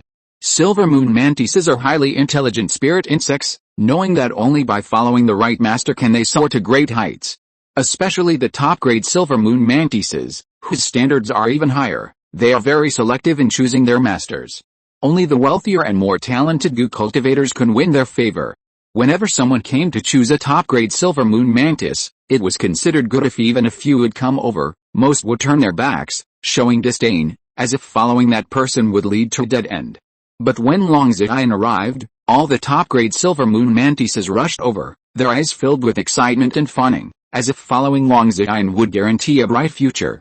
They were all enamored with Long Ziyan and wanted to be chosen by her. This was the first time she had encountered such a thing, the first time she had met a goo cultivator so popular with the silver moon mantises.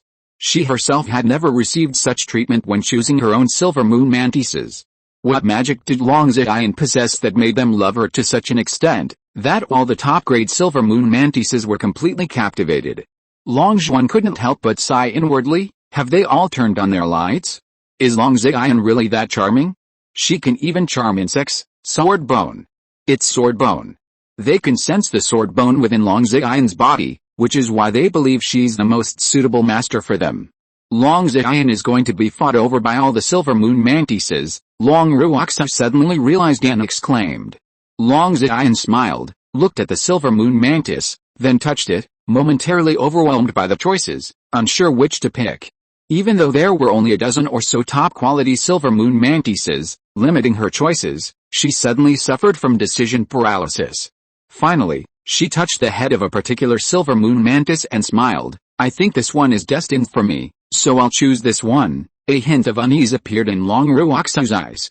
Good heavens, she had chosen a most intelligent silver moon mantis here at a glance. What excellent eyesight. Long Ruoxia looked pained. She had initially chosen this silver moon mantis king, but it stubbornly ignored her, complaining that her place was too small. She had to settle for a slightly inferior one. Was she really that much worse than Long Ziyan? Alright. You have good taste. You actually picked the silver moon mantis king. Those old guys are really generous. I thought they would hide it, but they actually dared to put it in there. Now that it's lost, they'll be heartbroken. Since you two have made your choices, let's leave. I'll take you to see other places. With that, Long Ruoxia turned and walked downstairs. The group slowly followed behind. The silver moon mantis king, looking smug among its kind, waved goodbye to its kin and then trotted happily behind Long Ziyan downstairs. Time flew by, and evening arrived. The lights were still on in the Patriarch's pavilion. Patriarch Long Yuanshan and Long Jin sat facing each other at a table, engaged in a long conversation. Patriarch, those geniuses have all been settled. Given what happened today, I sent 3 peak spirit sea stage experts to guard their safety. There's absolutely no way anything will go wrong. However, Long Ziyan took that silver moon mantis king away. What were they thinking? Did they hide it beforehand? Long Jin asked, puzzled. The Silver Moon Mantis King was the insect king of the Silver Moon Mantis clan, far stronger than a normal top-grade Silver Moon Mantis, and its value was more than 10 times higher. Unfortunately, that Silver Moon Mantis King was far too arrogant, looking down on everyone, feeling that no one could accommodate it, and no one had ever successfully taken it away. After all, it was a highly intelligent spirit insect. Forcibly taking it away would inevitably lead to lack of loyalty, so it had just been left there. Unexpectedly, it was taken away by an outsider genius without warning. This was a huge loss for them. Just thinking about it now pained them. Long Yuanshan showed a hint of embarrassment, but quickly composed himself. He had rushed to the city lord's mansion in a panic after Long Dan's accident and completely forgot about the incident. He hadn't expected to lose the Silver Moon Mantis King in such a moment of carelessness. He was now heartbroken. That Silver Moon Mantis King was one he had saved for Long Dan. His face was terribly dark, and he roared, "It's all because of that Long Bao." If he hadn't insisted that Long Ziyan choose one too, bringing up some male preference nonsense, refusing to give it to her, would this have happened? It's all his fault. It's all his fault. That spendthrift, I'll teach him a lesson when I get the chance. Just do as you said, remove his spot. Don't let him participate in this genius arena competition. Long Yuanshan was so angry he was practically blowing his beard. He shifted all the blame for his dereliction of duty onto Long Bao, which made him feel a little better. Fortunately, Long Zhuan picked the least valuable Silver Moon Mantis, which salvaged some of the family's losses. Are you sure that person is him? Don't get it wrong. Long Yuanshan suddenly looked serious and asked Long Jin. There's absolutely no way I could be wrong, Long Jin said confidently. I've spoken with Long Wanli. Although he's remained tight-lipped about who invented those goo formulas, the information in his words is enough for me to pinpoint the target. Long Wanli said, the tallest tree in the forest catches the most wind, meaning he'll only reveal his identity after he's matured. This statement alone is enough to determine that this person's current cultivation level is not high. He's a young talent, and undoubtedly a monstrous genius. The scope is already very narrow. Long Wanli also mentioned that Long Zhuan doesn't care about the clan competition's contribution rewards because he has too many contribution points. How could a normal person have so many contribution points that they wouldn't even bother with such high rewards? With a statement, Long Zhuan is almost certainly the one, I'm pretty sure of it, so I plan to have him refine my clan's sword goo. This will not only do me a favor and build a good relationship, but it will also keep him here for a long time. The blade goo isn't so easy to refine. Even if it were successfully refined, the blade goo would need to learn a vast amount of sword techniques, and only our clan possesses such a vast reserve of sword techniques. Because of the blade goo, our clan has the most complete collection of sword techniques, without exception in the Western lands. If he doesn't stay here to learn sword techniques, where else can he go? He won't be able to go back for at least 3 years. As long as he can stay here for a long time, everything will be much easier. A glint of light flashed in Long Jin's eyes. In that case, it's highly likely to be this person. Long Yuanshan nodded and said, you did a good job. This plan is brilliant. The blade goo is enough to keep him here for a long time, but does he really have the ability to modify the Dragon Blood Battle goo formula? I still can't make up my mind. Researching the goo formula requires a massive amount of resources. If it fails, our clan will suffer a devastating blow. Long Jin sighed. Who can guarantee 100% success in such a matter? Who can say for sure whether he can modify the Dragon Blood Battle goo formula? However, I think if even he can't do it, then no one else can possibly do it. Chapter 147 Long Jin's Night Visit. That's true. This person is a genius in creating his own goo techniques. If our clan really intends to launch this plan, then this person is the only candidate. Long Yuanshan tapped his fingers on the table incessantly, and the tapping sound echoed throughout the room. Finally, his fingers stopped, as if he had made a firm decision. His eyes hardened, and he said in a deep voice, since he's the most suitable candidate, if we miss this opportunity, the failure rate of launching this plan again in the future will only be higher than today. In that case, we can't hesitate any longer. We must take the gamble, even if we fail. If we don't have enough resources, we'll borrow them. Our clan will soon possess most of the Zhengjin mine, and we've also opened a trade route to the far west. We also have the Suogu, a money-making machine. Wealth will flow in endlessly, and will recover quickly. Go and ask him now how confident he is in modifying the goo formula for the Dragon Blood Battle goo. If he succeeds, I will reward him with 200 million contribution points, plus embroider a dragon for him." Long Yuanjin slammed a thick goo formula on the table and pushed it in front of Long Jin. Long Jin nodded, put away the goo formula, and went out the door. Meanwhile, in a clean attic, Long Zhuan studied the tiny creature, barely taller than his own leg, caressing its 10 naturally formed blades with obvious delight. Surprisingly, these innate blades were quite sharp, easily cleaving through mortal swords with clean edges. However, they were still far from being able to cut a hair in two. After all, it was currently just a spirit insect, not a goo worm. Only after consuming a massive amount of spirit insects and transforming into a goo worm would its strength experience a qualitative leap. But the thought of turning it into a goo worm gave Long Zhuan a headache. This creature's goo formula was unique. It could be filled with any material, and the more materials it used, the stronger it became, but the more materials it used, the lower the success rate. For most people, this would be a long and agonizing decision between stability and power, a difficult choice. But with Long Zhuan's ambition, he wanted to fill it with as much as possible. The more materials the better. He would use as many materials as the world had. After all, he had a cheat-like ability. He only needed one set of materials to guarantee a successful goo transformation. However, in the goo realm, a world depleted of spiritual energy, most spirit insects have become extinct, making it impossible to realize his ambitions. He didn't want to delay, so after much deliberation, he decided to let Xiao consume hundreds of thousands of materials for a while. Once they reached the spirit realm, he would use some means to force it back into a spirit insect and refine goo again with even more materials. He didn't know if this world had a method to regress goo insects into spirit insects, but even if it didn't, he had the ability to create one himself. He had already realized that any ability you could conceive of, no matter how bizarre or outrageous, could be realized in this world with 100% certainty, depending entirely on the price you are willing to pay.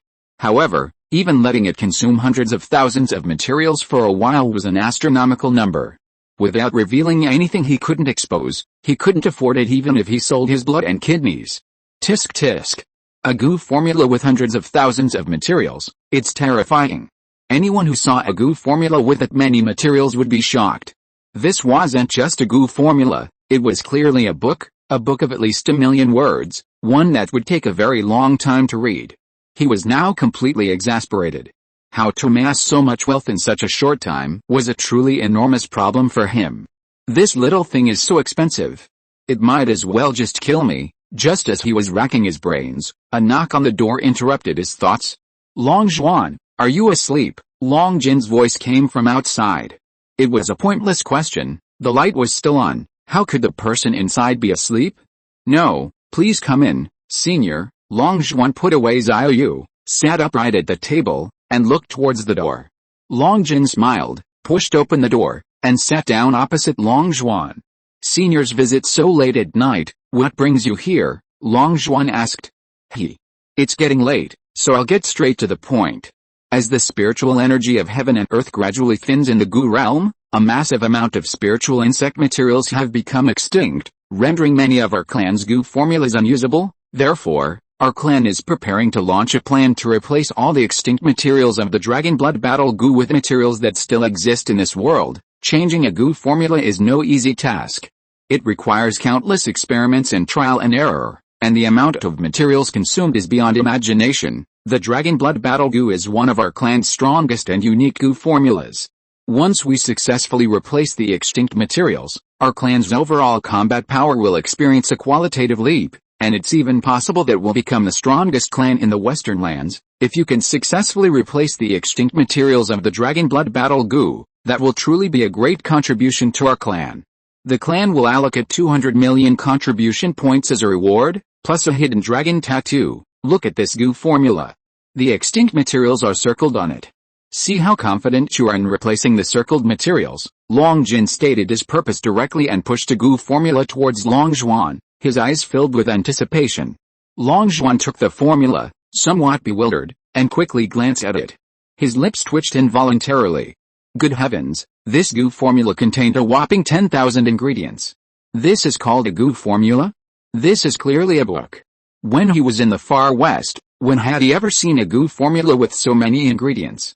Even all his top-grade goo worms didn't use more than 10,000 ingredients. It was terrifying. Without even thinking, just looking at the number of ingredients, Long Zhuan already knew that this goo formula must be extremely terrifying. How could a goo formula that could make the Western Dragon clan so eager to modify not be terrifying? They were willing to exhaust the entire clan's resources to modify this goo formula, which showed just how powerful it was, so important that they were willing to go bankrupt for it. It's a goo formula with 10,000 ingredients, Long Zhuan exclaimed in shock. Only 10,000 materials? Calm down. Calm down. This is considered a small amount in our clan. Long Jin smiled smugly. Our clan also has a unique goo formula called Dragon Transformation Goo, which requires a full 1 million kinds of materials. That's truly terrifying. The Dragon Blood Battle Goo can transform a person into half-dragon, causing them to grow dragon thorns, a dragon tail, dragon scales, and many other dragon-like physical characteristics. Once a Dragon Clan Goo cultivator is half-dragon transformed, they will possess the power and defense of a dragon. Their combat power will be ridiculously exaggerated, easily allowing them to fight beyond their level, killing those of the same rank like chickens.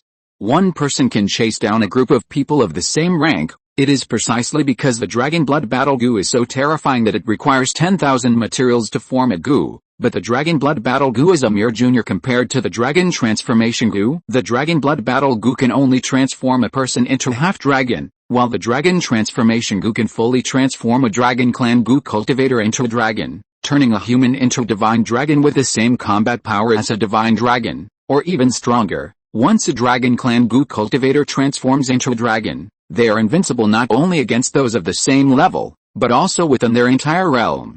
Anyone who comes will die, no matter how many of them there are. How can an ant, no matter how numerous, contend with a divine dragon? This is true invincibility. Because the Dragon Transformation Goo is far too powerful, it requires a million sets of materials to limit it, Long Jin revealed a smug smile.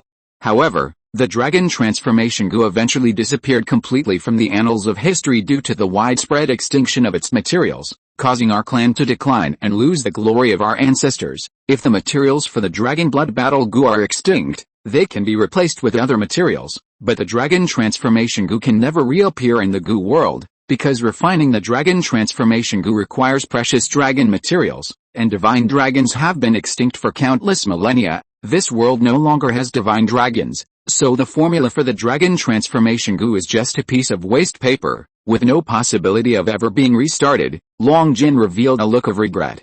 Extremely sorrowful. If all the Goo formulas passed down from their ancestors could be reused, including the complete version of the evil dragon Emperor's Eye, the Long clan wouldn't be stuck in this small place. They would have already swept through the entire Goo world. No matter which clan you're from, they'd all kneel before the Long clan's Goo cultivators. Hearing this, Long Zhuan's lips twitched again. A Goo formula with 10,000 materials wasn't even the limit. There were even formulas with 1 million materials. This was too outrageous. Which beast invented such a monstrous Goo formula? It was simply absurd. No wonder so many materials were needed to limit it. No wonder the Long clan was willing to pay any price to revive the Dragon Blood Battle Goo formula. The formula was just too ridiculously powerful. The family simply couldn't resist such temptation, willing to empty their coffers to restore the glory of the Dragon Blood Battle Goo. What was the origin of this Long clan? How could their unique Goo formulas be more and more outrageous than the last? How many more were unknown to him? Fortunately, even the heavens couldn't bear to watch any more, causing some of the materials for these heaven-defying Goo formulas to be wiped out. This meant that the family's strongest unique Goo formula was either an abridged version or completely unusable. Otherwise, the world wouldn't have been able to tolerate this family. Who could defeat a combination of a Dragon Transformation Goo and a complete evil dragon Emperor's Eye? Long Zhuan's scalp tingled and his whole body trembled at the thought. That kind of terrifying existence was simply too outrageous. Even he himself couldn't possibly be a match for it. Long Zhuan couldn't help but click his tongue in amazement. However, he quickly became excited. It was truly like a pillow being delivered to someone who was just dozing off. He had just been worrying about how to collect the hundreds of thousands of materials needed to refine the blade Goo, but unexpectedly, someone had obediently delivered them to him the next second. He didn't need to consume any materials to research Goo formulas, so wouldn't all the materials the family gave him for experiments be pocketed? The resources required for researching goo formulas were enormous. It was perfectly reasonable for him to take as much as he wanted. Moreover, since it was for experimental goo formulas, it was natural to collect different kinds of insects for continuous testing. It wasn't unreasonable for him to want various kinds of insects, was it? So, he only needed to sit still, and the family would collect all the materials he needed to refine the blade goo. Long Xuan's eyes gleamed, growing increasingly excited with each thought. The process was unbelievably simple. He hadn't expected that the hundreds of thousands of materials that had stumped him could be collected so easily. It felt like a dream, as if a windfall had truly fallen from the sky. His modified dragon blood battle goo formula had a 100% success rate and was completely cost-free. He would simply consume whatever materials the family gave him. How could he resist such a golden opportunity? It would be outrageous not to take advantage of it. Only a fool wouldn't make this deal. Chapter 148 The Secret of the Western Dragon Clan. Long Xuan composed himself and sighed. I'm truly ashamed to admit that I only have a 50% chance of replacing the missing materials in the dragon blood battle goo. Furthermore, the goo formula experiment will require a massive amount of materials, so you should be prepared. Besides, I don't like being monitored. I can't have anyone supervising me while I'm researching the goo formula. If you trust me, use me. If not, then find someone else. Hearing this, Long Jin's eyes lit up. A 50% chance of success was incredibly high, far exceeding his expectations. With such a high success rate, it was even more imperative to proceed. A 50% success rate is already very high. As for your dislike of being monitored, don't worry. I trust those I employ and don't employ those I don't trust. I trust your character. I believe you would never embezzle anything. Long Jin was overjoyed and agreed to Long Xuan's request without hesitation. Seeing Long Jin's trust in him so much, Long Xuan felt somewhat ashamed. He had trusted the wrong person. He wasn't just greedy, he planned to embezzle everything. He would consume as many materials as were brought in. And yet, after embezzling all the research funds, he actually managed to develop the product and give the family a satisfactory answer. Wasn't that amazing? That's settled then. You should rest first and prepare for the battle. It's not too late to research the dragon blood battle goo formula after the arena battle. The family also needs time to collect the materials from the dragon blood battle goo formula that haven't yet become extinct, Long Jin said excitedly, standing up. Don't worry, I'm sure I'll win this arena battle too. Take care. Long Xuan also stood up to see him off. Only after watching Long Jin walk away did he close the door and return to his room, a smile of excitement on his face. It seemed that coming to the Western lands was the right decision. He had already made such a great harvest so soon. For him, the birth of the 10-armed blade goo was already in its final countdown. He only needed to wait patiently for a while. The materials were no longer a concern. He returned to his room, sat back down, and skillfully took out paper and pen, the pen tip hovering in the air. The refining process of the blade goo was unique, a universal formula where any materials could be written on it. Therefore, he didn't need to create his own formula this time, saving him a lot of trouble. He felt that the formula was completely unnecessary. Others needed to fill in carefully selected materials on the blade goo formula, but he didn't need to, because his goal was all kinds of insects, all of them. Since he planned to capture all kinds of spirit insects in one fell swoop, why bother writing a formula? He could just catch them directly. Writing a formula was completely redundant. However, creating the 10 absolute play technique still required his attention. The 10 absolute play technique was by no means easy to create, yet he was determined to create it. He didn't know how long it would take to create such a technique, and he suddenly felt a pang of liver pain. After writing down his outline on the white paper, his pen suddenly stopped, hovering in midair. He looked utterly bewildered, his face blank. Unsurprisingly, he'd had a writer's block again. How could he possibly know how to break through all sword techniques? How could he possibly know how to break through all saber techniques? This was too difficult. He had absolutely no idea. Who knew how to break through everything? You ask me? Who am I supposed to ask? Ask the village chief. Long Xuan was completely exasperated. He was still a complete novice in saber techniques, utterly clueless about them. How could he possibly create a saber technique? Especially a conceptually superior, top-tier saber technique, it was impossible for a novice like him to create. Trying to walk before even learning to crawl was like taking too big a step and hurting himself. He stood there completely dumbfounded, his mind a complete mess, unable to utter a single word for a long time. If someone who had never even touched a saber could create a saber technique, that would be truly miraculous. Swordsmanship is completely different from martial arts, spiritual techniques, and physical skills. Swordsmanship is a skill that requires comprehension and constant practice to gain experience. How can you expect to learn it just by guessing words? Comprehension is something that cannot be described in words.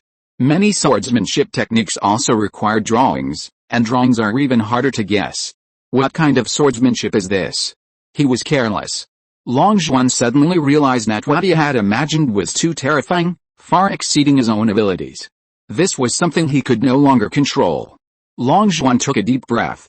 In the end, he decided to use the old method. If he had a writer's block, he would go around to learn from others. In the past, when he had a writer's block, he would find inspiration from Elder Long. This time, Elder Long was not here, so he had to find another way.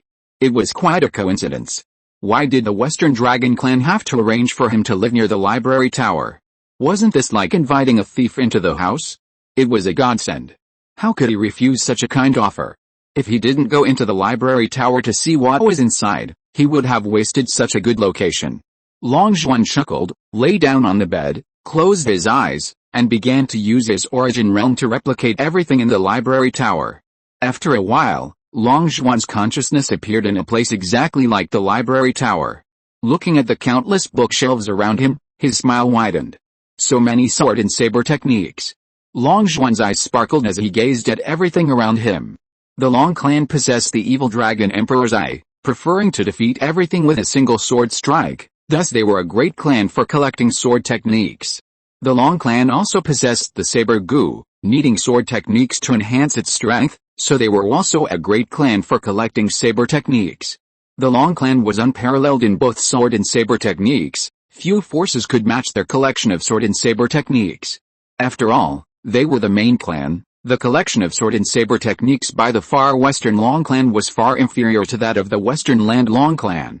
Therefore, Long Zhuan felt as if he had entered a vast treasure trove, where endless knowledge was available for him to draw upon, all free of charge. He could learn whatever he wanted.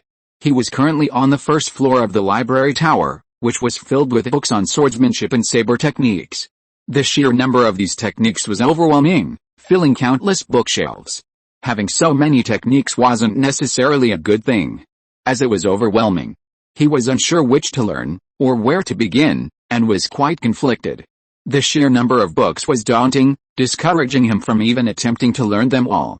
After his initial surprise at the sheer number of books, Long Zhuan's laziness returned, preventing him from even thinking about learning everything. Fortunately, he had a clone. He didn't want to learn, but his clone did. He could let his clone learn, and then he could reap the benefits of its learning. It was the same thing. So, Long Zhuan started thinking about slacking off again, planning to reap the benefits and delegate all the learning tasks to his clone. Suddenly, he paused, walked to a wall, and gently knocked. A knocking sound came from inside. It was clearly empty. It was a hidden door, and he wondered what lay behind it. He had already replicated the entire library tower, gaining a godlike perspective. No secret chamber could possibly escape his notice. He was startled. There was a hidden door. Where did it lead, and what treasures were concealed within? After his initial shock, Long Zhuan became expectant. Anything stored in a secret chamber must be incredibly important, otherwise, why hide it so tightly? Every secret chamber held something extraordinary, that was a rule. Long Zhuan's face lit up with delight, ready to explore. Here, he didn't need to be cautious at all.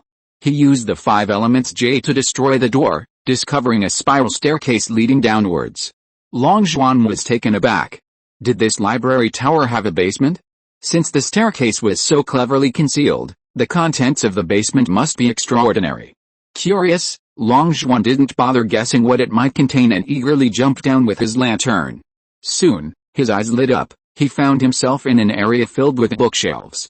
Bookshelves were everywhere, a sea of books. The collection was even larger than on the first floor. The books here were unusual, however, because they were incredibly thick, resembling countless dictionaries. Long Zhuan showed a slight disappointment. He hadn't expected the underground storage to be books, and piled up like mountains. But then again, it made sense. A library tower, what else could it hold? However, scarcity increases value. With so many books here, they couldn't all be top-tier secret manuals. Presumably, their value is no different from the books upstairs.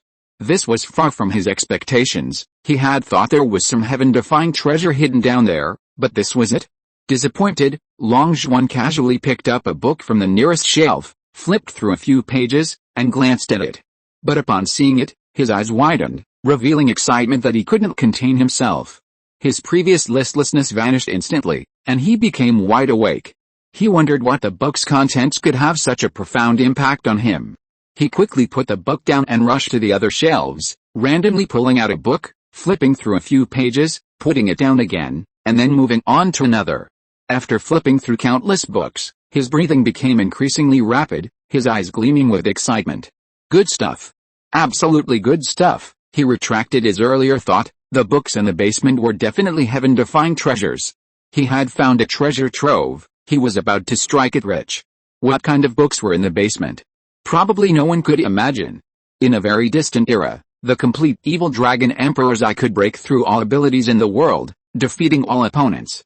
Therefore, those dragon ancestors knew how to break any ability. And those ancestors, bored out of their minds, actually wrote down all the methods for breaking various abilities in books, gradually creating countless books. Over time, these accumulated into one enormous dictionary after another. They even categorized them, compiling methods for breaking various sword techniques into dictionaries, divided into many volumes from 1 to 10. The table of contents contained the names of almost every sword technique in the world. Similarly, the table of contents contained methods for breaking various palm techniques, compiled into dictionaries, divided into many volumes from 1 to 10. This place contained various spiritual arts, cultivation techniques, physical skills, illusions, and even poisonous insects. The methods for breaking these techniques were all written down, bound into books, and permanently preserved. It could be said that this place contained methods for breaking any ability in the world. It was a complete guide to breaking all methods. The name of any ultimate technique in the world could be found in the catalog of this book. This was a vast treasure trove, a collection of the wisdom of countless ancestors of the Dragon Clan, the most precious wealth left by the Dragon Clan ancestors for their descendants. The knowledge here was priceless. Now he finally understood why this place was hidden so tightly and not open to the clan. This was something that could bring disaster. Knowing how to break the inheritance of any power was a terrifying thing. How could the strongest superpowers feel at ease? They couldn't tolerate your existence. Therefore, this place had to be permanently sealed. The more people who knew, the more dangerous it would be for the family. Within the Dragon Clan, probably no more than 5 people knew about this place. Longzhuan's unexpected discovery of this place could be considered an arrangement of fate. He had just been clueless about creating his own 10 absolute sword techniques, and now he was thrown into this treasure trove. In this treasure trove, he could find methods to counter any ability in the world, including how to break various spear techniques, how to break various hammer techniques, and even the various inheritances of obscure weapons. Would it be difficult for him to summarize and integrate these methods to create his own 10 absolute sword techniques that could counter everything? Not really. He already had an inspiration. It was just a matter of time. He would need a long time to read all the books here. But no problem, he would leave this to his clones. He revealed an excited expression and immediately released all 5 clones. Study. Study hard. When the clones came out and saw the mountain of books before them, they were immediately overwhelmed. All the clones were dumbfounded, feeling dizzy. Good heavens, when would this ever end? This main body was simply inhuman. You learn too. Learn like there's no tomorrow. Longzhuan pulled the mantis's consciousness back in and threw it into the area on the first floor, where countless sword techniques were stored. From now on, you'll study here on your own. Become a master through self-study. I have faith in you. The silver moon mantis found itself in an unfamiliar environment. Looking bewildered. But upon seeing the countless sword techniques, it became excited and immediately ran to the nearest bookshelf, quickly pulling out a sword technique book and flipping through it. Silver moon mantises are known for their diligence, studiousness, and extreme self-discipline. All silver moon mantises are cultivation fanatics, extremely eager to become stronger. Especially this silver moon mantis, which had been ostracized by its entire clan since birth, had an even stronger desire to become stronger. In cultivation, no other silver moon mantis worked harder than it. So, appearing in this place full of sword techniques, it was filled with joy, showing no aversion to reading. On the contrary, it was filled with love for reading and couldn't wait to run off to read. It wanted to learn all the knife techniques here, and its ambitious eyes gleamed. Chapter 149 Heavenly Grade Spiritual Medicine. Half a month passed in the blink of an eye. During this time, all the geniuses were actively preparing for the upcoming battle. Only Long Zhuan stayed indoors, spending all his time lying in bed sleeping soundly, appearing lazy. In reality, his consciousness was immersed in the illusionary space, studying the fist techniques in the Western Dragon Clan's library tower day and night, quickly learning all the top-level fist techniques. Although this half-month was short, Long Zhuan benefited greatly. Through the knowledge he learned from the library tower, his inspiration surged, and he quickly succeeded in researching the crushing fist. Of course, his current crushing fist was only usable, with a progress of just over 30%, far from full progress. However, he couldn't continue grinding today, because the arena match against the Bai clan was starting today. Long Zhuan had turned his seclusion, run out of the original realm, quickly wash up, and join the others.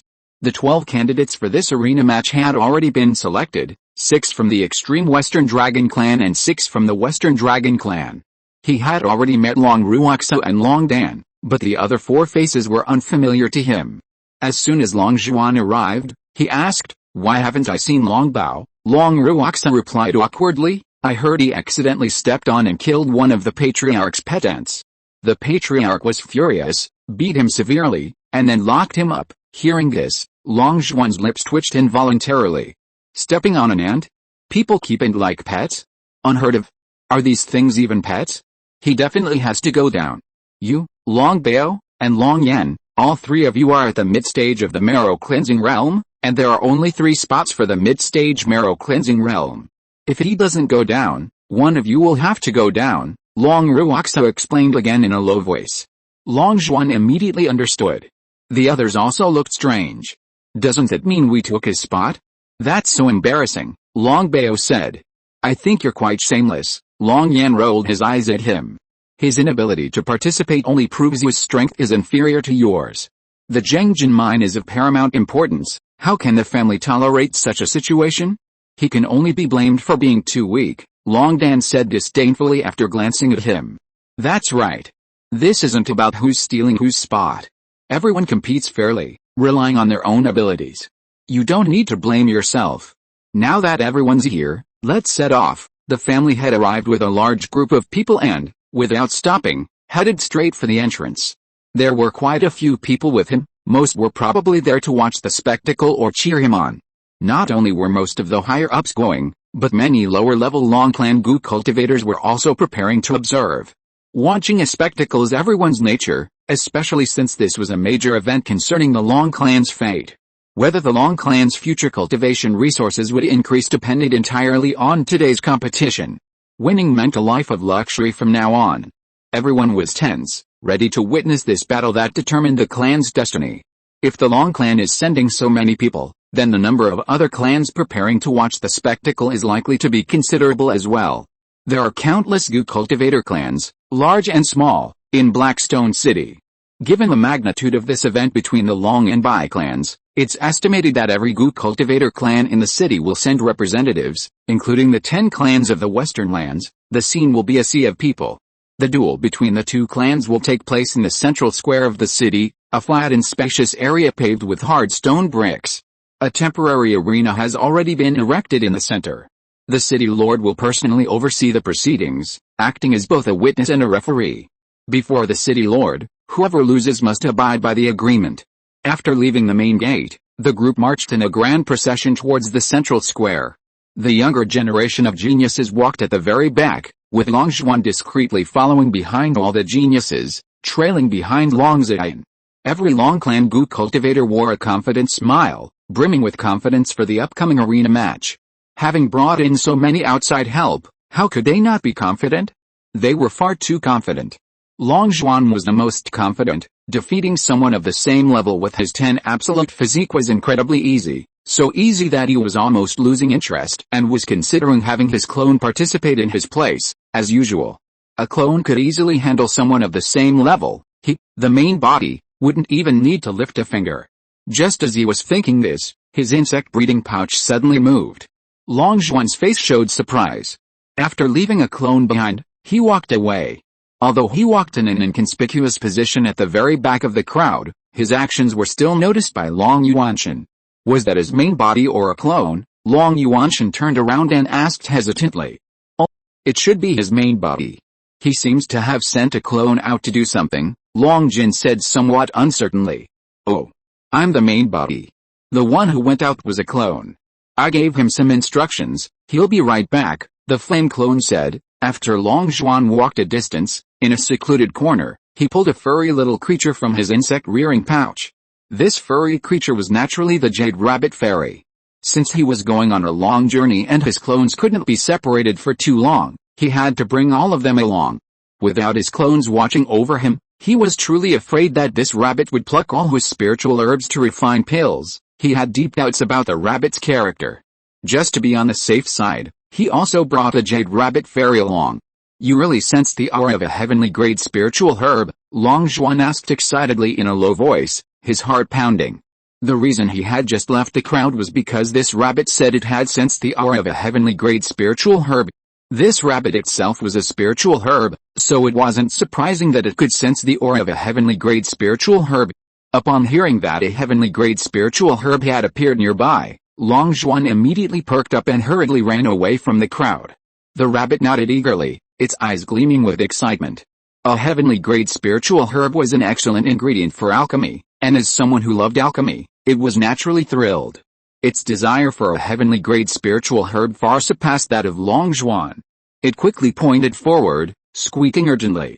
Long Zhuan, unsuspecting, followed the rabbit's guidance and swiftly gave chase. At the same time, he activated his heavenly eye, frantically searching for the heavenly grade spiritual herb. Under the heavenly eye, no heavenly grade spiritual herb could escape his notice. However, he was quickly disappointed. He scanned every inch of the area ahead but couldn't find the herb. The progress of the heavenly grade spiritual herb this symbol was far too conspicuous, he could spot it instantly. His search yielded nothing.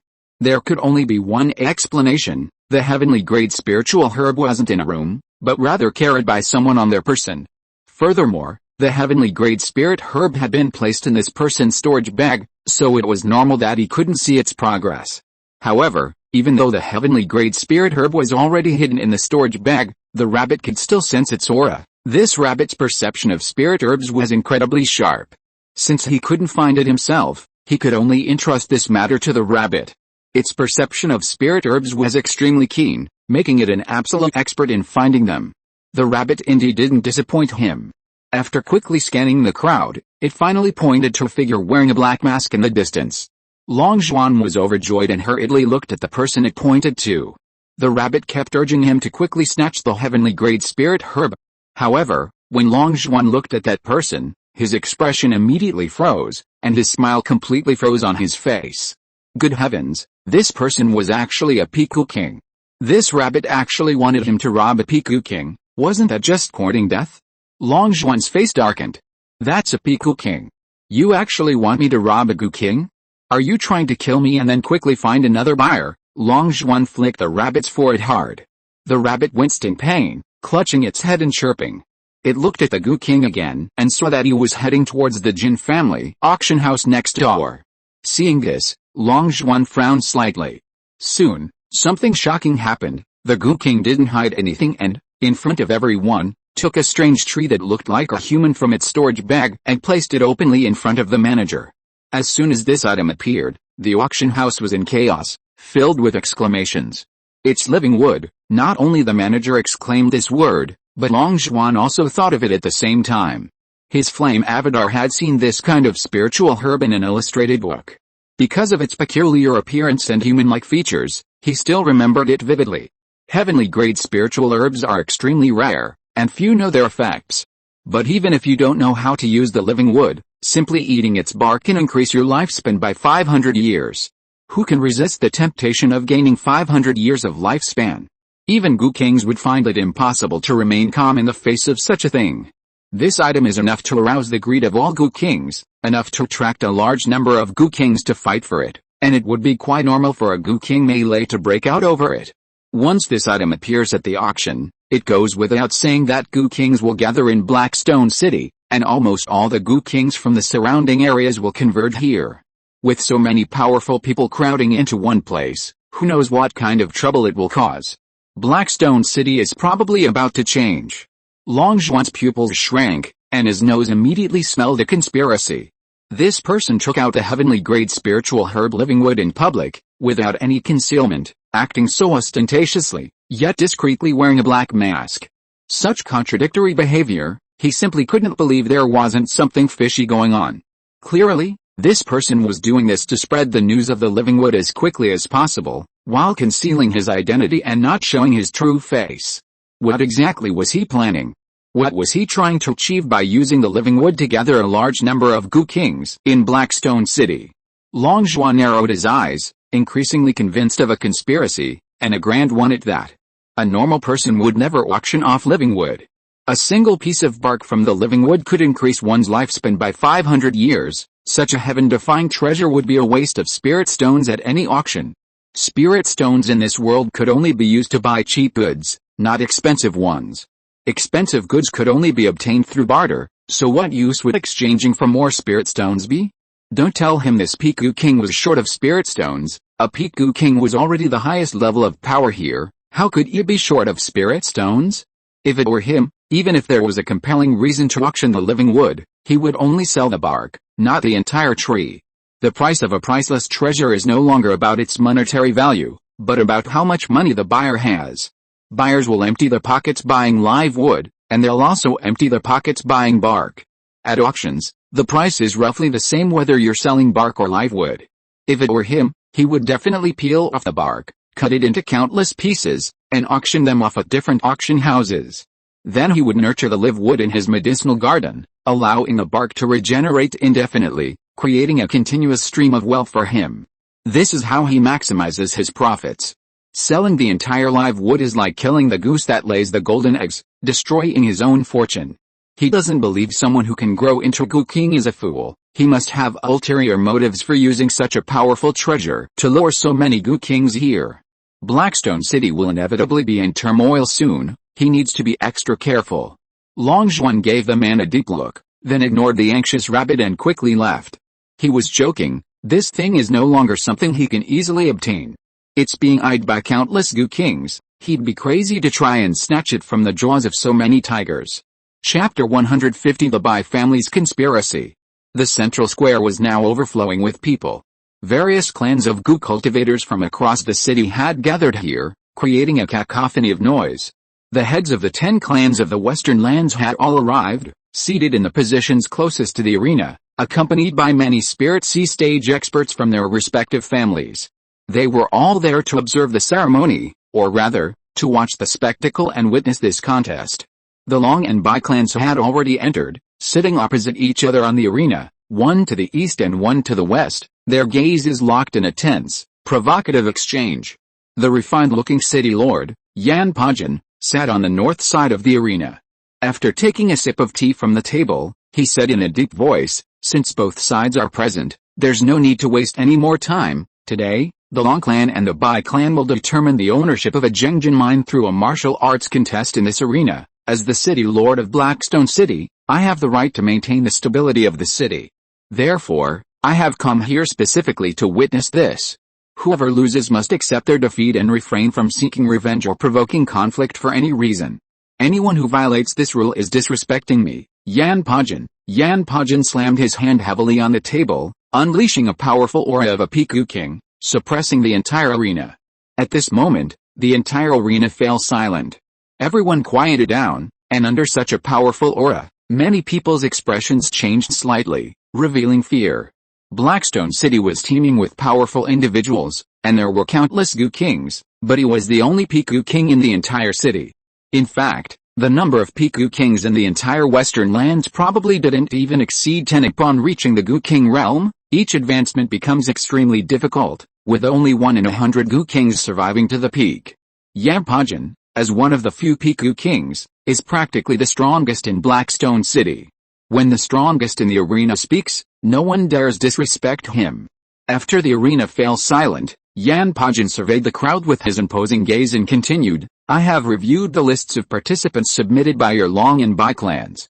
To save time, I will randomly assign all 12 matches. Do you have any objections? I have no objections. I trust the city lord's character.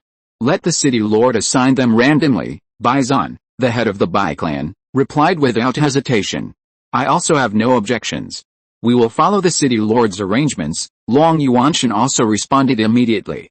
How could they dare to object?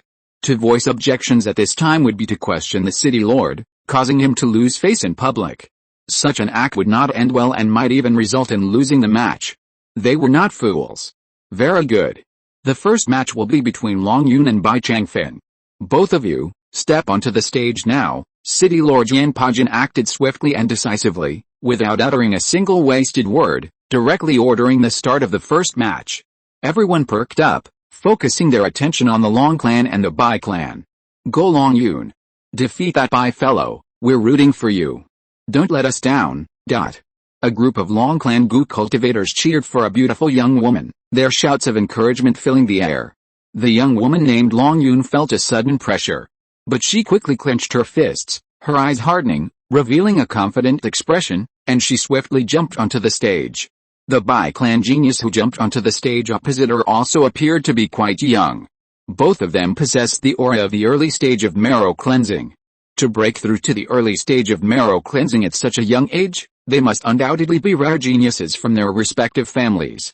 Bai Changfeng, early stage of marrow cleansing, please enlighten me. Bai Changfeng spoke politely, but his face revealed a sinister look, his eyes flashing with a fierce light, his menacing nature undisguised. Long Yun immediately became wary and politely said, Long Yun, early stage of marrow cleansing, please enlighten me. City Lord Yanpajin then shouted, begin. As soon as the city lord finished speaking, Bai Changfeng rushed towards Long Yun with a speed that was like a gust of wind, which was not what one would expect from someone in the early stage of marrow cleansing. At this speed, Long Yun was instantly suppressed and was in grave danger under Bai Changfeng's attacks, completely powerless to fight back. She knew in an instant that she was no match for this person, but thinking of the expectant eyes of her clansmen, she could not bring herself to admit defeat.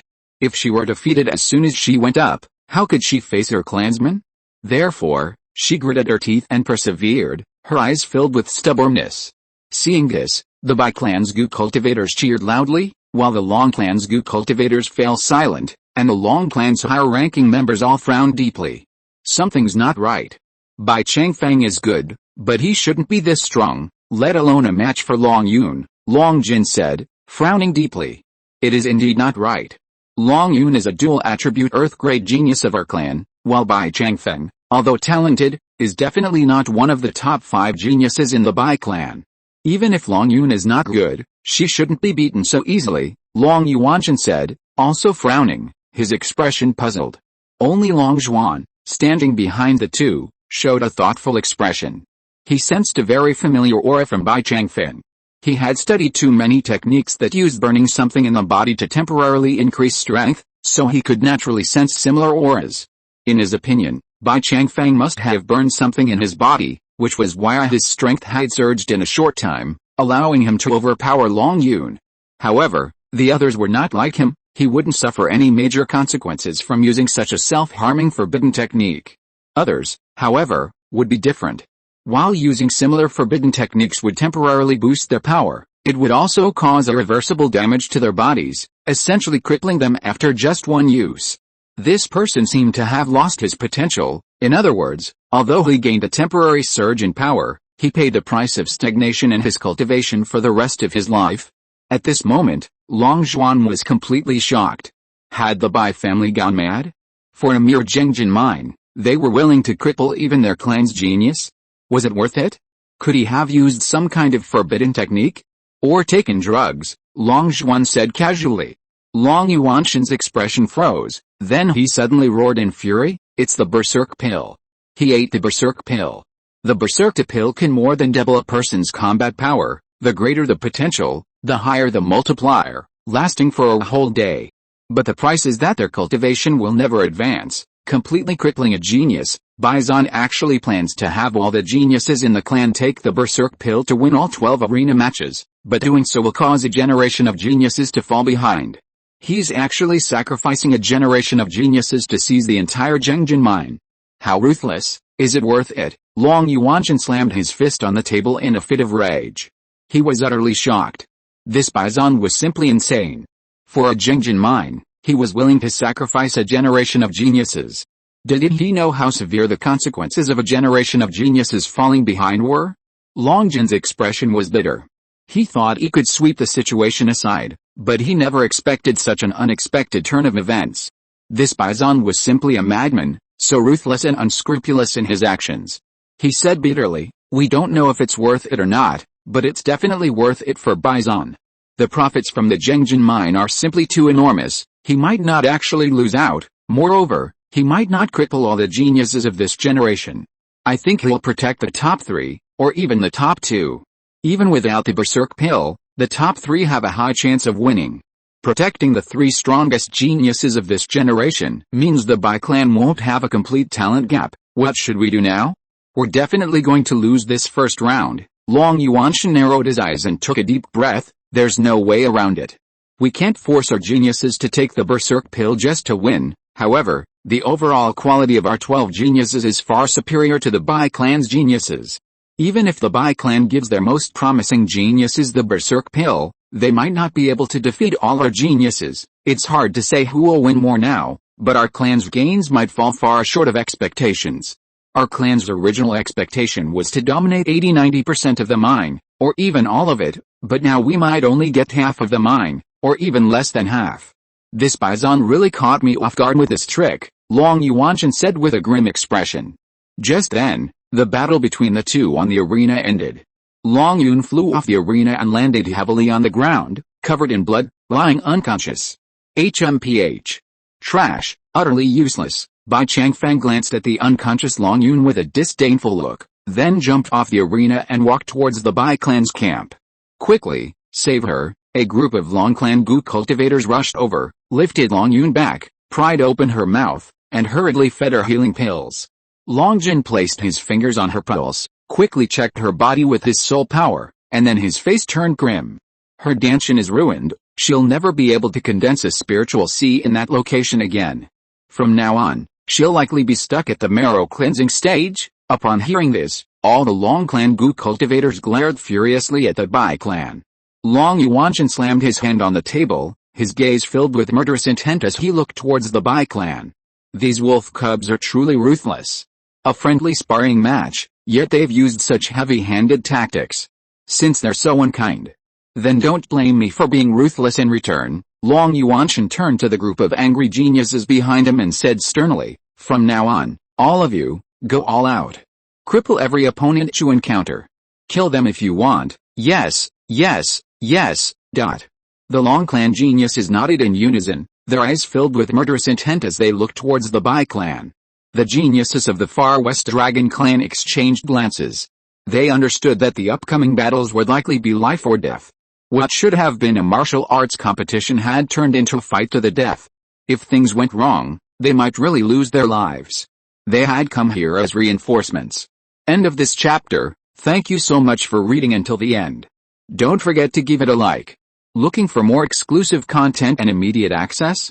Subscribe to our Patreon. Remember, every like, subscription or donation encourages us to continue. Thank you all. See you in the next video.